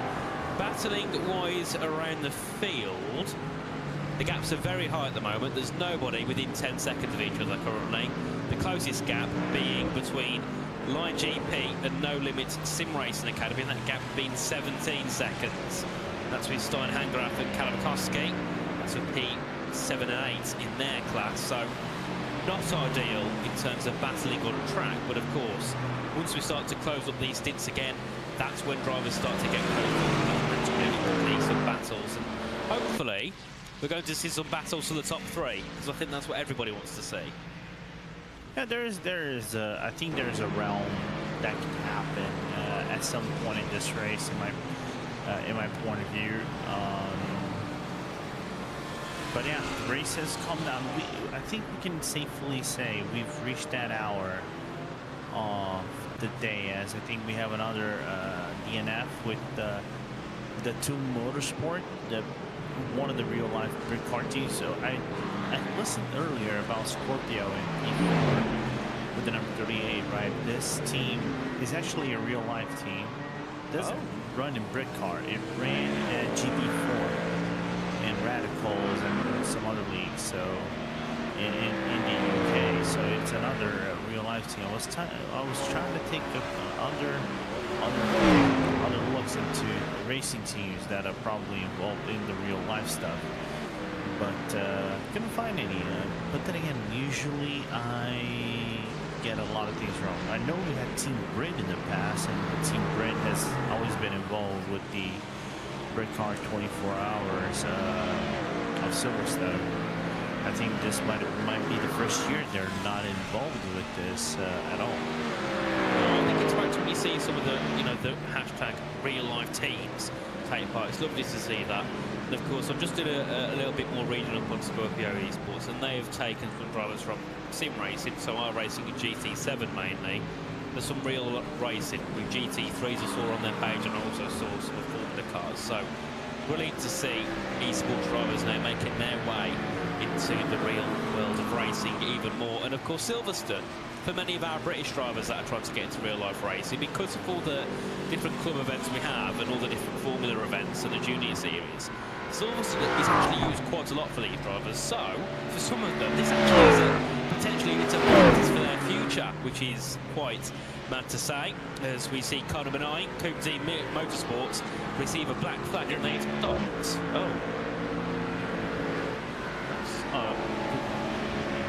Please don't tell me you went for the easy way out. Unless that is actually legal. If that is legal for you to park the car and then tow it back into the pit lane because it's actually faster, and maybe you might get a lap or something like that, but that was a little bit off. Indeed. I don't think it's quicker to serve a drive-through doing that. As here we see Jacob Jenner in the car, so I think they have had a driver's well, I'm sure I didn't see Jacob Jenner pop up a minute ago. But they're now with the pit lane, serving their pit stop, and of course they'll head back out onto track. They're currently 17th at the moment, and they still have their black flag, so I don't know if it's even served. We'll have to see. Say exit the pit lane. And of course, just having a quick overview of the top 5 of each class. It's WSR Esports who lead the way with a minute-and-a-half gap to Team Benjy Sim Racing. Third, it's Project 91 with Matt Caruana. Fourth, it's Simcast Racing Team UK with Adam Watson. And then the top 5 is running off by the 421 of Vulcan, fascinated by Lask Tech Racing. And then in the GT4 category, it's WSR again who win. This time they have a lap over Arete eSports Britcar 24 with Satellite Racing GT4 rounding off the top 3. And then we have, as discussed, Scorpio eSports in 4th, and then the Fury Simsport Green Team rounding off the top 5 in car 312. As a fellow friend of mine, Tom Roberts, races a lot in the F1 team, actually part of I think he was actually at some point part of the Veloce team. I can't remember if he's there still or not, in car 52, and that would be student loan racing, and that would make sense, but as he recently started university. when you get into the real life, man, it's that thing. It's complicated. I mean, units are expensive. I'll put it that way. I started this year. I've taken a rule on topic of eSports journalism. It's a lot of money. It's £9,000 a year. You're doing that at the Uni of Birmingham? Well, I wish it was, because that's a red brick uni, but no, I'm doing it at Birmingham City Uni. I'm doing it the normal one. I'm not quite clever enough to be in the red brick uni. So you think of me, but no, I'm not that highly standard in. To be fair, if you told me that was like the top tier, I probably wouldn't even notice, because like my knowledge about British universities is very low. I think Uni Birmingham is like 5th in the UK, which is like 20th in the world. Really? I didn't know that. Then my uni is like 180th in the UK or something. It's nowhere near that level. Oh, and there's delivery. I love that. It's very... You can tell they've made it on the fly very quickly, can't you? But I love it. No, I'm not mad at that at all. It's like, if you gotta keep it original, do something original. Exactly. Yeah. I mean, if I ever made a team and did one of these events, I'd love to try making my own livery. But what I'd do actually, I'd get all the people I'm driving with and I'd say, right, you design this part of the livery, I design that part, and we see what we come up with. I mean, that would be, it'd be a monstrosity, but it'd be brilliant. It would be great. As tracking Miss Daisy, Joe goes for a Britcar. They actually come with a Britcar. That's great. So like, so it's like, oh, you guys might get the opportunity of doing the virtual one, but the problem is there's not enough drivers. As Armed Forces goes for they arm the wall. Indeed, and it's not been the best race at all for both of the Armed Forces teams, but of course, you know, for most of these teams here that know they're not the most competitive, it's just about having a bit of fun. It's a 24-hour race. Like I alluded to earlier when I did the 24 hours of Daytona last year. We did finish 77 laps behind the leader. But hey, you finished. I mean, I wasn't even that annoyed. At first I was like, oh, you know, because we qualified P1. We had someone that was absolutely cooking for our team. He was like 3K races, so we're gonna fly. He got us on pole, we had a big lead, and then it all fell apart. And we went 5 laps down by like the first hour. So at that point I'm like, right guys, don't moan, don't cry, we're gonna call the race off here, just drive and get to the end. We've still got like 22 hours to go. We got to the end after about 500 incident points, after being accused of ramming into someone on purpose just because my teammate accidentally hit him twice, and then also me hitting a barrier because my pedal stopped working. We got to the end, and that's what matters. So for anybody out there, you're not going to have as much chaotic race as me. Basically, you met Barry R. I'm going to need more context. I not have a clue what you just said. You never listened to the meme that Super GT does about Barry R. The barrier, Barry R. I've never heard that meme, as you can tell in my voice. Oh, fair. I've kind of noticed that in the Lions GP, I think Academy car, just they also have a GT3. No, they don't. It's just the GT4. There will be. There is a partnership rolling with the Brazilian Audi of Bravo's No Schotten, so one of their drivers is going to hop in the car. Basically, Lion and Bravo, they race in other leagues in that ESCC, which is kind of like a league that mimics what the LMS does. So good to see, you know, these partnerships with other teams and drivers being given the opportunity to drive for them and enhance the in other cars that are, of course, not GT3 or something like that, that are kind of offer something different in terms of, you know, driving. I would say driving standard, but you know the drivability of the car. Yes, I mean, something I struggle with. If I don't have a car that is planted to the ground and can drive perfectly, I'm done for. I mean, GT3 wise, iRacing, I don't race GT3s that much, but if I'm thinking of a game where I do, like ACC for example, for me, if I'm in McLaren, it's the most planted car in the game, it works perfectly fine. You give me a Mercedes, I'm done for. I need a car that is plugged into the ground, which, I mean, I could probably do that with most cars in our racing as long as I had the right... When my team pitched the idea, I thought it was impossible. A pan that sears like stainless, lasts like cast iron, and doesn't use toxic coatings, but it's real. The non-stick is constructed, not coated. It's actually part of the pan. That means it'll never wear off or leach chemicals into your food. Even Michelin star chefs have called it a game changer. This is the coolest innovation of our lifetime. We pushed titanium to the limit. We heated it to 1,000 degrees, scratched it, hammered it. And with a lifetime warranty, you'll never need to replace it. That's why we created our Titanium Pro Cookware. It's pro-level, toxin-free cooking that you can rely on for every meal, for the rest of your life.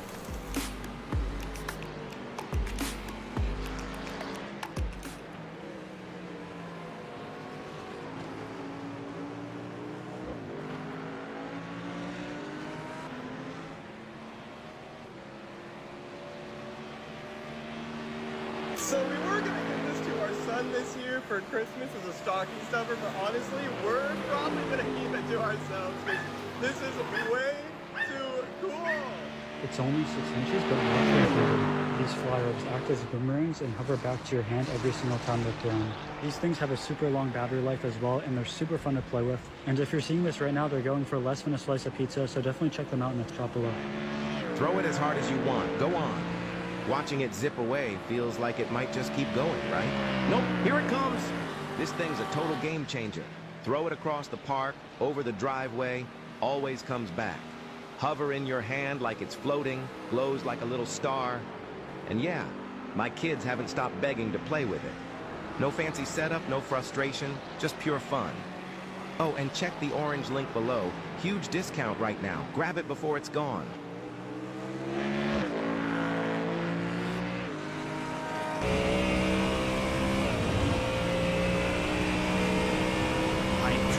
Is that ever going to happen in sim racing? Whether it's going to be iRacing or Project Motor Racing? Oh, no, wait, that is not a racing. That is not a racing sim. It's the anyway.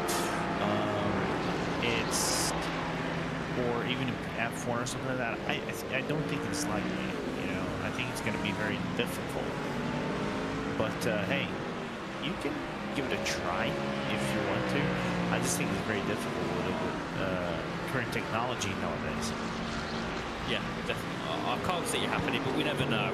We never know. Things can change very quickly. As we did see there, a driver swap and a pit stop for car 48. Team Benjy Sim Racing. Remy Gilbert has jumped into the car, a very prolific driver in the world of sim racing, so we'll see what he can do over the course of their stint. And they are 1.9 seconds back from Project 91, that being Matt Caruana. So two very, very quick drivers will be closing together. And I don't think that this battle means much anyway, because I do assume that Matt Caruana will have to go to the pits later on anyway, just because of that very weird moment they had earlier on. One of their drivers having what we believe is a disconnection. But either way, we'd still love to see a battle here between our P2 and P3 cars, as I presume that's a black flag given to one of the GT4s a little bit further down the field, and that being Jordan Heppel of Split Tray eSports. Yeah, couldn't see because I don't have the sheet with me here in hand. I was trying to find the race control decision to see if there was something spicy going on.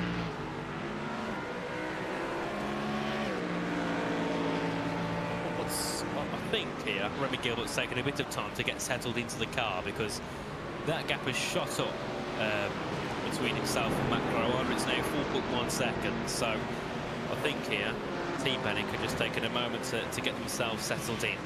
This here is car 91 of Matt Caruana.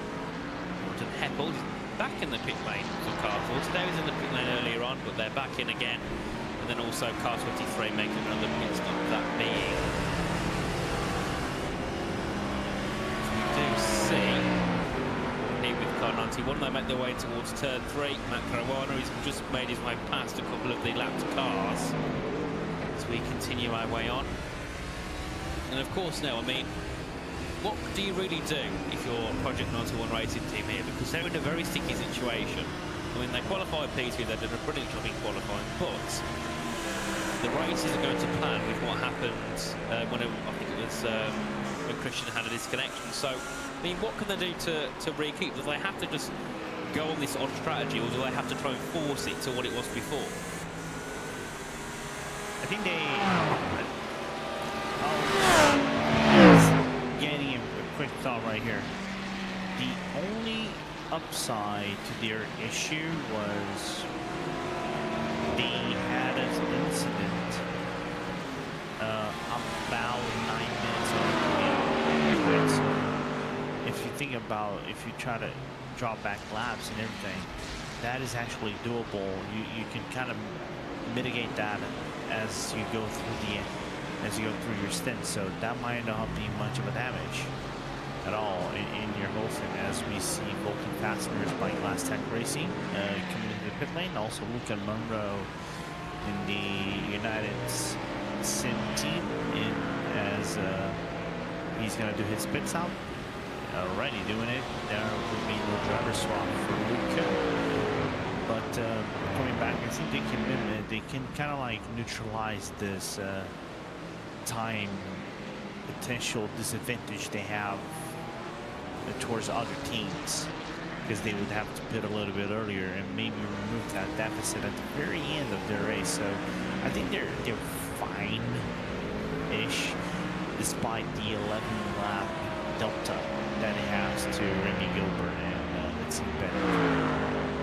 Yeah, certainly. I think Luca Monroe, we was on board with him actually, wasn't we, when we first came on air about an hour and a half ago, and he was having that battle for P9 and P10.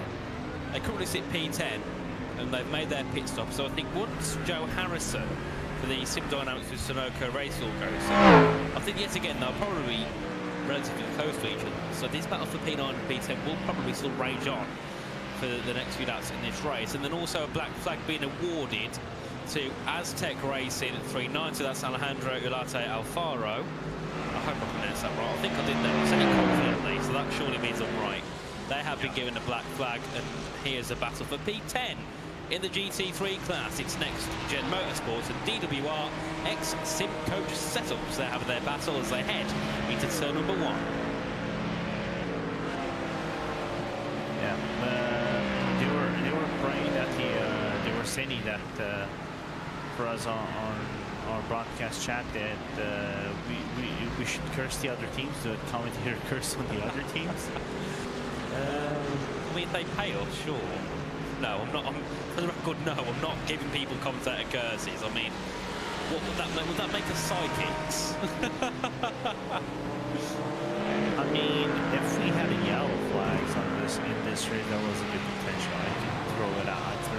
I could time and call it out something due to my track record. I self-proclaim the emperor of yellow flags at race car.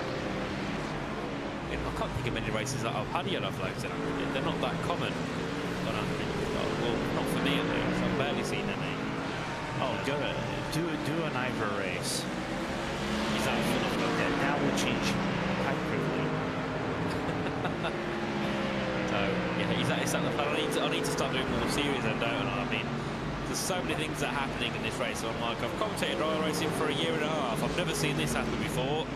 So I seem I need to diversify my commentary on our race into some of the random series that I never look into that much. As we head our way back down towards turn 16 at Stowe, and of course P16 is holding off P10 and P11. Of course, one of the cars is involved in the battle, the other one is not, as we head our way down towards turn 19 at Valen Club. And here's Matt High in the Fry Guys Motorsport team. Oh dear me, and that is not ideal. And that is two GT3s, well, a GT3 and a GT4 off the road. And that's an engine gone for DKS Motorsport. That's a costly repair. I'd say I agree. I'm inclined to agree there. That is definitely a costly repair. And a bit of a silly mistake. I think it was blamed on the Fry Guys Motorsport car there, because they kind of just turned out the corner and just went straight. They didn't carry on turning with the corner. So it was always going to happen, wasn't it? I know DKS has a penalty, but I don't know if that was for incident points or if they actually were the ones to blame right there. So this is the one that is a little bit awkward for me. But yeah, near contact between the next gen and DWR. I really thought for a second that the DWR car actually gave the Porsche a bump coming into Brooklyn, but that was just optics. It wasn't anything else but that. So here we go. P10 and P11 closing in ever more closer. Let's keep an eye on this as here's the Pineapple Racing Club car. They've had a spin again. Not been their best, so they've had a couple of spins throughout the duration of this race. Of course, we still have that battle there between 469 and 80. Being next gen motorsports and DWR X Sim Code setups, of course. It's David Chilling in the DWR. To see what he could do. Of course, he would have only just came out of the pit lane. He would have just jumped into the car, so it's his first stint, or at least his next stint beginning. So, of course, give him a few minutes to settle in, and then he can go all out for it and try and take that P10 away from Ryan Merriam as they head down towards the Val Chicane, then in towards Club Corner. We have 9 hours and 40 minutes to go in this race. It's been a very interesting last couple of hours. We've had high points of battling, then we have a bit of a lull, then we have high points of battling, so it's just always chopping and changing here with the action around Silverstone. And I've got to say, even though I've seen this track a million times when I've commentated over hours of Silverstone, I can never seem to get to the grips of night racing in terms of I always end up not knowing where we are on track, and I don't know why that is. I never understand it, but I can never figure out where we are. I mean, maybe I need to become nocturnal for some time.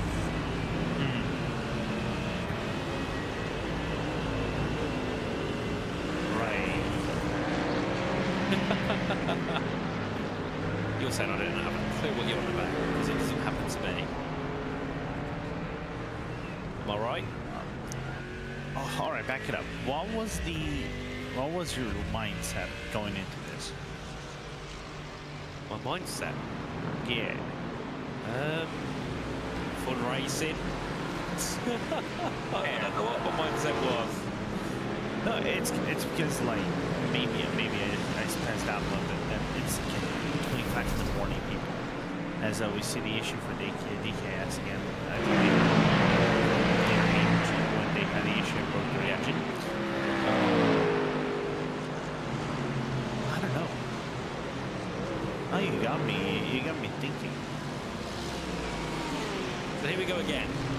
P10, of course, is Speed Next Gen Motorsports. They've got their main battling car behind, but of course they've got to get through this traffic here. They make their way past car 19, that's Project Not Last. And then they'll be looking to make another move as well shortly ahead of Purple Sector Racing. That's car 53 with Justin Hembury. And of course, the more traffic that the car behind has, that of course being the DWR X Simcoe Setups car. Next gen even more in terms of just moving forward in this race. As car 340, Louis Johnson has jumped in, so they've made their pit stops in this race. And of course, after a black flag and losing out to that P5 spot around go, it's now down to Louis, who we had in the interview earlier, to try and recoup the race for Thomas Schenk Sim Racing. Which, if you're sitting here thinking, what is Thomas Schenk Sim Racing? Well, Thomas Schenk used to actually be a Formula 1 driver. Oh my God. Took part in 2001 for a couple of races. We're not going to talk about what happened next, but he got into a bit of trouble, and now he's quite a brilliant, the word is, a running driver over in the Czech Republic. Yeah. As Thomas Critchell, his teammate in the car, was saying that he was the driver who put the car in V3 at a certain moment in the race, so he expects him to make up for those 5 laps they are down, as he together has a little bit of an issue. Just to let you know,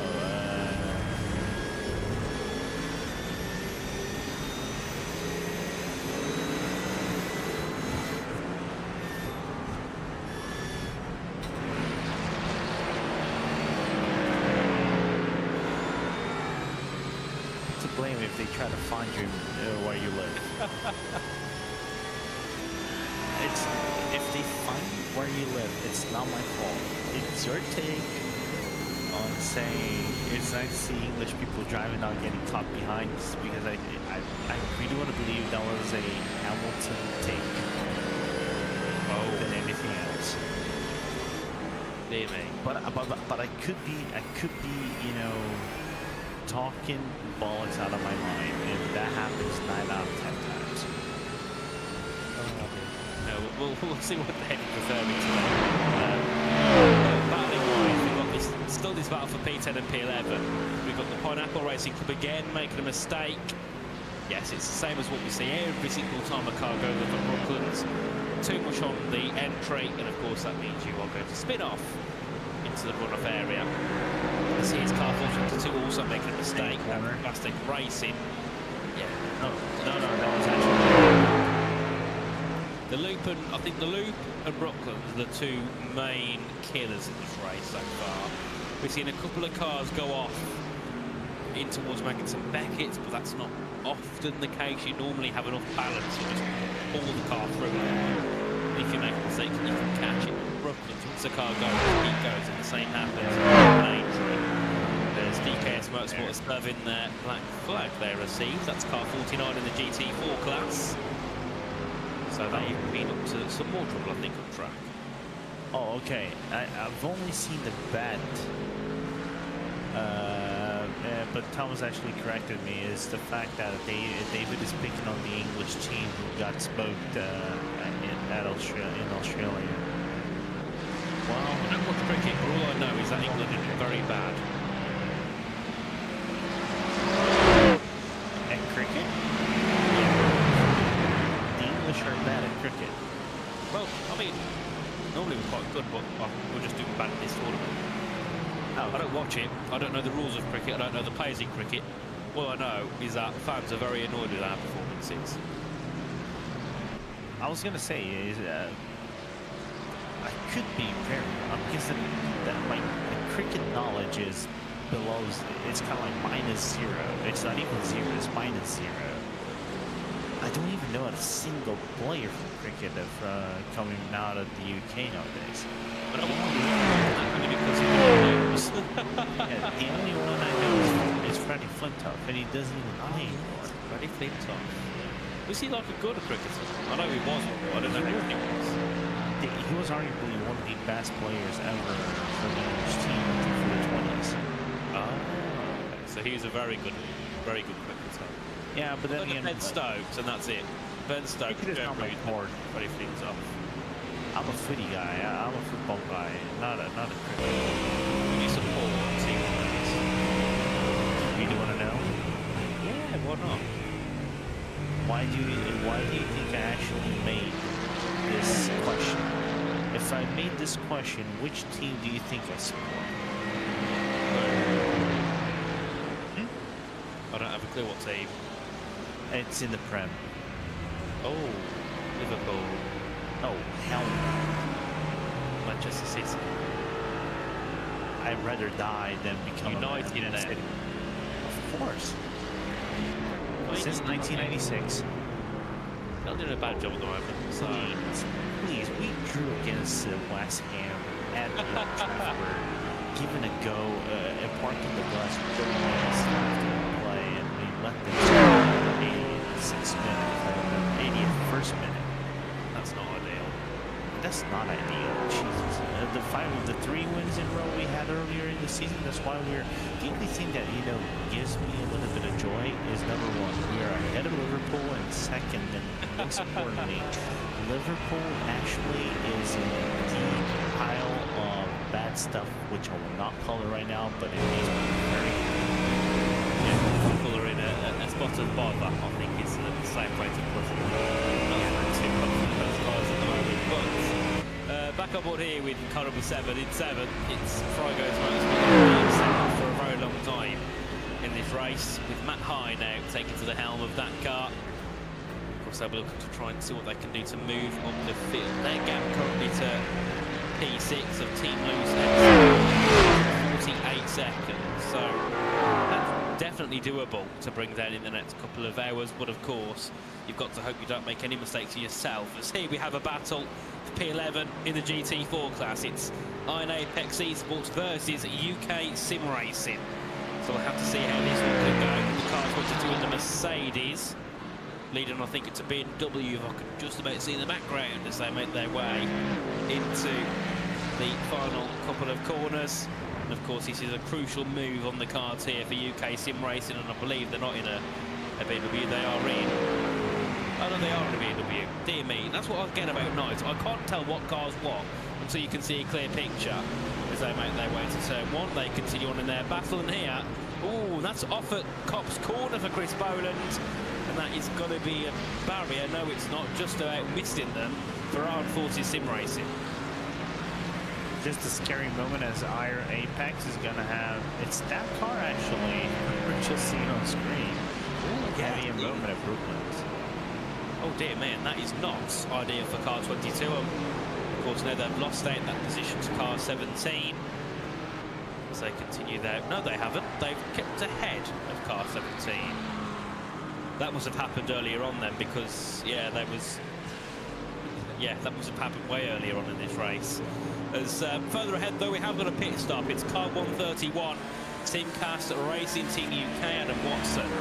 There it's a little late from 4th place, so they might temporarily lose out to P5, but they'll get it back once P5 has made their pit stop. And here's a decent run from UK Sim Racing into Cop's corner. A brilliant rear view of the Iron Apex eSports car. As they make their way out of Cop's, a little bit of time has been gained. 22. Of course, the main overtaking point here now for car 17 Centre Stone. They've got to keep with the Mercedes all the way through Magnets and Beckett's, and then go for it down that straight towards Stowe corner. But I'll give you a little bit of a tip regarding the BMW and the Mustang. If you see it's a big boy, it's a Mustang. If you see a potential tread as a big boy with a very bad nose, you know it's a BMW. And yes, I still pick on people, and I still pick on BMW with that hideous nose. Whoever designed that, the horrible one, isn't it? If you aren't fired already from BMW, you should be in the list. Yes, it's. I mean, they're nice cars. I prefer them than the new ones, though. I'll put it that way. I don't like the new BMWs at all. I prefer the older gen.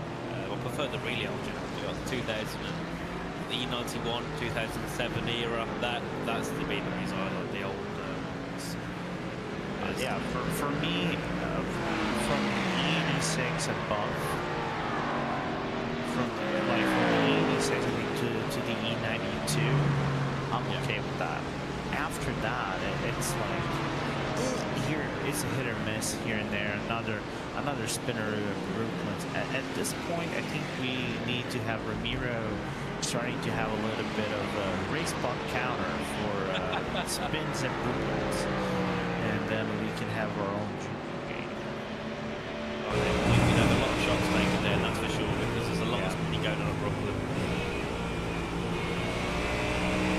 So we continue our way on. Car 22 for GT4 class as we go to the Student Racing Team. Black flag for car 52. That's for Michel Mare, and that is not good for those at all. DKS Motorsport as well with another black flag. Question about that. What is the black flag for? Incident points? Contact with another car? Or missed the monthly payment?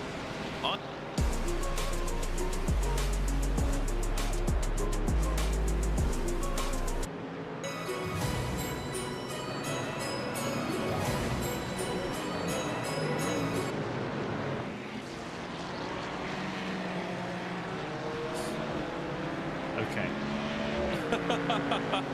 I think that sums it up probably what they're on at the moment. Look at the front. So things have changed, and now WSR have a one-lap lead. Of course, I'll have to pit, and that'll come back down. But at any point in a race, to have a one-lap lead, that is something, isn't it? That is insane. Both WSR cars in the lead by a lap. Yeah, it's a show of force, basically. Oh, dear That's me, a couple Thomas of Engen cars. car. That's a Thomas Engen car. What happened? I don't know, but it looks scary. Ramiro. Bring us a replay from that 340 car. Yes, we'll get a replay, hopefully, from Ramiro of what happened to 340. But considering they're trying to work their way back up the field, don't fancy going off there is really a good idea, is it? No.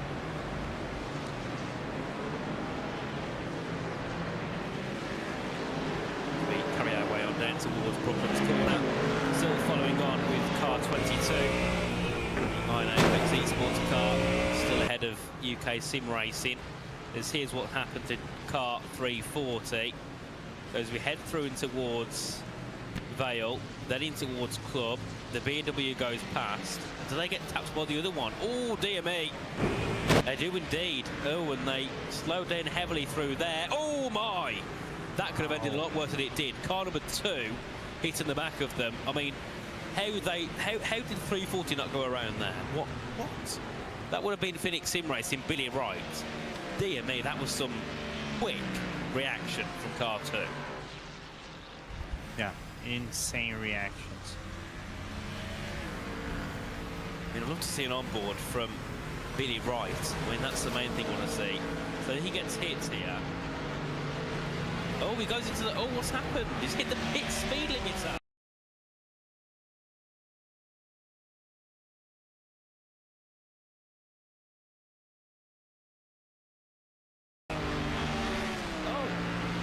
Oh dear.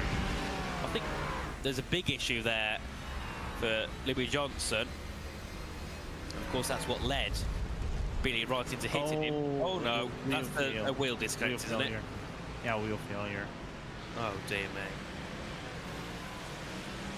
Well, I've just sent him a message. What happened? I think that's what I want to know. It's constant. Well, I think it looks like it is some sort of wheel failure or issue, but specifically, I'd love to know what. But that is not good at all for Louis Johnson and car 340. I mean, that could be their race ender, couldn't it? If things don't go their way now. They're 7th in class, and they're going to drop down below the No Limit Sim Racing Academy team. They're now down to 8th. Very, very poor last couple of hours for the team. As here we have the battle for 20th again between car 19 and car 11.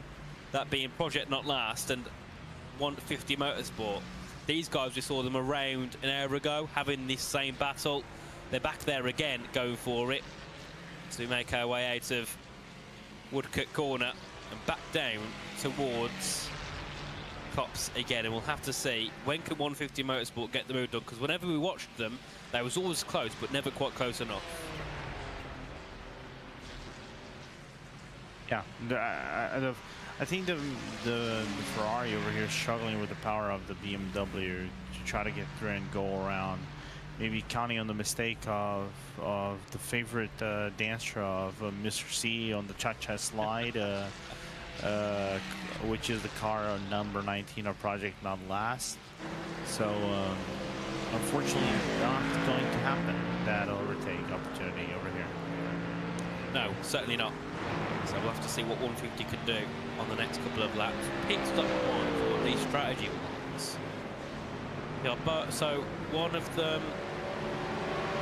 So Project Not Last are 2 laps into last in, whereas 150 Motorsport are 23 laps in. So chances are that we'll see 150 Motorsport in the pits in around 7 laps time, whereas Alfie Bevan in Project Not Last will still be out for another 25 laps. So the battle, I think, is relevant for now, but in 7 laps time it'll become irrelevant again. Like it has done for the past an hour and a half.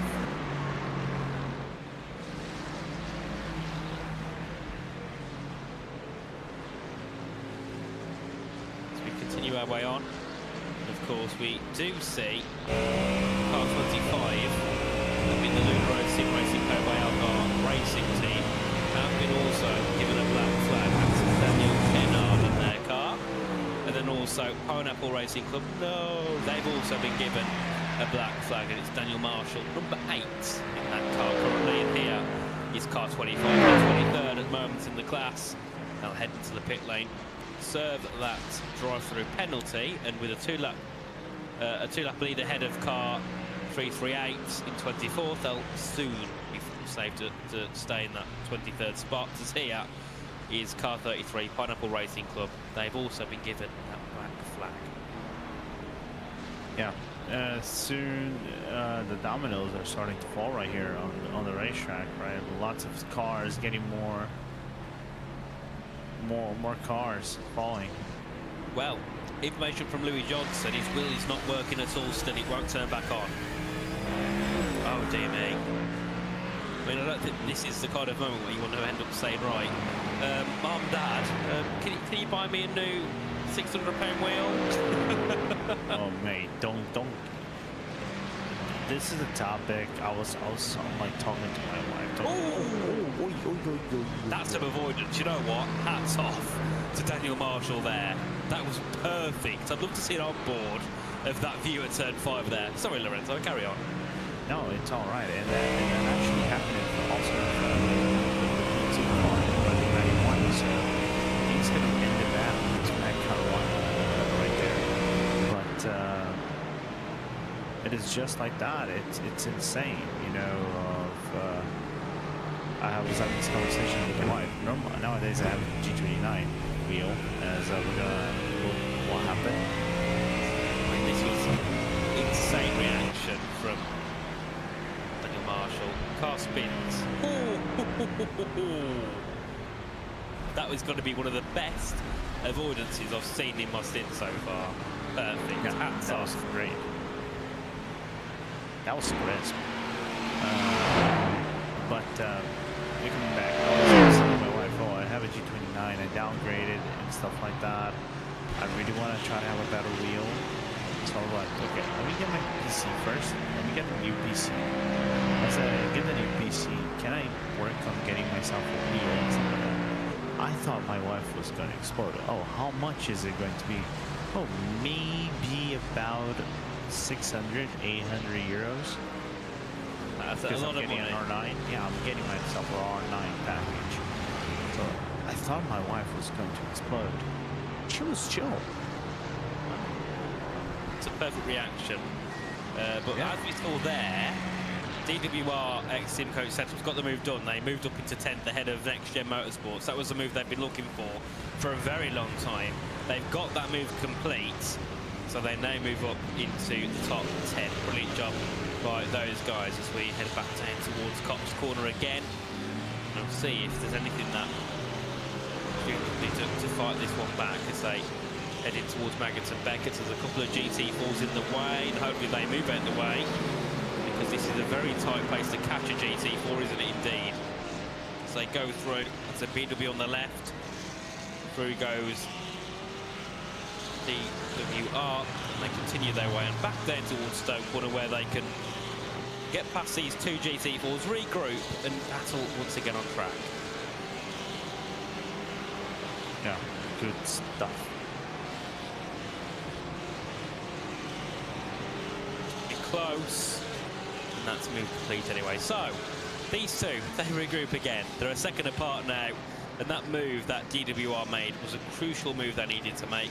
They were looking for it earlier on, they couldn't make it, and they finally have. But back to the lead. Alexander Davidson now is heading into the pit lane. He will be making his next stop in this race.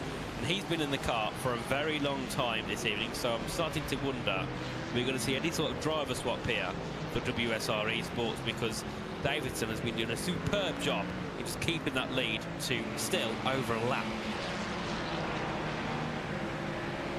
I think he's going to remain in the car maybe for an hour, another stint, and then maybe hand it off to... As soon as I said that, he decides to give the car to Adam State. I was going to say he was going to maybe hand this out to Critch, as to Ethan Critchley, but not quite. He hands out to Adam State, so State now is in the car. Indeed. So we'll see what Adam State can do. He can try and still keep that heavy lead that WSR have over Project 91 Racing Team. Like I said before, I'm sure once Matt Caruana comes back in, Remy Gilbert's going to be very comfortable in that P2 spot, just because there's a good 9 difference laps in stints at the moment for those two. Of course, Project 91 will pit in around 3 laps time, as Team Bennick still have another 13 laps before they have to come into the pit lane. So this should be in Remy Gilbert's favour, but of course, still anything can happen. Maybe go for that very unorthodox strategy due to an issue for Carlos. You never know. Sometimes the silly things actually work. Yeah. Agree on that. As there's Adam State getting past one of the lap cars, who I think goes back ahead of him. That Yeah, being Simcast. Yeah, so I think he's just trying to settle into the car, isn't he? There's no point fighting. Might as well settle in and, you know, get a couple of laps under your belt, and then you can start putting down your pace. There's Noah Osbaldeston for car 38, that being 4th in the GT4 class. Scorpio eSports into the pits they go, and they're making another one of their pit stops.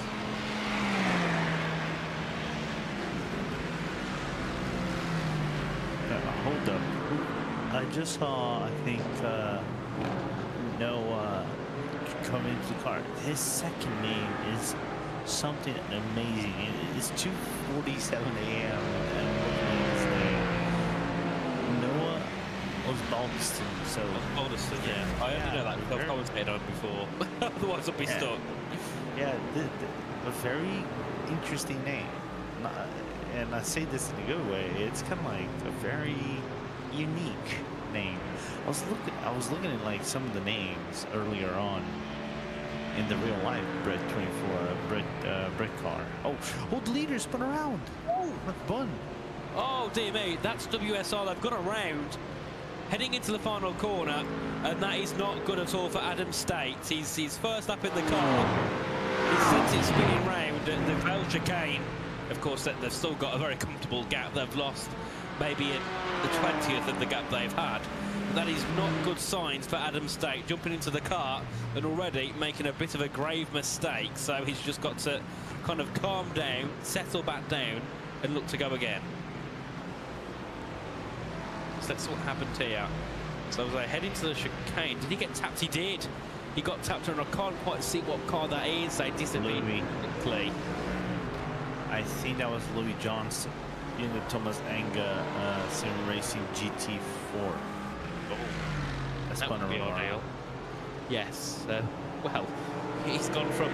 No, we can't because his wheel's not turning back on. They're still in the pit lane, I think. No, they've changed drive. They've got Matej Prochaska back in the car now, car 340. They've also got another black flag. So, yes, their race has gone from bad to worse. As looking in the GT4 category, Line GP are doing a brilliant job of moving their way up the field. They're now up into P6 with Henrique Gomez in that Line GP car. Of course, they were staying in P10 earlier on, so they've had a very good resurgence due to other cars around them making those big, grave mistakes. As also we see Pineapple Racing Club as well into the pits, along with Tomaszyn Sim Racing, car number 50, that being to the wheel of Kevin Muller at the moment. And here is car 340, and it was, oh dear me, Tomaszyn Sim Racing is not going to be too happy, sorry, WSR is not going to be too happy with Tomaszyn Sim Racing, it seems. Yeah, unfortunate that got cost, but it happens. I suppose it does, and I think it's one of those where in that Line GP car, of course, they were staying in P10 earlier on, so they've had a very good resurgence due to other cars around them making those big, grave mistakes. As also we see Pineapple Racing Club as well into the pits, along with Tomaszyn Sim Racing, car number 50, that being to the wheel of Kevin Muller at the moment. And here is car 340, and it was, oh dear me, Tomaszyn Sim Racing is not going to be too happy, sorry, WSR is not going to be too happy with Tomaszyn Sim Racing, it seems. Yeah, unfortunate that got cost, but it happens. A bit more space and lose time, or does the GT4 break early and then lose time? That's the thing they both don't want to do. They don't want to cost them race time. So, of course, sometimes those things happen, and that is not good for the leaders of this race. But like I said, they lost, what, 10 seconds there, if that, so it's not going to harm their race whatsoever in terms of leading the way in that car 1, 2, 3. And then of course it's still Caruana and Gilbert running off second and third. I'm very sure that Caruana will be in the pit shortly to begin the next stint for the Project 91 racing team. Beyond the joke, I totally repudiate this type of play. Miraculous. Now, luckily for State is that the gap has stabilized between him and Caruana, and that is actually going to extend to a full lap whenever Caruana goes into the pit lane. I think at the end of this lap. So it is like just minor losses in a very dominated race from the WSR eSports team. Certainly, as we do see, driving Mastasi in the pit lane. That's car number 10 with Patrick Nadazinski. So they've got into the pits, making their next pit stop in this race, and they now dropped into 25th in their class out of a total of 30 drivers. It's not been their best day. And they've also had a couple of driver swaps as well. I think they've had 3 different drivers since we've been here. So they're also chopping and changing quite a lot. It's here. It's car 43, purple sets a racing in towards turn 1. Dear me, that is not ideal. And of course, their span ended up in the middle of the road. Luckily, avoid cars going through. And that could have been a big moment in the race there for those guys, as he is on Apex eSports, car 22 through Luffield. They've also spun around and I think don't catch anyone again. Luckily, rejoin without anybody being in the way. And I mean, yet again, that could have been a very scary moment for car 22, who we did see earlier on having a great battle for position, as here is Jose Manuel Montegado. I hope I've said that correctly. Monteagudo. There we go. That's a mouthful for me. Especially at this time of the morning. It's all right. Like I said, it's nearly 3 a.m. in the morning, and I'm now gonna run this Matchbox 20 song. Or whenever I come back, it's gonna say it's 5 o'clock in the morning. I'm not in Lily Allen as well. And I know Ron is gonna be like, "Hey Lorenzo, what's your top 10 songs?" Because I know he's about to take over from us in about 10 minutes. So it's just like that, you know. It's interesting. Some of these names, they're quite tricky for you to talk to. Yeah, I mean, oh dear me, that is car 92 off the road. Not ideal at all for the Lamborghini. And of course they were having a great battle for position. Not anymore. They go off at Brooklands and they'll rejoin as they head through Luffield. And here's what happened to the Project 91 racing team green. I think they coded.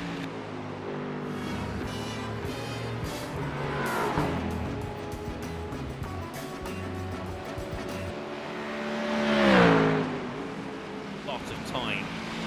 And not ideal at all there for Jose, as we did see as well. Project 91 racing team, they've gone into the pit lane and they now dropped into third behind Team Benick Sim Racing. So of course, as we said, because of the incident or whatever happened to their car earlier on, they've had to go out of sync compared to Team Benick, and that is certainly going to lose them some time in this race as we head our way in the pit team with Caruana. Still watching on, and we'll see what happens here for him. We'll see if they've got a driver swap. I don't think they do. And of course, we'll see what we'll say. As looking further down in the GT4 category. So it's WSR eSports that still lead this one, ahead of Arete eSports Britcar 24. And then still Satellite Racing GT4, bringing that gap down. It was over a minute earlier on. Last pit stop time, it come round to around 50 seconds. It's now down to 48. So still, it seems like Satellite Racing GT4 have a lot of pace to give here. They certainly do look a slight bit quicker compared to Aidan Matayish. I hope I said that name correctly as well. As we also see car 469 heading to the pit lane, that's Ryan Merriam. That's going to be dropping them down to 9th place. They could drop them to 10th due to their position and where they are in the pit at the moment, so we'll see what happens there. But of course, they should jump back up to where they were before once others also make their initial pit stops. And here, back on track is going to be Matt Caruana. That Project 91 racing team car is here, is what happens at car 25.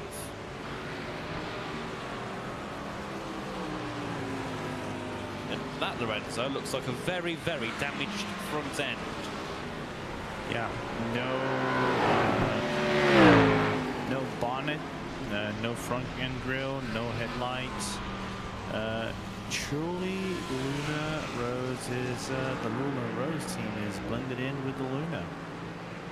Yes, they disappear the ream here again. Car 25. As we go back here to have P3 sit at currently, Project 91. Of course, the Matt Caruana at the helm of that car for now. Because I think we actually had a battle for position further below with P10. Yes, it was Tomasz Sim Racing coming out just ahead of Next Gen Motorsports. As all that's contact there for Fry Guys Motorsports again down at Brooklands. That's happened a couple of times for those guys. And we also see here black flag to Quartermass Motorsport down the pit lane, car 37. They're 23rd at the moment, so it's not gone too good for those either. And yeah, they should. Well, they're still rejoining 23rd because they're a lap ahead of Team Heat together. Here, of course, is our leader of the GT4 category, Aidan Young, in the WSR eSports car, 1 lap ahead of car 180. It is a very, very dominant race so far by WSR. Yeah, and now they got a very prominent young driver in the GT4 car. We've seen Aidan drive GT3s in our leagues, but I think GT4 is why I think he feels home the most. Being a former Fiercely Forward driver, drove for other teams as well. Now in WSR, I think he has a really good environment to work with and grow even more as a GT driver. Maybe pick up more pace and all, but good to see young American driving over here and putting some good laps in that Ford Mustang. Yeah, so we've got quite a few American drivers at the moment in the race, but of course it's more, a bit more ideal for most teams to have their American drivers in there. It'll be more evening time for that, whereas some of our European drivers and drivers from the UK, it's pretty much 3, 4 a.m. in the morning, so they'll be wanting to try and get some rest, ready for their morning stints. As we do see a black flag there for Quartermass Motorsport. I thought they served that. I guess they haven't, so they'll have to go back in the pits again and get that penalty served. Of course, that's Ian Chambers in that car at the moment. You see we still follow on with Aidan Young in car 223. So they make their way through towards this first sector. And also we see Jordan Heppel in the pits as well. That's for car 40. They're 14th in class, of course, in the GT4 category, and that being Split Strat eSports. I think they was one of the cars earlier on involved with some of the big contacts, and they're now 14th in class. They was up in the top 10. Not been too ideal for them either, has it, Lorenzo? Yeah, no, it has not. It's just been complicated as Aidan has a little bit of an off moment in Brooklands, but didn't lose control. He's just about the same bad. And Emerson back on track, while Fury Simsport, which is staying right in front of them, will get his lap back despite being 3 laps down. Indeed, and I think that's a good thing when you have such a lead. You can sometimes afford to make mistakes, which is not something you want to do. You never want to be in a position where you make a mistake. You can always afford to make when you've got such a lead. 80 in front, of course, they've got a 1 lap lead over car 180 in second, so it is a very comfortable ride at the moment for WSR eSports as they're all clustering through Mackett's and Beckett's again. I think they all made it through on the skyboxes here. With, oh, that's a name I can't pronounce very well. We'll go for it. Gabriel Papakostantino, I think. ASEC Racing. It's too late in the day for that. I mean, too early in the morning for that. Yeah, I'm trying to stay Constantino. There you go. That was not hard. That was there we go. Not hard. Boom. A good way to nearly to wrap up our hour race then, which is wrapping about 3 minutes and a half. Yes, indeed. 3.5 minutes to go, of course. You'll be back around 5 a.m. Yeah. I think 6 a.m. your time. Obviously, I'll be back at around 8. 5 So a.m. 5 a.m. your time, okay. And then I'll get a bit of a rest. Luckily, like 5 hours, I can go and have a nap, come back early in the morning, and then, of course, we'll see what goes on. There. But, of course, we have got returning Ewan O'Leary and Ron Moores. Of course, these two were here earlier on. They've had a couple of hours break, and they are back. So, Lorenzo, before we go off, anything you want to quickly end off by saying for our stint? It's been great. It's been fun, you know, talking about a lot of stuff, paying attention to the race, I think a few things that developed. For example, I think I forgot to see the Project 91. I forgot to mention that there's still open race. It's going to be hard. Don't get me wrong. I know Matt Caruana is a very fast driver, former Williams Academy driver, so has the credentials to try to back it up. But you know, Team Bennick doing a really good job, and it's going to take something else maybe at the end of things to try to get there into P2. Alice going to the pit lane and waiting to see if how big of a gap will be this GT4 top 3 as it stands right now between at the moment Aiden Montais and Alex, who's still in the car. Certainly, and of course, in terms of the top 3, there's only been one position change over both of the classes, and of course that being Team Bennick now sitting ahead of Project 91 with WSR 123 in the lead, and then over the GT4 category, no changes there, with it being WSR Arete eSports Britcar 24, and then Satellite Racing GT sitting in third currently. But of course, as all of them mind, that is a big contact install there for the Ferrari of Project 91 Racing Team Green, who we saw have a big off earlier on as well. That's 2 big offs in the space of half an hour. Not good for those guys. But yes, I suppose that's a perfect way to end off with a big boom incident for car 92. But of course, me and Lorenzo will be back later on. I'll be back in around 5 hours time. Lorenzo will be back in a couple of hours as we now hand over to Ewan O'Leary and Ron Moores. Thanks very much. Myself and Ron will be here for the next couple of hours of this 2025 Cosworth Britcar 24 Hours of Silverstone. And yeah, changes at the front of the field since the last time we were here anyway.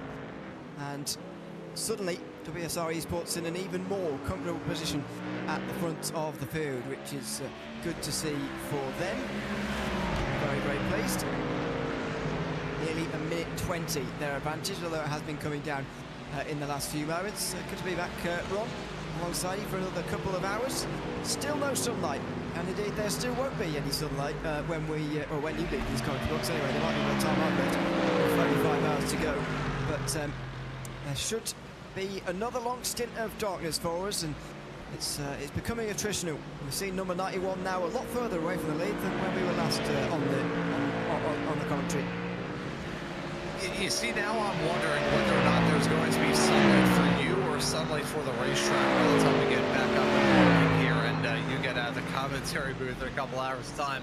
But no, I'm really intrigued by how this race has developed. Of course, WSR eSports really going from strength to strength in both of the categories, even with that off-track moment we saw from Aiden Young not too long ago. That's still a 1 lap advantage in the GT4 category, and it seems like things have not been going too well for the entirety of the Project 91 team. We just saw the number 92 car have that off-track moment a couple of moments ago, right as we were getting back into the broadcast booth here. That Carana, meanwhile, things have kind of fallen apart with that effort. You know, we were talking about them maybe being a big thorn in the side for the WSR eSports leading 1-2-3 car driven by Adam State, but it just hasn't really developed. I'm a little bit surprised about that.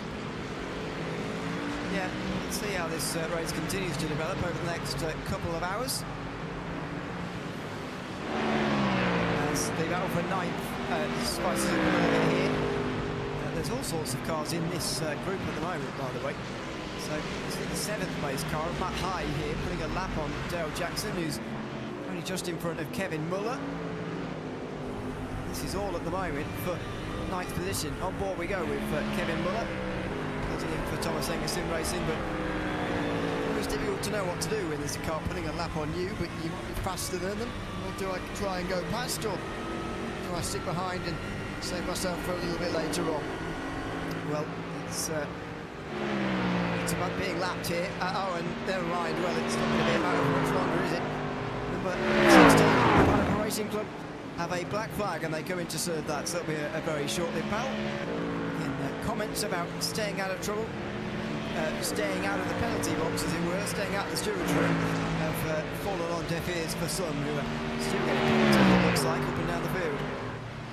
Yeah, unfortunately for that entire Pineapple Racing stable between the 16 and the 33 car, we've seen so much bit of drama in our time here in the broadcast booth. This is coming up to my 5th hour. Well, it'll be...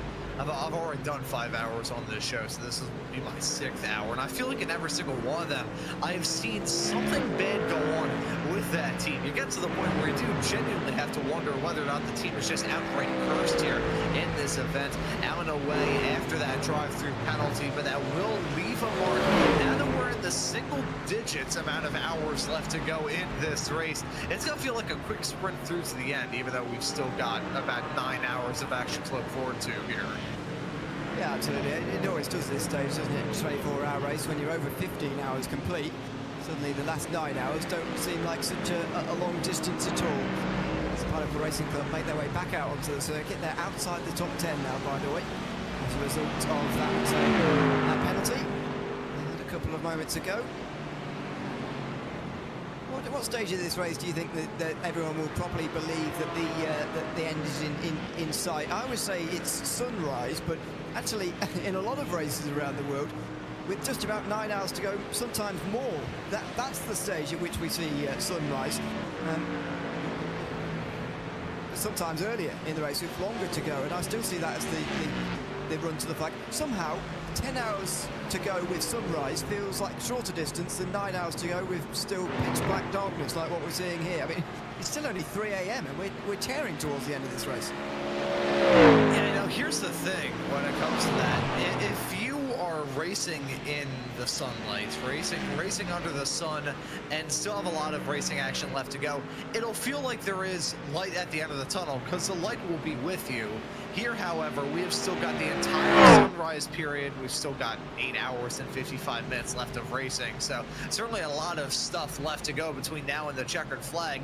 But with the sunrise yet to be dealt with, we're going to see a complete evolution of this racetrack. I was here for my first hour on this show when we went from day to night. In that transitional period of time, the track temperatures completely evolved. Night and day difference, literally. So when we get into the sunrise, you're going to see so many things change. You're going to see the track conditions completely change, virtually on their head.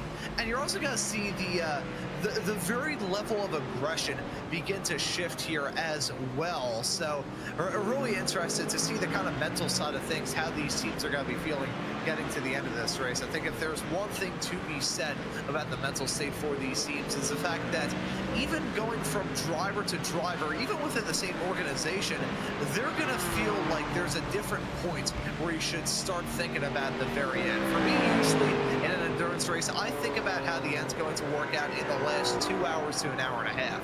However, that's just from my perspective as a viewer and a broadcaster. For these drivers and teams, that may be completely different.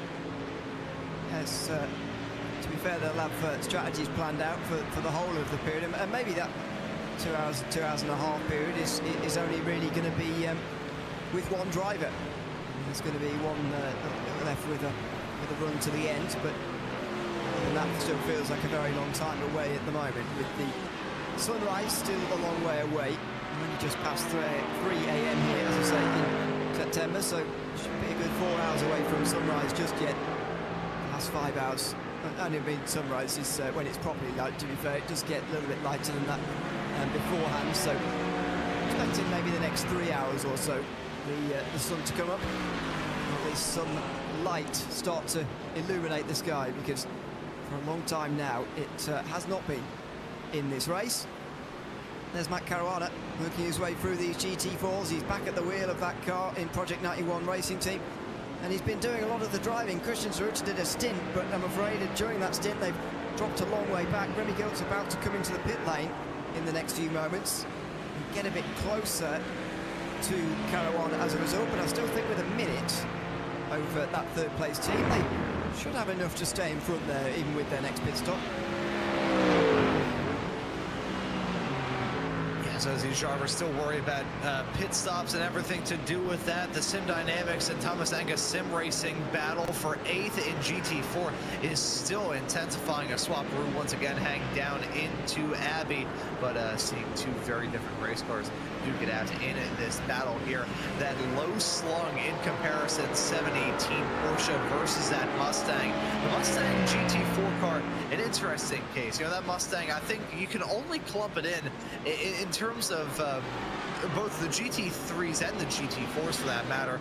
There's only one equal to it in a sense, and that is the BMW. And we talked about that BMW M4 enough during our last stint on the show, the 4 hours, where we were talking about some of the ugliest cars on iRacing. But it feels like those two cars are kind of part of the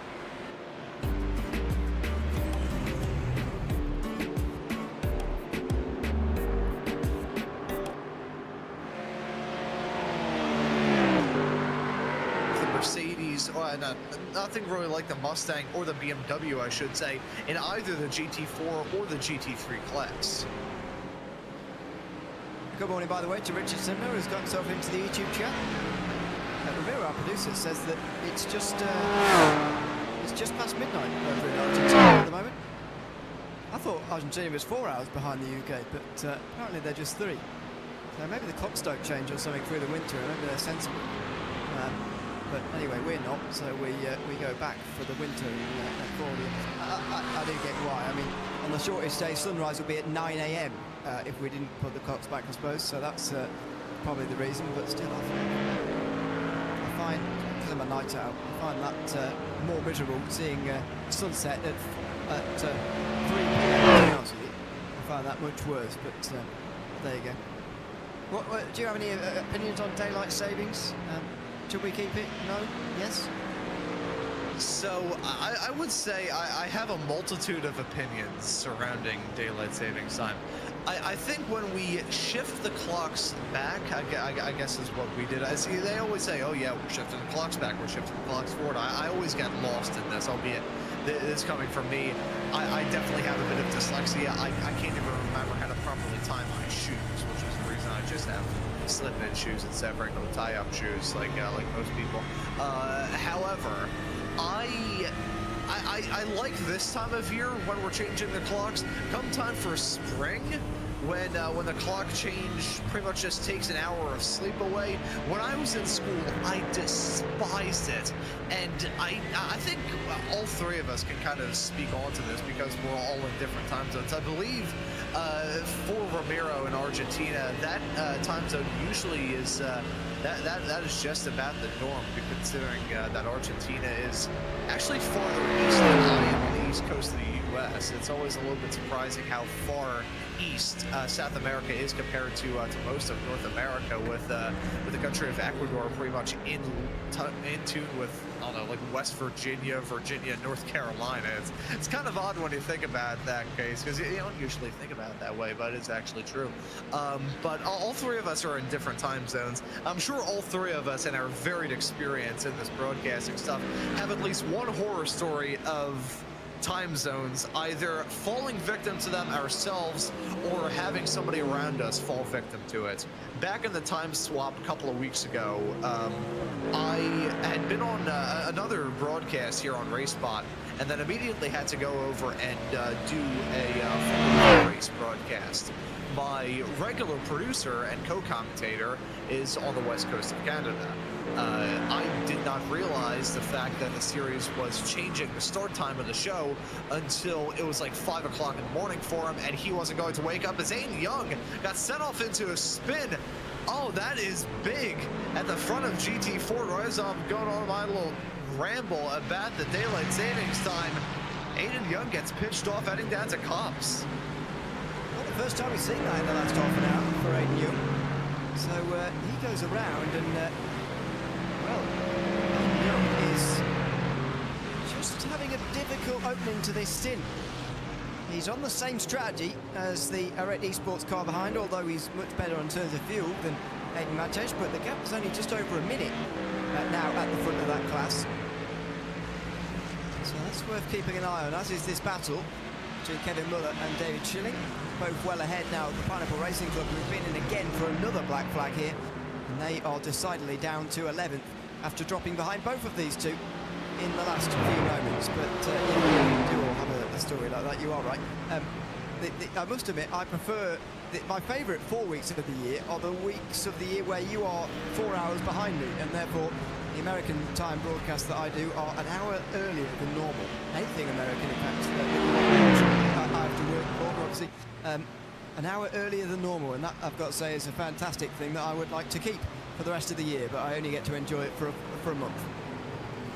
You know, I can fully understand that. Just to wrap up on the story, yeah, so my regular producer and co-commentator didn't realize that the show was meant to start an hour earlier than it did, which, considering it was about like 10, 11 o'clock in the morning for him, I know that he does not have the best sleep schedule in the world. I kind of, the writing was on the wall in my book, so I had to set everything up to produce and commentate that broadcast by myself, which did come to pass. So that was fun. I have done that before, though, so it wasn't exactly the worst experience in the world, but still always a little bit entertaining regardless. Speaking of entertainment, that's a Project 91 racing team effort. The number 91 still behind the wheel of that is Matt Carana, and he just got moved on Remy Gilbert. Saw that number 48 Mustang come down pit lane not too long ago, and Swampberg got to go on for second in GT3. It's still over a lap behind Adam State now, who legitimately holds a lap over the rest of the field, but Matt Caruana is at least past Remy Gilbert for second. So a change has been made there, and the Lamborghini again on the chase. While Project 91 racing team have their teammates down on pit lane, repairing a meatball. They have been for over 15 minutes. Another car is out front in second place. Getting past Team Bennett Sim Racing. And they'll stay in front on the way towards Cops Corner as well. By the way, while Lorenzo and Nathan were here, there was a lot of retirements. Considering the lack of retirements we saw so far in the first part, we saw 6 retirements just in those 2 hours. So we've had TSRC eSports from GT3, as well as Pulcum Motorsports, Data Motorsport, and Chicken Kebab track setups, which were running second even when we started commentating just before halfway. They're out of the race now completely. And in GT4, Pineapple Racing Club and DKS Motorsport have been added to the list. So that's 10 teams out of the race now, which is a shame to see, really, because we're doing very well for attrition so far, but it's that time of night where people are going to have an incident, and they're more likely to give up because the prospect of a bit of sleep is enticing at this time in the morning.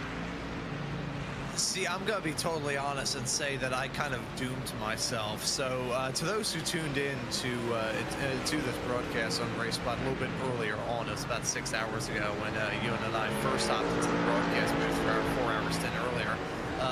Started the discussion off with, my stint started, there's a little bit of overlap as you were looking to get here into the booth, you, and they held you up in security, I think it was. They thought you were another guy who was caught stealing office supplies a couple of weeks ago.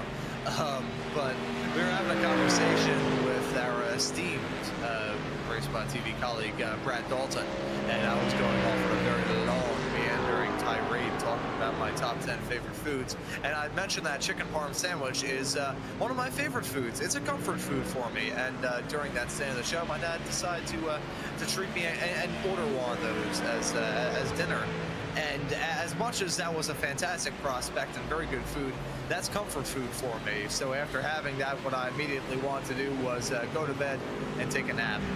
It also doesn't help the fact that I've been up since about 7 o'clock this morning, and I've been on the air since 1 with the 2 leading into this stint. So yeah, I think that chicken parm sandwich may have slightly doomed me. I'm very happy about having that sandwich. It was very tasty, fantastic stuff, 10 out of 10, would recommend. it has necessitated me to drink a bit more sugary, zesty drink that has caffeine in it, that is of a brown color that I will not say the brand name of, because I would like to reserve that opportunity to say any companies that make a cola beverage, if you want to give us money on race spot, then I'll name drop you. Otherwise, I'll leave that undetermined. I also had one of those. I also had a sandwich with some gone-off lettuce in it. So that wasn't quite as nice. Do you say god-awful lettuce, or was it? I didn't fully realise. It looked a bit bad, but I didn't realise how it would taste. So that well, it wasn't that bad, but it could have been nicer. Anyway, never mind. That's the risk you take, isn't it, with natural ingredients. Welcome everybody to the spoiled lettuce hour on the air. This commentary could be described as that, I suppose. Definitely mine. Anyway, some conversation in the YouTube chat, by the way, about tiredness as well. So I was talking about the teams more likely to drop out this time in the race because it is just gone 3 a.m. and it's a bit enticing to just go to bed if you have trouble. Adam Watson, who earlier was telling us that just 11 p.m. was having a monitor, and I was worried he would be going a bit too early. Wants the race to be red flagged so that he can go to bed. And is feeling a little bit tired after, I think, driving 9 hours at least of this race so far, of the 15. So that's a pretty good effort, to be fair. But he's going to push on for another 9 hours. That's quite a long time left in this race, to be fair, to be feeling like you want to go to bed. But this is winter 24-hour racing. You know, we're going to see this at Daytona and the officials in about a month and a half or so's time. And you know, this is what happens in winter 24-hour racing. The night period is generally quite miserable because the end doesn't feel in sight, even when we're in the second, we're nearly in the final third of this race, but it doesn't feel in sight. It's still dark outside, still dark on the racetrack, and it's a demoralising feeling. See, now I'm going to ask you this question, Ewan, and this kind of relates to this event, but I think just kind of relates to this period of time, generally speaking. Have you ever had the feeling, as we get off into the winter with the sun setting far earlier, that you feel like you're going to bed a lot earlier? Now, I feel a bit insensitive asking this because you work on just about as many North American time zone broadcasts as I do. The only difference for us is the fact that for me, it's kind of late off into the night around dinner time and a little bit after. For you, it's in a ungodly hour of the morning. Do you ever get the feeling at this time of year where you go to bed a little bit earlier and you feel tired a little bit earlier just because that sun is below the horizon? I know what you mean. I was reading about this actually the other day. That I haven't fully verified it with an actual source, but I think it is true that generally in winter you are more likely to get tired a bit earlier because of that kind of thing. I mean, if you think about it, if you're trying to go to bed at like 10 p.m. or so, which is something reasonable-ish, it's already been dark for 6 hours, at least in the UK. It's been dark for 6 hours, so that surely must make your brain feel, it's been night time for quite a long time. See, this is probably the first time this has ever been discussed on an endurance race broadcast, but there was a French geologist, I think his name was Mikhail Serif, if my memory serves me correctly. He ran multiple experiments throughout his life where he would live in a cave, like he had living quarters in a cave, no source of outside light. So we didn't know when it was light outside, when it was dark. He had no time cues in there, so no clocks, nothing of the sorts. And it was mainly just to study the body's internal clock when there's no sort of like extenuating factors affecting when he may want to go to bed. He just went to bed whenever he was tired and did all that. And like he figured, oh yeah, I spent this much time in the cave, and it turns out he ended up spending far more than that because he would be staying awake for like 25 hours and sleeping for 30 just because he wouldn't have any sort of outside extenuating circumstances kind of affecting that. I know in my broadcast, which is just the fancy name that I give my own room, I've got a clock here, I've got one window which has blinds that don't really cover the view too much, so even with the blinds in the way, if I turn my head, I can very obviously tell that it's dark outside. I've also got a clock on the PC, I've got a clock on everything. But I always found that interesting, the fact that without external time cues, this guy stayed awake for 25 hours straight. So I wonder, at certain points in time, what my work schedule would be like if I had blackout currents and no idea what time it was. Now, I would make it, like, running errands a bit of a pain in the butt, but, you know, you gotta crack a couple eggs to make an omelet. That's part of the thing, though, about the whole timekeeping thing. That part of the reason why we go to sleep when we do and wake up when we do, with such, you know, constraining sort of 8 hour, you know, we generally try and get, or I do it, try and get 8 hours or so, or whatever it is that you try and get for yourself. As I and Apex eSports have a drive-through penalty here, they should stay in 11th in GT4. It's because we have work and we have things to do. Yeah, if you were locked anywhere, it doesn't matter whether there was, you know, whether you could see outside or you could see time passing. One of the reasons, you know, we do sleep in the pattern that we do, surely as well, is because we have work, we have things to get up for. But if you're locked in a cave, you don't have any of those things either. So that's another part of the whole timekeeping thing. I know from my perspective, for the longest time, my sleep schedule was a pretty strong reflection of the sleep schedule that I had for the longest time. You know, I don't really talk about my time in school too much, just because there weren't too many highlights to kind of talk about there. I was focused on becoming an F1 driver when I was a kid. Instead, I ended up doing these broadcasts, which I much prefer. It's less toll on my body, and I enjoy covering these races a lot. So before the pandemic set in back in 2020, which was that set during my freshman year of high school. Before that happened, though, I actually went to a cyber school. Got out of the school district of Philadelphia, bad bullying problems, and just in my first, I think it was my first or second week when I was in high school, I got hip checked into a locker and bruised my kidney, which is not a pleasant experience. Doubly so off the back of bruising the other kidney in a car crash a little bit earlier on that summer. But regardless, so for the longest time, when I was in middle and high school and I had to commute in to that, I had to wake up early in the morning, have breakfast, get all my ducks in a row, and then walk up to the bus stop. And it wasn't like a yellow school bus or anything that you think. No, it was public transportation, which in America is notoriously bad.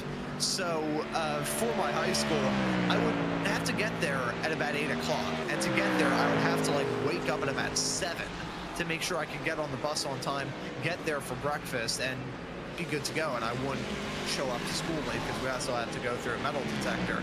But that was my schedule for so long that I never really broke out of that. So even in cyber school, despite the fact that all I had to do was just turn around, go to my desk, and fire up my laptop, I still had this sleep schedule embedded into my head as if I was going to a brick-and-mortar high school, having to go on public transportation there.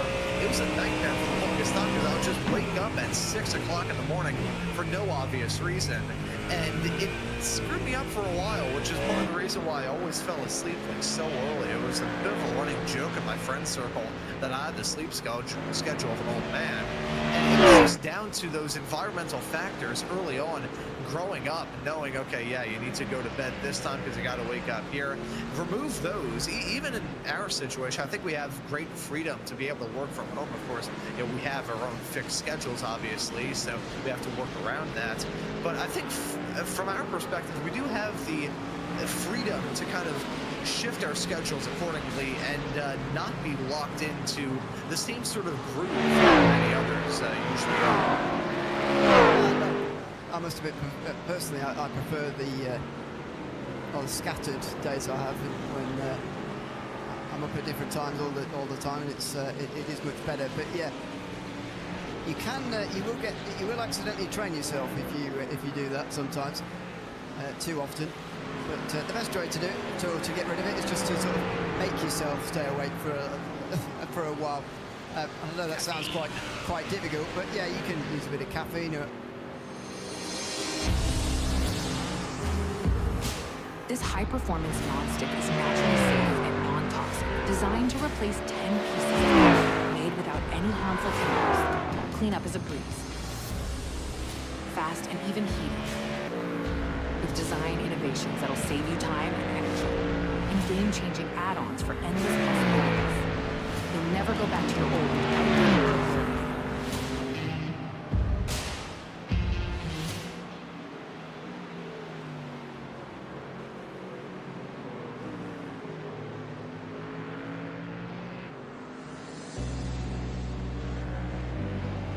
Running a modern workshop, then you know time is money.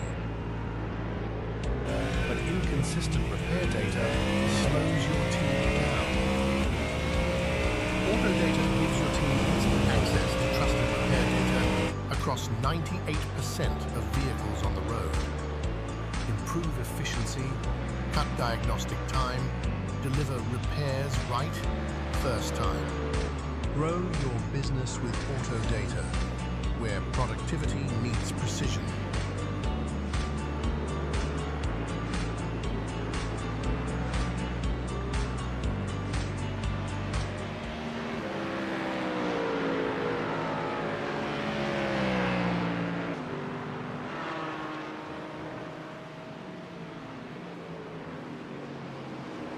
Has told me this story on several occasions. There's a brand of ginger beer, I think it's Reed's ginger beer that we have here in the U.S., and they have various levels of strength for it, and one of them is, I think it's extra strong. It is just very potent.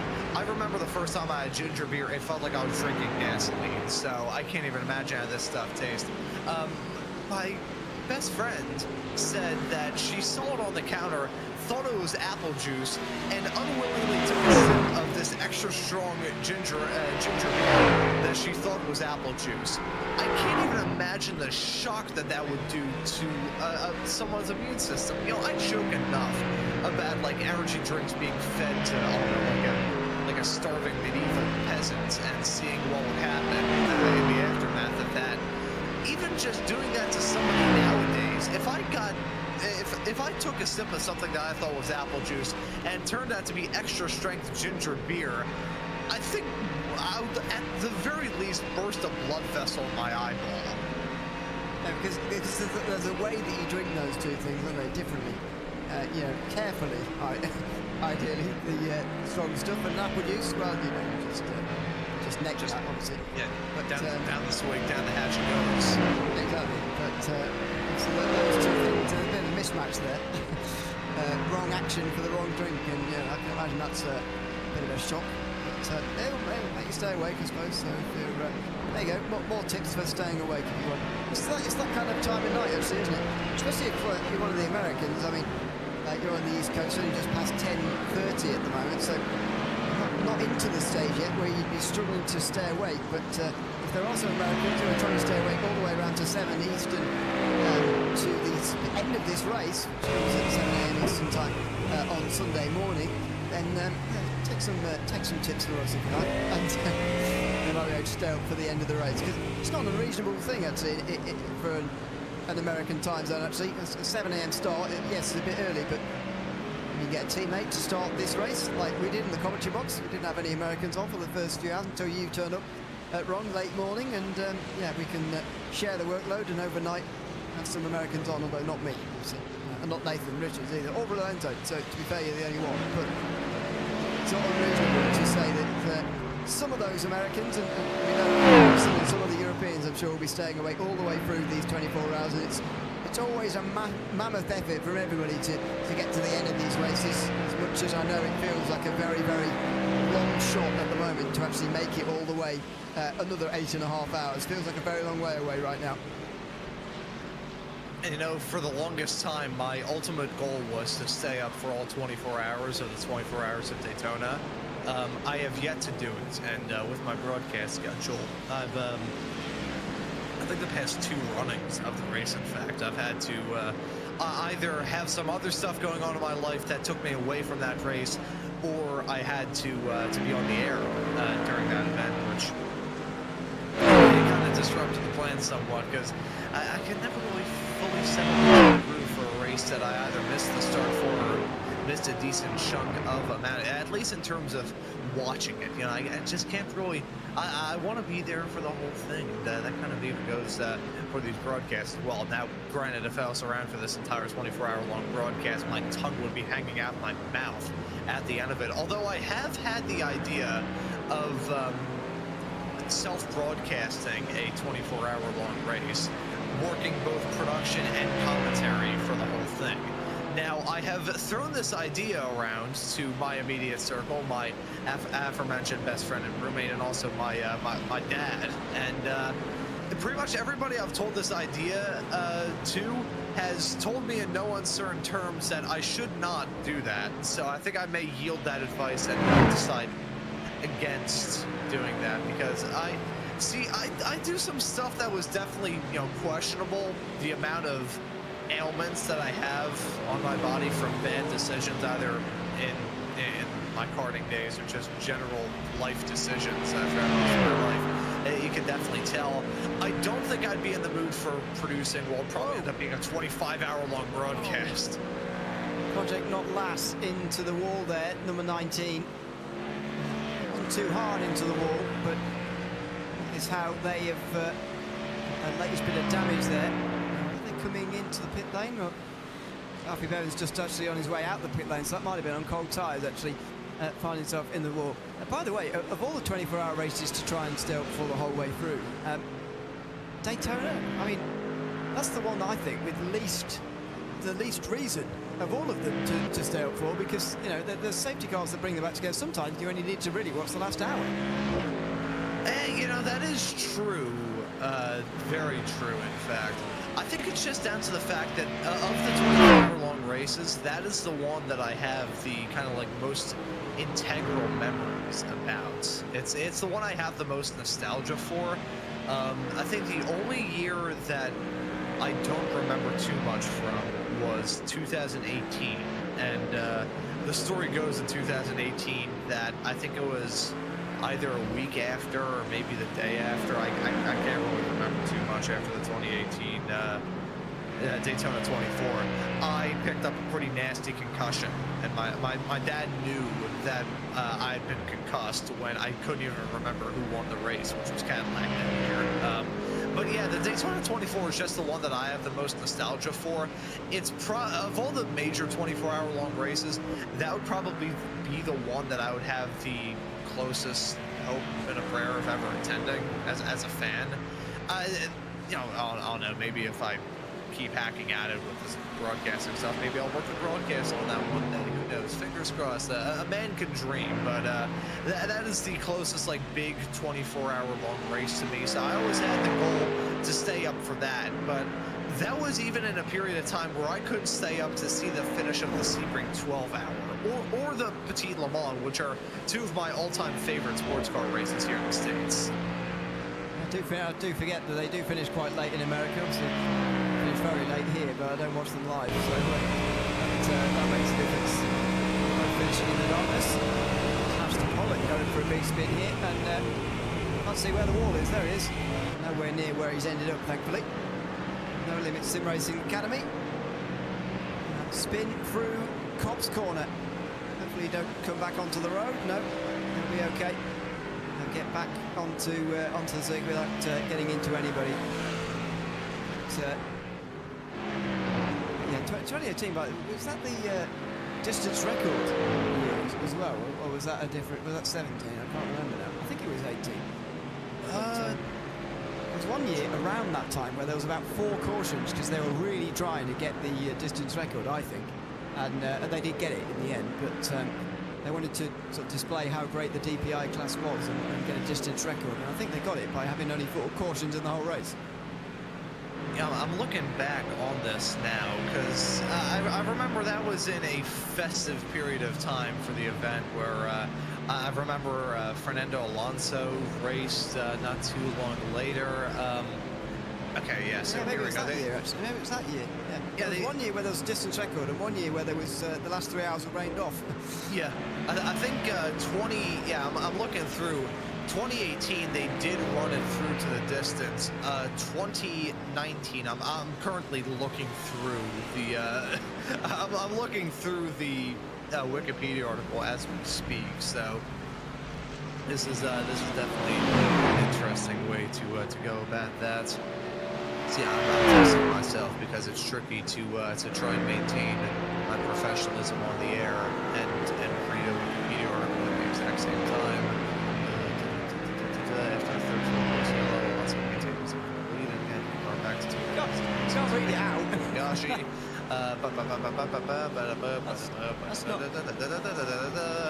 He definitely did more than one. I mean, from what I remember. I can't really remember. Just.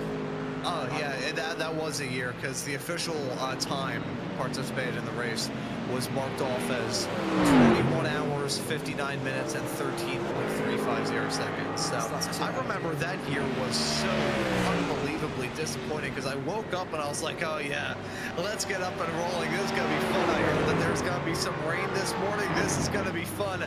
Oh, what do you mean it stopped? Yeah. I was so disappointed. Talk about childhood disappointment. I think I was less sad when I knew that Santa Claus wasn't real. Christmas spoilers.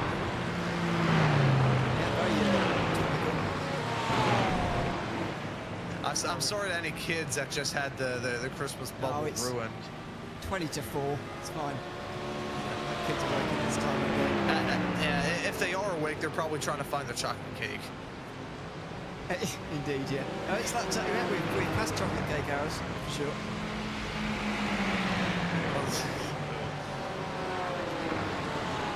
I was gonna make a joke, but I thought better of it. It's already been made.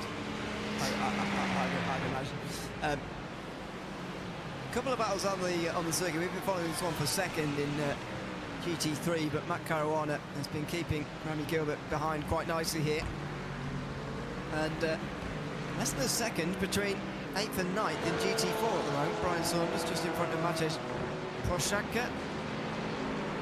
And it's Thomas Henger Sim Racing chasing Sim Dynamics. Sunoco Fuels after Thomas Henger just were in the pit lane. So the battle for 6th place of only 2.5 seconds apart. So a couple of battles for us to keep an eye on here with 8 hours 22 to go. By the way, I believe, if I'm not mistaken, we will be changing the stream very soon into part 3 in this broadcast, so do be wary of that. Not yet, you don't have to switch over yet, but do be wary of the switch that's coming up very soon to part 3 of our stream. We will be doing that in about 20 minutes time in this race before we enter the final stretch effectively. The run to the end in this year's 24 hours at Silverstone. And we've got a laps lead in both classes for WSR eSports. It's a very nice lead as well. It's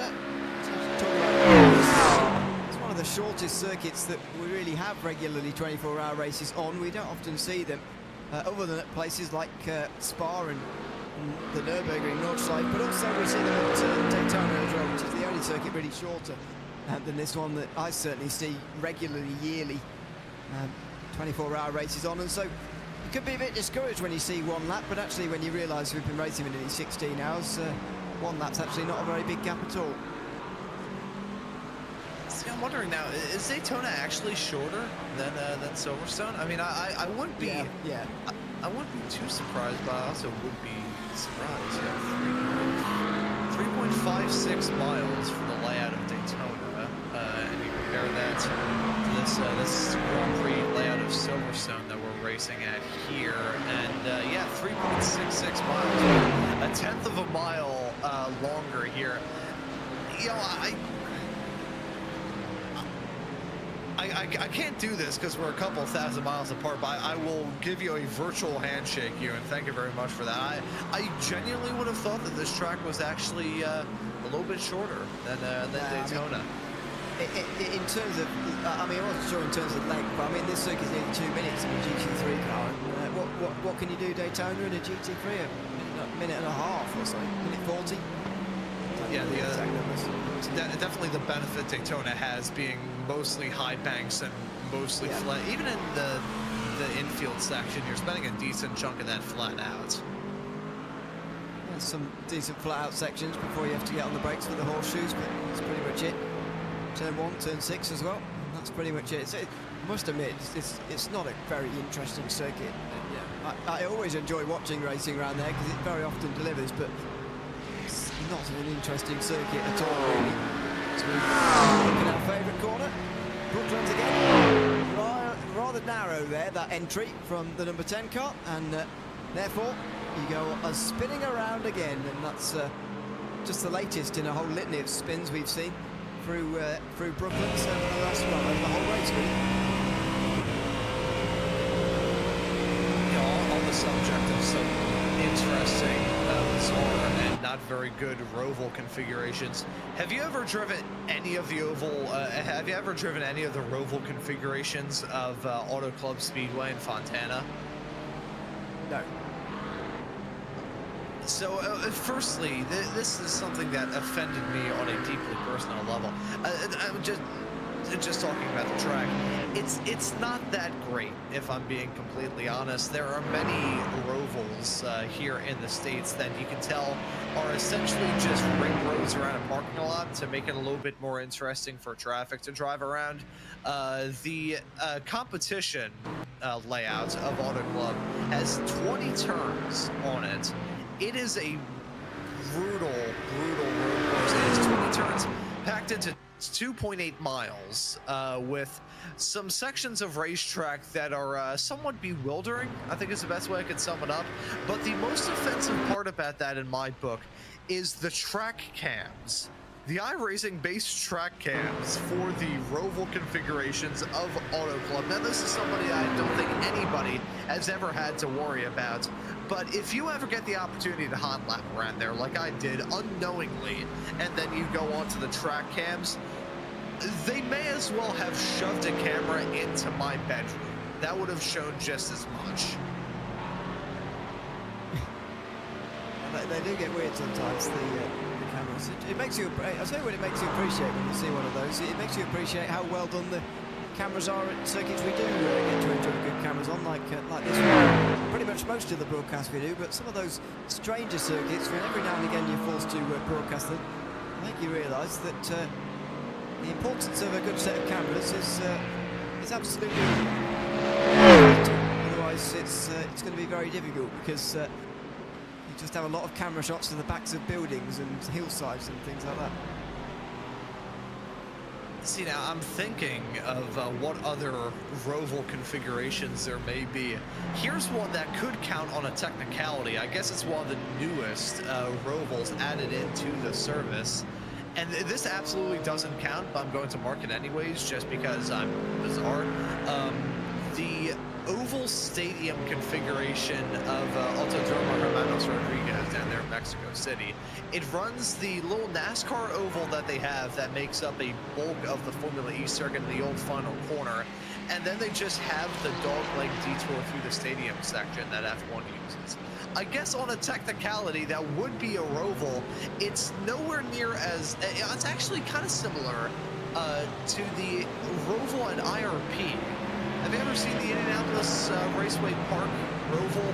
It is pretty much just, you get to the end of the start-finish right away, into turn 1 and 2 on the oval, and you make a 90-degree left onto the infield, and then you make a 90-degree right back towards the racetrack, and then you make a 90-degree left to be back on the oval. As that was a slick move for the No Limit Sim Racing Academy car. But yeah, that is... I guess the both of them do technically count as rovals, even though they count as rovals in the same way that I'm a supermodel. I'm not really, but I can lie. I think they still count. I think any circuit that's anywhere near an oval really is it counts, but that's just me. Yeah, that was a great switch back there from Tanner Prater. Gomez in the battle for 6th position. And the No Limits Sim Racing Academy car getting back in front of Line GP eSports Academy. So I think that was Prater getting back past Gomez after being passed not that long ago. And these two are still out here running at the moment, freshly from the pit lane. So they've got a long battle ahead of them. Some more GT3s go past. I must admit, now 11 cars out the race. The Cupta Motorsports team are already out now, so 25 GT3s left and 16 GT4s. now that we've lost about 20% of the field, it does feel slightly quieter, I must admit, than our first stint here. You know, it kind of does. I think as the field has been cut down significantly to size, I think it's a mix of the field being a little bit smaller, so there's not nearly as much drama out there on the racetrack as there once was, as there's been a driver swap in the WSR eSports car. Ethan Critchley down behind the wheel of the 123 effort at the front of GT3, but the field does feel quite a lot smaller, and I think also the racers out there on the track, they know that this is not the time to stuff it into the barriers. Once you make it to that halfway mark, there's a kind of a brief period of time where you do want to push. Then when you get from, I would say, probably 10 hours left through into the before the start of the final two, that's the time where you pretty much just want to take it easy. There's no point running at 10/10 at that point in time, because if it does end in tears, you're just gonna make yourself out to look like a fool.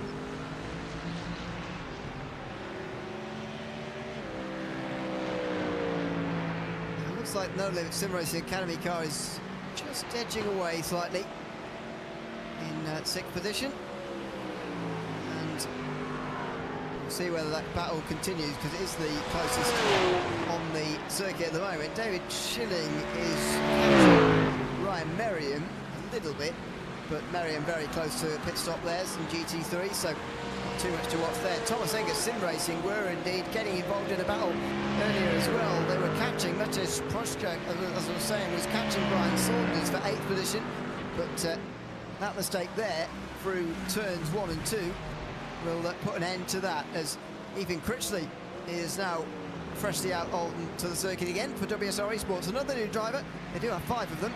I think we've seen 3 or 4 of them now, even during the last 6 hours or so we've been here, and Critchley the latest of them to be there, and only with a minute's lead, but he has made a pit stop, and some of the others behind him haven't.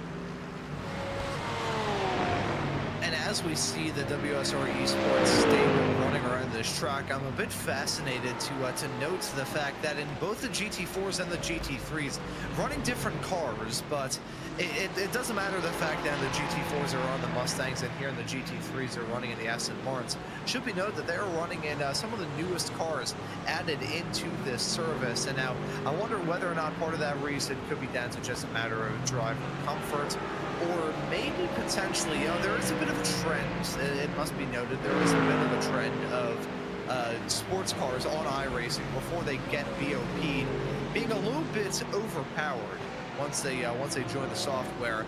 So maybe that's a reason why they decide to choose the Aston Martin here in the GT3s and choose the Mustang and the GT4, since they are just some of the newest cars added in. You know, this is pure speculation. I'm not saying anything about that team. I think it's very smart if they did decide to go with that idea that I said. I think that is some wise things to do if you are an esports organization trying to angle yourself for success in the best way imaginable. But it was just a little idea that it's solely an idea, and again, not saying anything bad about the team. I think that is a good idea if they did decide to do it that way. As what in the world happened? The Sim Dynamics car, Brian Saunders behind the wheel of that at first, had to have been some sort of hardware failure. That looked very strange. Well, they've got a lot of damage now. They've got a meatball, in fact, and they've towed back to pit lane. No headlights anymore on that car, and big crash damage there for a car that was being caught for 8th position. In fact, Thomas Engers Sim Racing, who are catching them, have got a black flag now, but it won't matter. They've gained a place and they won't lose it again, even despite their black flag. There it is, Cayman. But they will not lose any places despite that trip through pit lane, which is impending for them. But if you are watching along in the Part 2 YouTube stream, then do move along to Part 3 in about 10 minutes time. With 8 hours to go, we will be moving over to that stream, so make sure you click the link in the YouTube chat at the moment that's been posted, and you can join us again for the run to the end in the 2025 Cosworth Britcar eSports 24 Hours of Silverstone. Approaches in the UK. Still no. Throw it as hard as you want. Go on. Watching it zip away feels like it might just keep going, right? Nope, here it comes. This thing's a total game changer. Throw it across the park, over the driveway, always comes back. Hover in your hand like it's floating, glows like a little star. And yeah, my kids haven't stopped begging to play with it. No fancy setup, no frustration, just pure fun. Oh, and check the orange link below. Huge discount right now. Grab it before it's gone.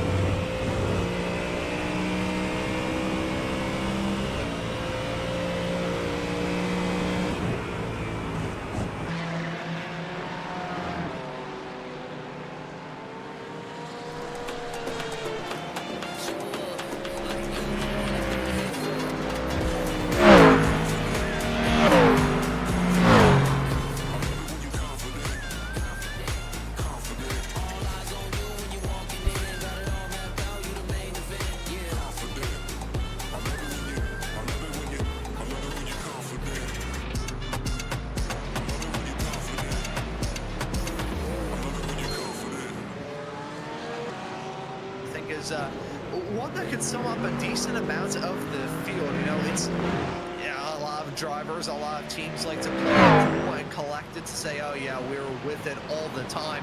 You can't be with one of these races for 24 hours straight. You will find yourself, even in the smallest of turbulence, thinking, okay, yeah, things are going to go wrong, things are going to go disastrous, this, that, and third. Yes, there was a driver swap with that number 91 car, Christian Cesaruta behind the wheel of that effort, now currently holding on to P3 in the GT3 category. But if these drivers were being fully honest with us, I don't think there is a single team up and down the grid, either of the drivers who've retired or the ones that are still in it to win it, who have not felt at least slightly demoralized at one point in time.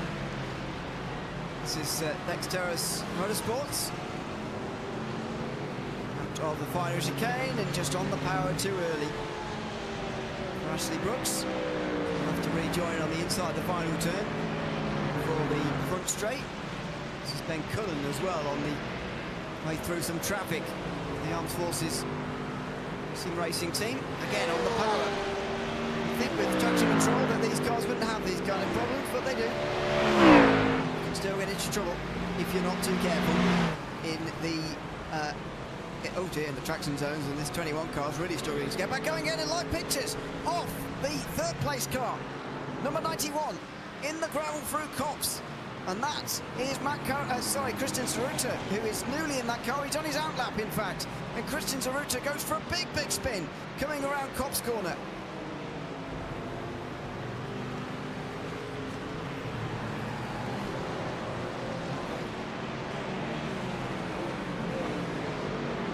Can we chalk that up as cold tyres or not? It's a massive spin through Cops corner there.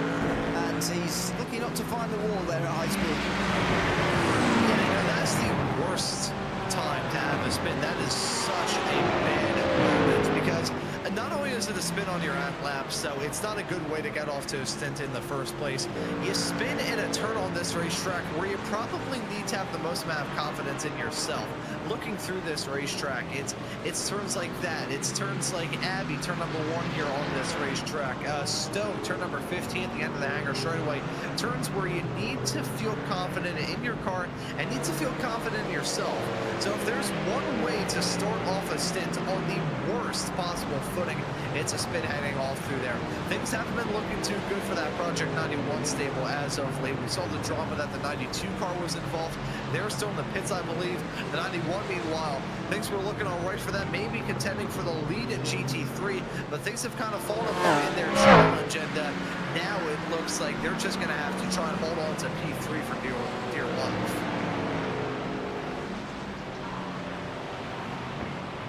It should mean they stay in third, at least. They will be fighting for second place generally in this race. Like that, another 10 laps or so until Remy Gilbert has to go into the pit lane. So not very big gaps here from 8th place on backwards. Kevin Mother is in 8th currently. Nathan Nickerson is 9th. Just recently taken over by Merriam, actually, just on this lap. Nickerson is out on the circuit. And Janis Shelton is the Fry Guys Motorsport driver, 2.5 seconds further behind as well. So, you mentioned earlier about the there not really being a pit stop window, and that is kind of true, but look at the gaps from 6 laps right the way down to 12 at the moment. Yes, there's 3 laps covering all of those guys, but all of them in the pit lane within the last 8 laps, and most of them but one in the pit lane the last 5 laps. So there is a bit of a cycle going there, and I think they'll start to even out a little bit as they start to point towards the end of the race. Let's just start to even out a little bit in terms of their pit strategy.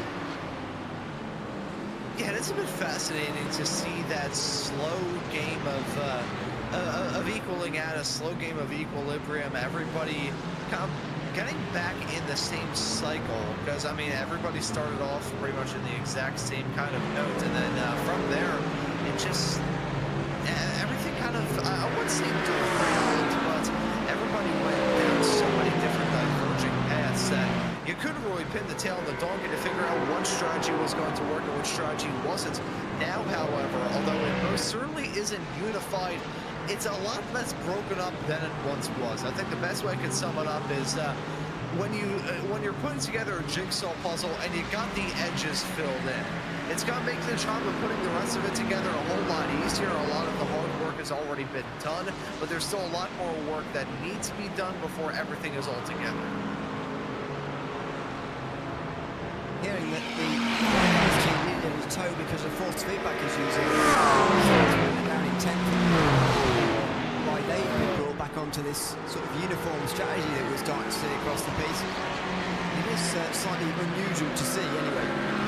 I'll just do a quick look through the top 10 before we switch streams here. Again, make sure you click the link in the YouTube channel if you want to keep watching us for part 3 here, the final 8 hours of the 2025 Cosworth Britcar eSports 24 Hours of Silverstone will be coming your way through that link on RaceSpot TV this afternoon, so make sure you join us for that. Quick run through though the top 5 of the GT3s before we go to that. WSR eSports leading the way by a minute over to Benjy Sim Racing. They're expected to make a stop. They'll still be second in front of Project 91 Racing Team, with Simcast Racing Team UK 4th and Vulcan by Plastech Racing rounding out in GT3. In GT4, WSR eSports are leading by a lap here as well, although they will be next into the pit lane. They'll still be leading eSports Britcar 24, then Satellite Racing rounding off the podium for now. Scorpio eSports are 4th, and Fury Simsport Green are in the 5th position. We'll take a short moment here on RaceSpot TV as we switch the streams over to part number 3. We'll leave you in part 2 with some onboard footage of these guys. First of all, with the race leader, car 123. Make sure you click the link in the YouTube chat to join us in part 3 of this 24-hour race at Silverstone, the 2025 Cosworth Britcar eSports 24 Hours of Silverstone, part 3 coming up next.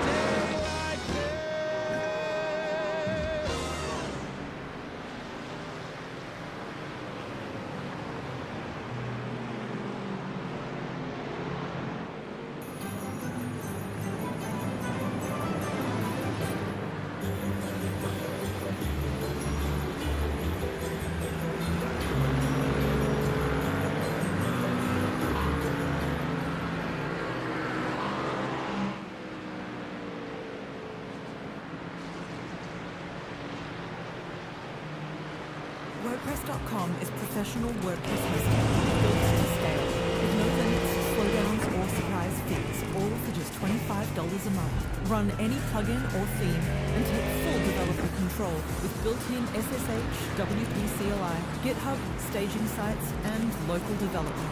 No server setup required. Always fast and secure with a global CDN and real-time backups.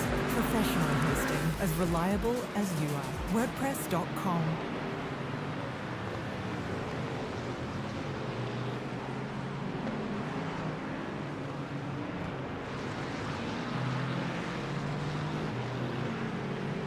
eSports banner. Aiden Young, the GT4 category, still leading by a lap in class. That's very much the case for WSR eSports in both classes as well.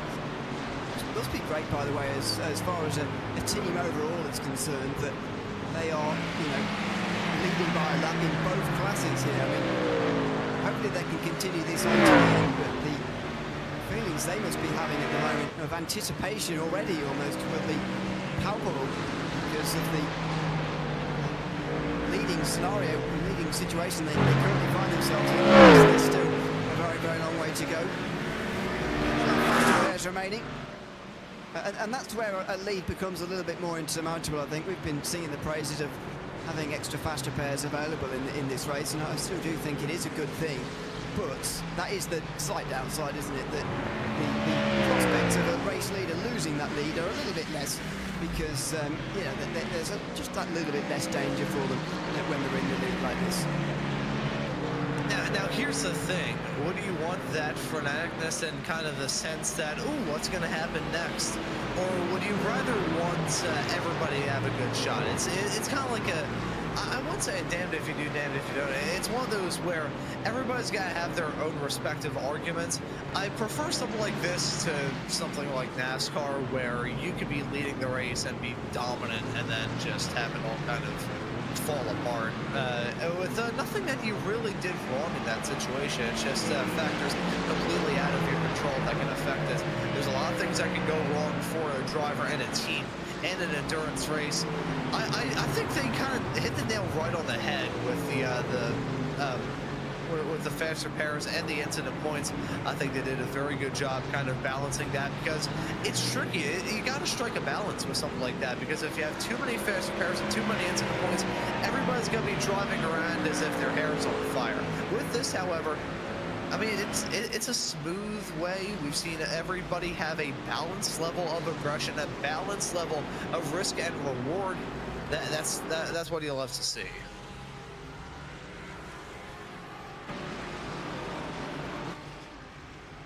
So just seeing the gap here, by the way, this is 8 seconds, but this is for Aiden Matches to unlap himself from Aiden Young, who's at the front of the field. The remaining driver is very much in the morning time now, whether you call it 5 a.m, late night or early morning is up to you. Depends whether you've been up all night, I suppose. That's the current gap that Young has got to keep his lap over the rest of the field. So far is doing so fairly comfortably, despite the GT3s all coming through, continuing to do so. Big news down the field, by the way, and it's not really big news for the race, as we have a look at some replays here actually first. Number 11 car going around here through Brooklands, driving that one the moment. Shooter currently. It's going again, and the 123 race leaders. Now their lead is down to 48 seconds, and they've. Oh, synchronized spinning. Have a look at that. Car 92 also went around. That's not the team who were in third, but their teammates who are much further down the field. And Ethan Critchley followed them into a spin, and his lead has been cut by 20%. Yeah, so you know how I said a bit earlier on that them losing a couple of tenths was basically like a millionaire losing a penny? At this point, they just lost a couple of $1,000. Now, it's still a good gap that they're holding on to, but they can't afford to have too many more moments like that. Otherwise, things are going to be very, very tough. As Aiden Young got come down pit lane in that WSR eSports car. I wonder if there's going to be a driver swap too, because it looks like Young has been in that car for a decent amount of time now. We saw him get in the car for a stint a bit earlier on and hopped out of the car by the time we got out of the booth. And there he is, hopping out of the car once again.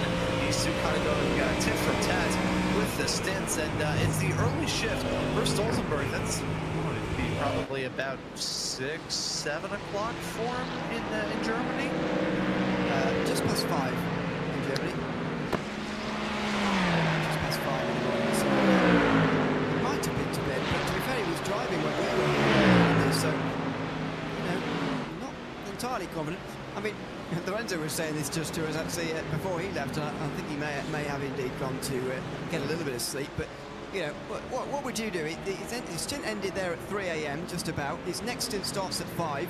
Do you go to bed for a couple of hours, or do you stay awake throughout to be more awake when you actually get to your next stint? That's a bit of a conundrum, because it's that sort of night where, that time of night where you're sort of like, well, I'm up now and I'm awake. If I go to sleep, I'll be really, really tired when I wake up. You know, if it were me, I would just fully stay awake. This is something that happened to one of our RaceSpot TV colleagues. It was actually on one of the first endurance broadcasts that I did here on RaceSpot. It was for the 2025 Make-A-Wish Drive for Wish charity event. And I was meant to be relieved in the broadcast booth by Arjuna Kankapati. And he self-admitted after the broadcast was said and done that he went to go just take it easy and kind of rest after a stint on the show earlier, fell asleep, and nothing woke him up. He just slept through the end of the show. If I fell asleep to have a small little cat nap in between the 4 hours I did on the show earlier and the other 2 hours that we're in the midst of right now, I don't think I would be awake. I would be downstairs, lying down on the love seat, just...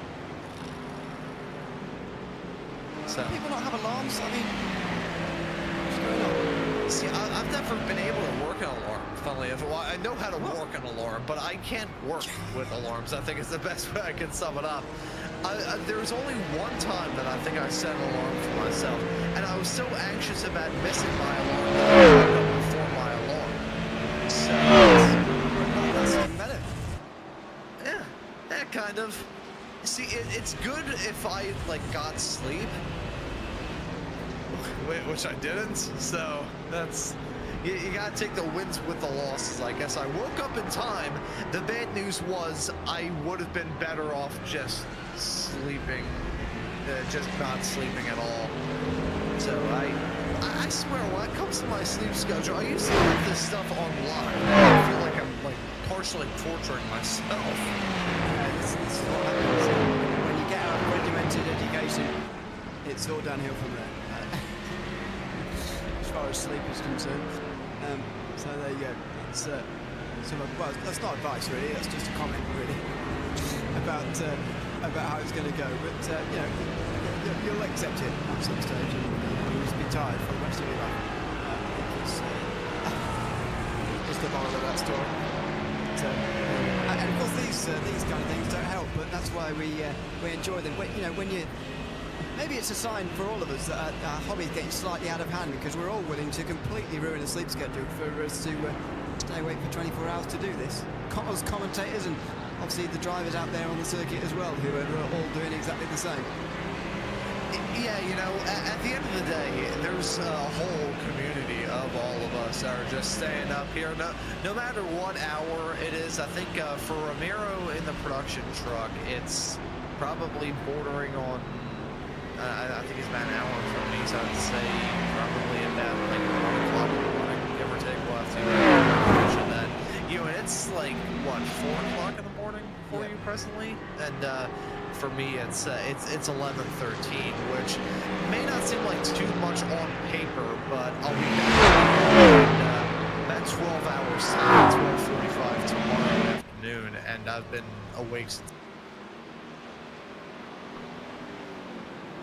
So we were going to give this to our son this year for Christmas as a stocking stuffer, but honestly, we're probably going to keep it to ourselves because this is way too cool. It's only 6 inches, but watch what it can do. These fly-ups act as boomerangs and hover back to your hand every single time they're thrown.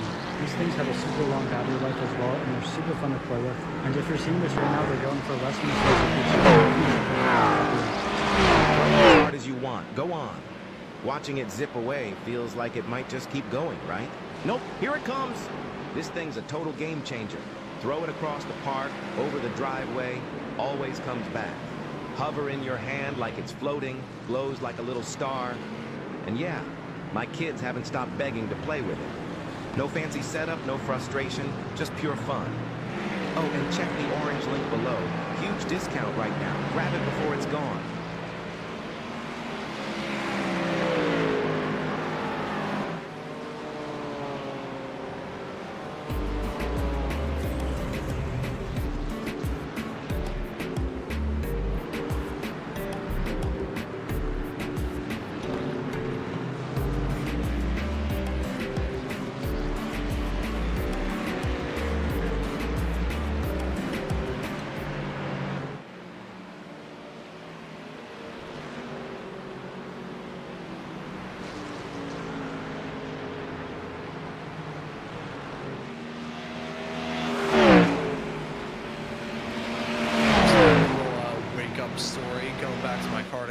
geez, this was back in 2018. I was running at an event in Pocono.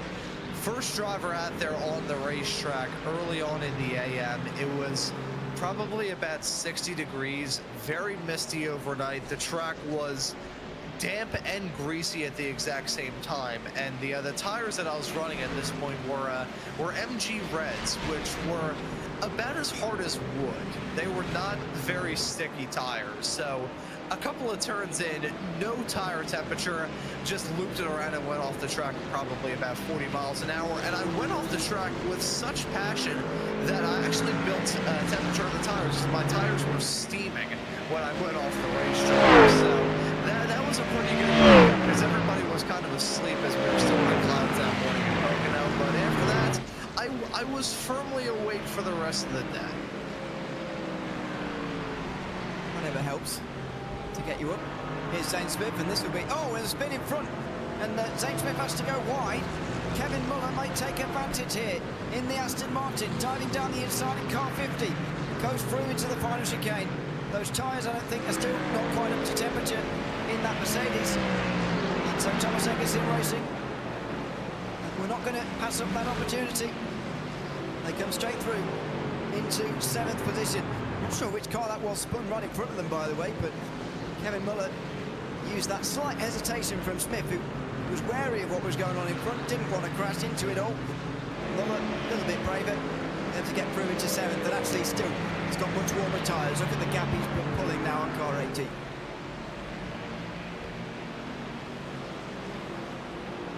Yeah, so with this gap continuing to grow in this battle for 7th in GT3, everybody just about settling into a groove, to the point where I'm feeling I'm maybe too much for some historical knowledge and historical trivia to discuss here in the wee hours of the morning in Sim and in the UK here.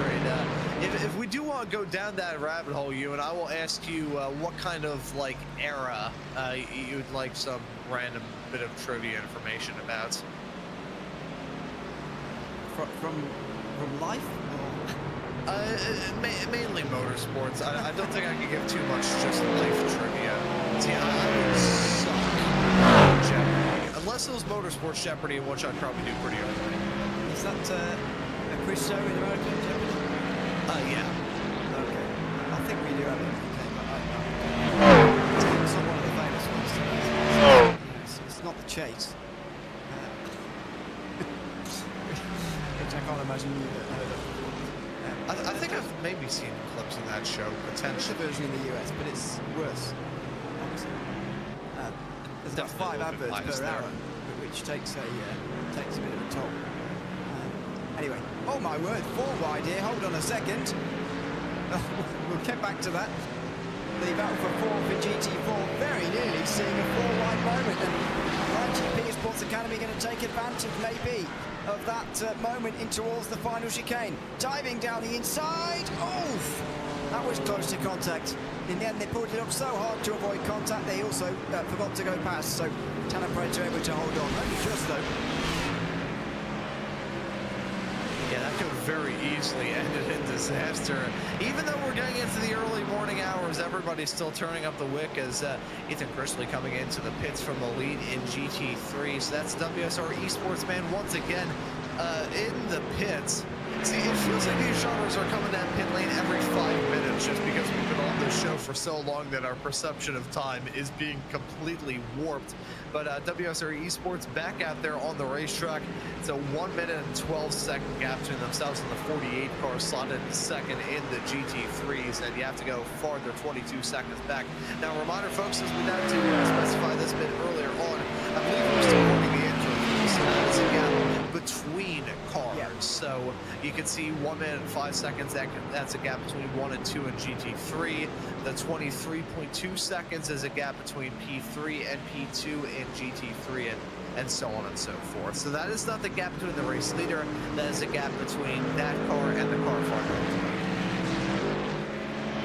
You very much explained that like you were an American quiz show host.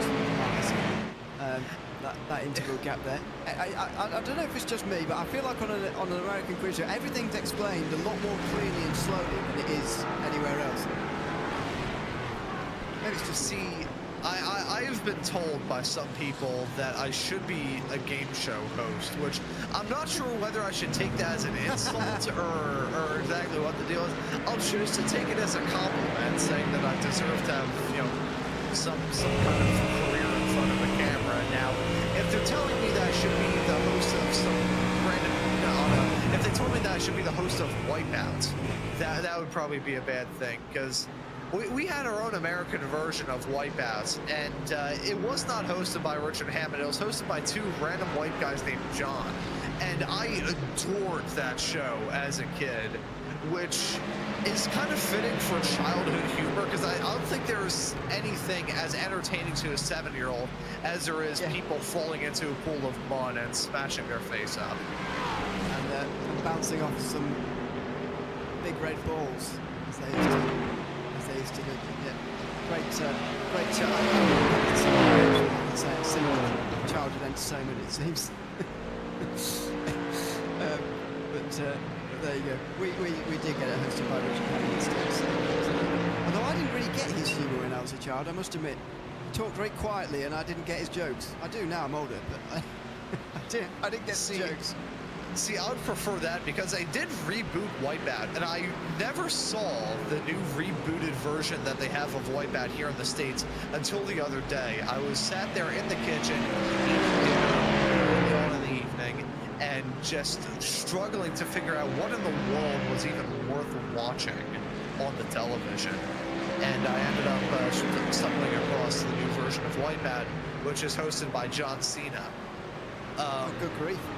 Yeah, that I was tuned into that, and I'm gonna be honest. I felt many things and nothing at the exact same time. It was like having pins and needles. You feel a lot and you feel nothing, almost simultaneously.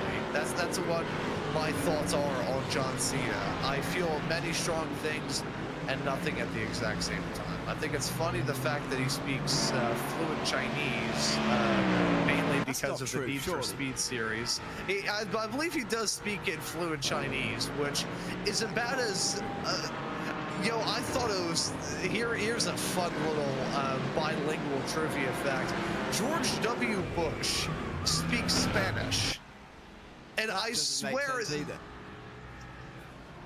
I'm not sure which one, doesn't add up more. Professional wrestlers speaking fluent Chinese or W speaking in Spanish. If this is, I ranged from non-existent to a barely sentient speck to not even potty trained throughout most of the George W. Bush administration, so I hold no feelings about that. But there are videos of George W. Bush just having random, one time there's a video of him opening a door in some Chinese palace or something like that. I forget what it was. I think it was a trip abroad, and he tried to open the doors and the doors didn't work, so he just stood there like an action figure. And I don't know why that memory is just burned into my head. I remember watching that video on the toilet one time, and I nearly keeled over laughing in the bathroom. Well, thanks for the detail there. One of those moments you remember where you were. See what's fantastic about this is at this example, I could not tell you what my nieces or nephews are, but I can tell you that. That's not great. Well, it depends on how many you have, to be fair. But I'm not sure I have any. Maybe I do. I don't know. Anyway. Yeah, you have no room to judge. No, maybe not. I don't. Yeah. To be fair, you don't know their names. I don't know if I have any. Yeah, we're bad memory, very bad memory for things like that. That's why I'm impressed you can request somebody says an era and you can give them some motorsports trivia. Do you literally mean from the history of motorsports ever, or do you mean from when you've been alive? Just from motorsports ever. I'm sure I can pull something out, because I know a lot more about racing than just about any other topic, which is the reason why I defaulted to kind of making this my career over anything else. I nearly went into trying to become a pilot and nearly went into aircraft maintenance, but I settled on racing instead. So I will also say I'm not a terrible uncle, although I haven't seen my nieces and nephews for quite a while, just because both of my brothers are double my age and they have, you know, a wife and kids. And I'm here hacking as a career as a racing commentator, so different eras that all of our lives are in. But yeah, if you want to like throw a random decade to me, I'm sure I could try and pull some random trivia. It's probably going to be about IndyCar, but I can pull some F1 trivia out if you give me a right decade. Are you going to do it with internet or without it? I will try and do it without internet. You can take my word for that. One of the more impressive than the other. I was going to say that is. But I'll tell you what, actually, set you on the right track. Because I'm also quite sad, and sometimes I watch when there's not any new racing going on. I watch old racing sometimes. We'll just do with these replays first. Jan Osterberg going for a spin for Glasstec Racing out of Chapel here in the Ford Mustang. And another Mustang, DCW Racing Blue. No prizes for guessing which corner this is. And another spin at Brooklands on its way. There it is. And a couple of avoiding actions having to be taken by those in behind. But when there's no new racing going on, live racing going on, live sport indeed, I go and watch old sport instead, because I don't do films or TV really, much to the dismay of everybody I've ever met. And the oldest IndyCar I've been watching recently is from the mid-80s, like I don't know why I selected 1984 to sort of start from. You know, when people joke about, you know, what season should I start from? Should I start from season 1? I'm new into football or whatever it is. Should I start from season 1? And you're like, well, that's not really how sport works. But I do that sometimes. And so on occasion, I can be found watching mid-80s IndyCar. There you go. The only thing I can tell you from watching that I learned is that I should have known this before, but I only really registered it in my head once I started watching it. The accidents are a lot more horrific than what they are today. And I'm glad that I was born in an era where the accidents are less horrific. And obviously, sadly, people do still lose their lives in motorsport, but nowhere near as often as in the 80s and so on, which is because, yeah, you really do notice that come across on the broadcast, I must say, and it is a bit of a culture shock. Yeah, I also think in the 80s, the cars kind of fell apart very quickly because there was so much stuff onto them. Like, the F1 cars at the time, you pretty much just got into it, and then they put the body work kind of over top of it to a little bit of drag racing terminology, kind of like a funny car, since I was ever tuned into NHRA competition. I gotta say, so in my own YouTube adventures, the earliest race that I ever reviewed was in 1986. It was the inaugural IndyCar race on the streets of Toronto that Bobby Rahal won, and I decided to review that. And yeah, it was a race that happened. The Toronto Street Circuit, I have split feelings on it, because if anyone's unfamiliar, that was the IndyCar street race of choice, and for the longest time it has been the only race north of the border for IndyCar. Black flag there, the number 2 Phoenix Sim Racing effort car. As a black flag, also a penalty from WSR eSports. That's big at the front of GT3. Yeah, we'll hold our discussions about all other things for the moment, because with 7.5 hours to go, we do have a penalty for car 1, 2, 3. Now, we've seen them in the last hour and a half since we came back, Ron. They've already spun. And now, with a new driver at the wheel, Ethan Critchley steadied that ship, but he has got a black flag. This is the thing that they've got at the moment. It's the legitimate gap. So they're all on the same amount of pit stops at the moment, but it's a 1 minute and 2 gap. And to be fair, it was as low as 48 seconds when Critchley got into the car. So he has been beating Leo Brown per lap, but this is a drive-through penalty, I think, for Ethan Critchley at the front of the race. We'll try and get word onto what this is for. No, excuse me, it's a 30-second stop-and-go penalty for causing a collision with car 23. Now, that is not to be confused with 223, which is leading the GT4 category, but instead, car 23 is the Armed Forces sim racing team who've been crashed into quite regularly by different GT3s in this race, I've got to say, if I'm being cheeky. And car 123 is the latest to do that. 30-second stop and go. He's going to throw this race right up in the air. Yeah, that is a rather cataclysmic penalty.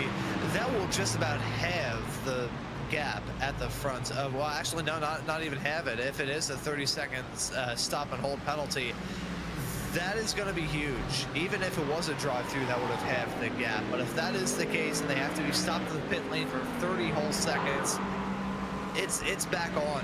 And Ethan Critchley now has a much harder task in front of him to, in the final 7.5 minutes of this race, not only come in, serve that penalty, get out in a nice area of opportunity whereby he won't find himself getting caught up in any other people's drama. This is big, and this is now a big thorn in the side. I can't even say a thorn in the side, so I'm going to describe it. It is a splitting migraine for this team now, because they're going to have to think about a lot of different stuff. Even if this is just a drive-through and they hold on to the race lead, we're not going to find ourselves in a position where when they come down pit lane, Lee Brown will be able to jump in front whenever the pit stops do come. But now they're down in pit lane to serve the penalty. Here they come. This is a dramatic moment in GT3. Watch them come down pit lane here and watch this lead evaporate. At least half of it is going to go just in stationary time. Don't forget, the whole load more is going to go with another trip down pit lane, even though it is inside through there, so it does obviously have a little bit of a benefit in that sense. But this is only 6 laps into a stint for them. They're not long out of the pit lane. So the incident must have happened at lap, what, 480? That was just on their in lap, I think, for the previous stop. So it might not have even been Critchley who committed the offence. I can't remember whether they changed driver this time round or the one before, but 30 seconds are just about up. And now 31.2. Critchley serves the black flag. Team Benwick Sim Racing coming around the final corner, but they're suddenly just 12 seconds off the race lead. This race, with 7.5 hours to go, is absolutely on at the front of the field. Yeah, and now thinking back, I believe Ethan Critchley was behind the wheel of that 1-2-3 car on that in lap. He did not get back behind the wheel of that race car. It was the WSR eSports entry in GT4 that most recently had a driver swap. But regardless of who made the infraction was made regardless, and Ethan Critchley is now going to have to put his nose to the grindstone. You know how we said that he had the opportunity to just settle into a groove and not have to worry about anything with a 58-second gap? It grew to a minute, and we were talking about him losing tenths of seconds and basically being like a billionaire losing a penny. At this point, his company's about to have an aggressive takeover. He's going to be left with none of the stock options. So Ethan Critchley currently, that 11-second gap may seem big, but compared to what they once held, that is minuscule. Absolutely. And after nearly 18 hours of, well, nearly 17, hours of racing now, 16.5 we've had currently. 10 seconds feels like absolutely nothing. That's less than a second per hour, which, when you put it like that, is very, very close between the top two. It's battle for 7th place as well. There's still so much going on up and down the field. The top 3 come up by 36 seconds at the moment. Project 91 Racing Team are probably in the worst position of the 3 as far as fuel strategy is concerned, but especially when Caruana's driving that car, they look mightily quick. And so there's battles going on up and down the field. Kevin Muller here just in front of Zane Smith, getting past him out of Stowe not that long ago. He's now trying to hold on to 7th position as well. So suddenly this race breathed new life into it, and this is what we're following racing from start to finish, isn't it? This is why, as much as I was slightly ridiculing you for your idea of staying up for the whole Daytona 24 hours, this is why you do it in any sort of 24-hour race, because the ebbs and flows can happen at any stage. And after WSR eSports looking impenetrable for the first part of this race, suddenly they've shown that one penalty and they can be brought right back. See, I think what should have been ridiculed in terms of me wanting to stay up for the 24 hours of Daytona is the fact that I did that while having a self-admitted sleep schedule of an old man. That was a recipe for disaster. It was never going to come true. But yeah, these races can change so quickly. The race is so long, but one small thing goes awry, either for team, driver, or both. And what you thought was going to be a surefire win is going to turn into this is going to be a stressful period of time for them. I would say if you all boil it down to the next half hour, once we get into the final 7 hours of this race, maybe they'll use this time to try and work out, well, this is just tricky because in the case of Ethan Critchley, he's going to be driving angry. He's seen that gap that at one point was over a minute, now occasionally ticked below 10 seconds.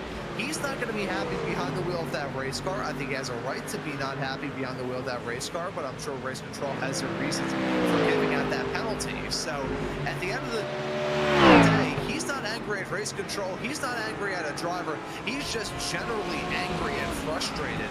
And that is not a good feeling that you want to have behind the wheel of a race car. If there is an emotion, if there's any activity that I want to be angry for outside of shooting off a lethal weapon, it is driving a race car. It's not something you want to see or want to be, indeed. There's multiple backfires, by the way, in GT4. Look at that, Michelin Green and Caleb Koski having to serve those as well. So plenty going on in the steward's office, and plenty coming down pit lane for things they've done wrong out on the racetrack as well, as we ride on board with Zane Smith here, just in behind Aston Martin and Thomas Engerson racing out front. For 7th position in this race with just less than 7.5 hours remaining. Zane Smith has had a bit of an up and down day, but this is sort of part of the congested border of the field. From 7th place, Kevin Maloo's just up in front of us here, down to Janis Schaltin, who's in 10th place. There's only 25 seconds.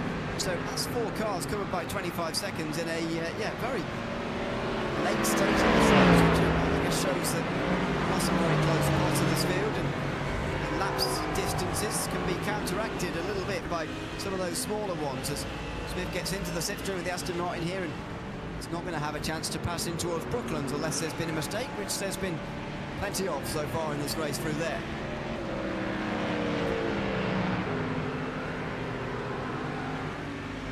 You know, I'm going to be honest with you, and I'm a little bit shell-shocked about that penalty still with Ethan Critchley. I'm kind of wrapping my head around it.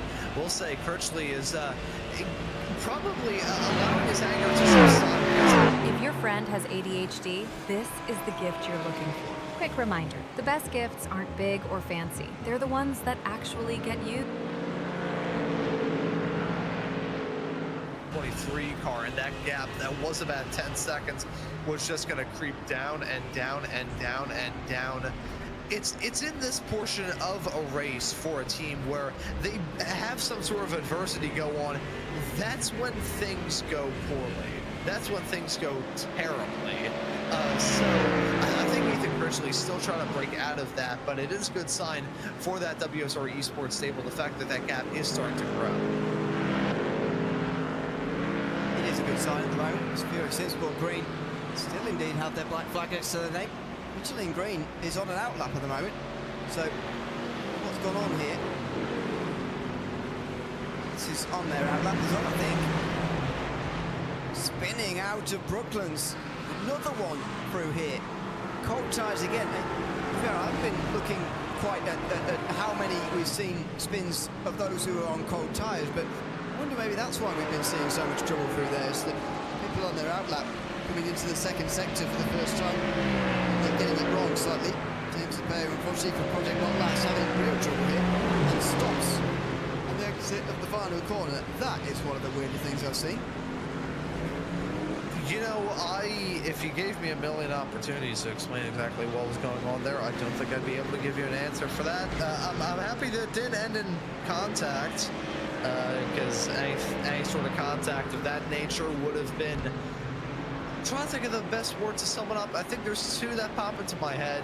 Catastrophic and/or explosive. So, very lucky that that didn't result in any sort of disasters. I would say, though, actually, talking about how towards the end of this race. Now, I am waiting for this to potentially be corrected. However, in my first stint of the show, before I actually got in the booth for that, now bearing in mind this was all the way nearly 12 full hours ago, so things can obviously change on a dime.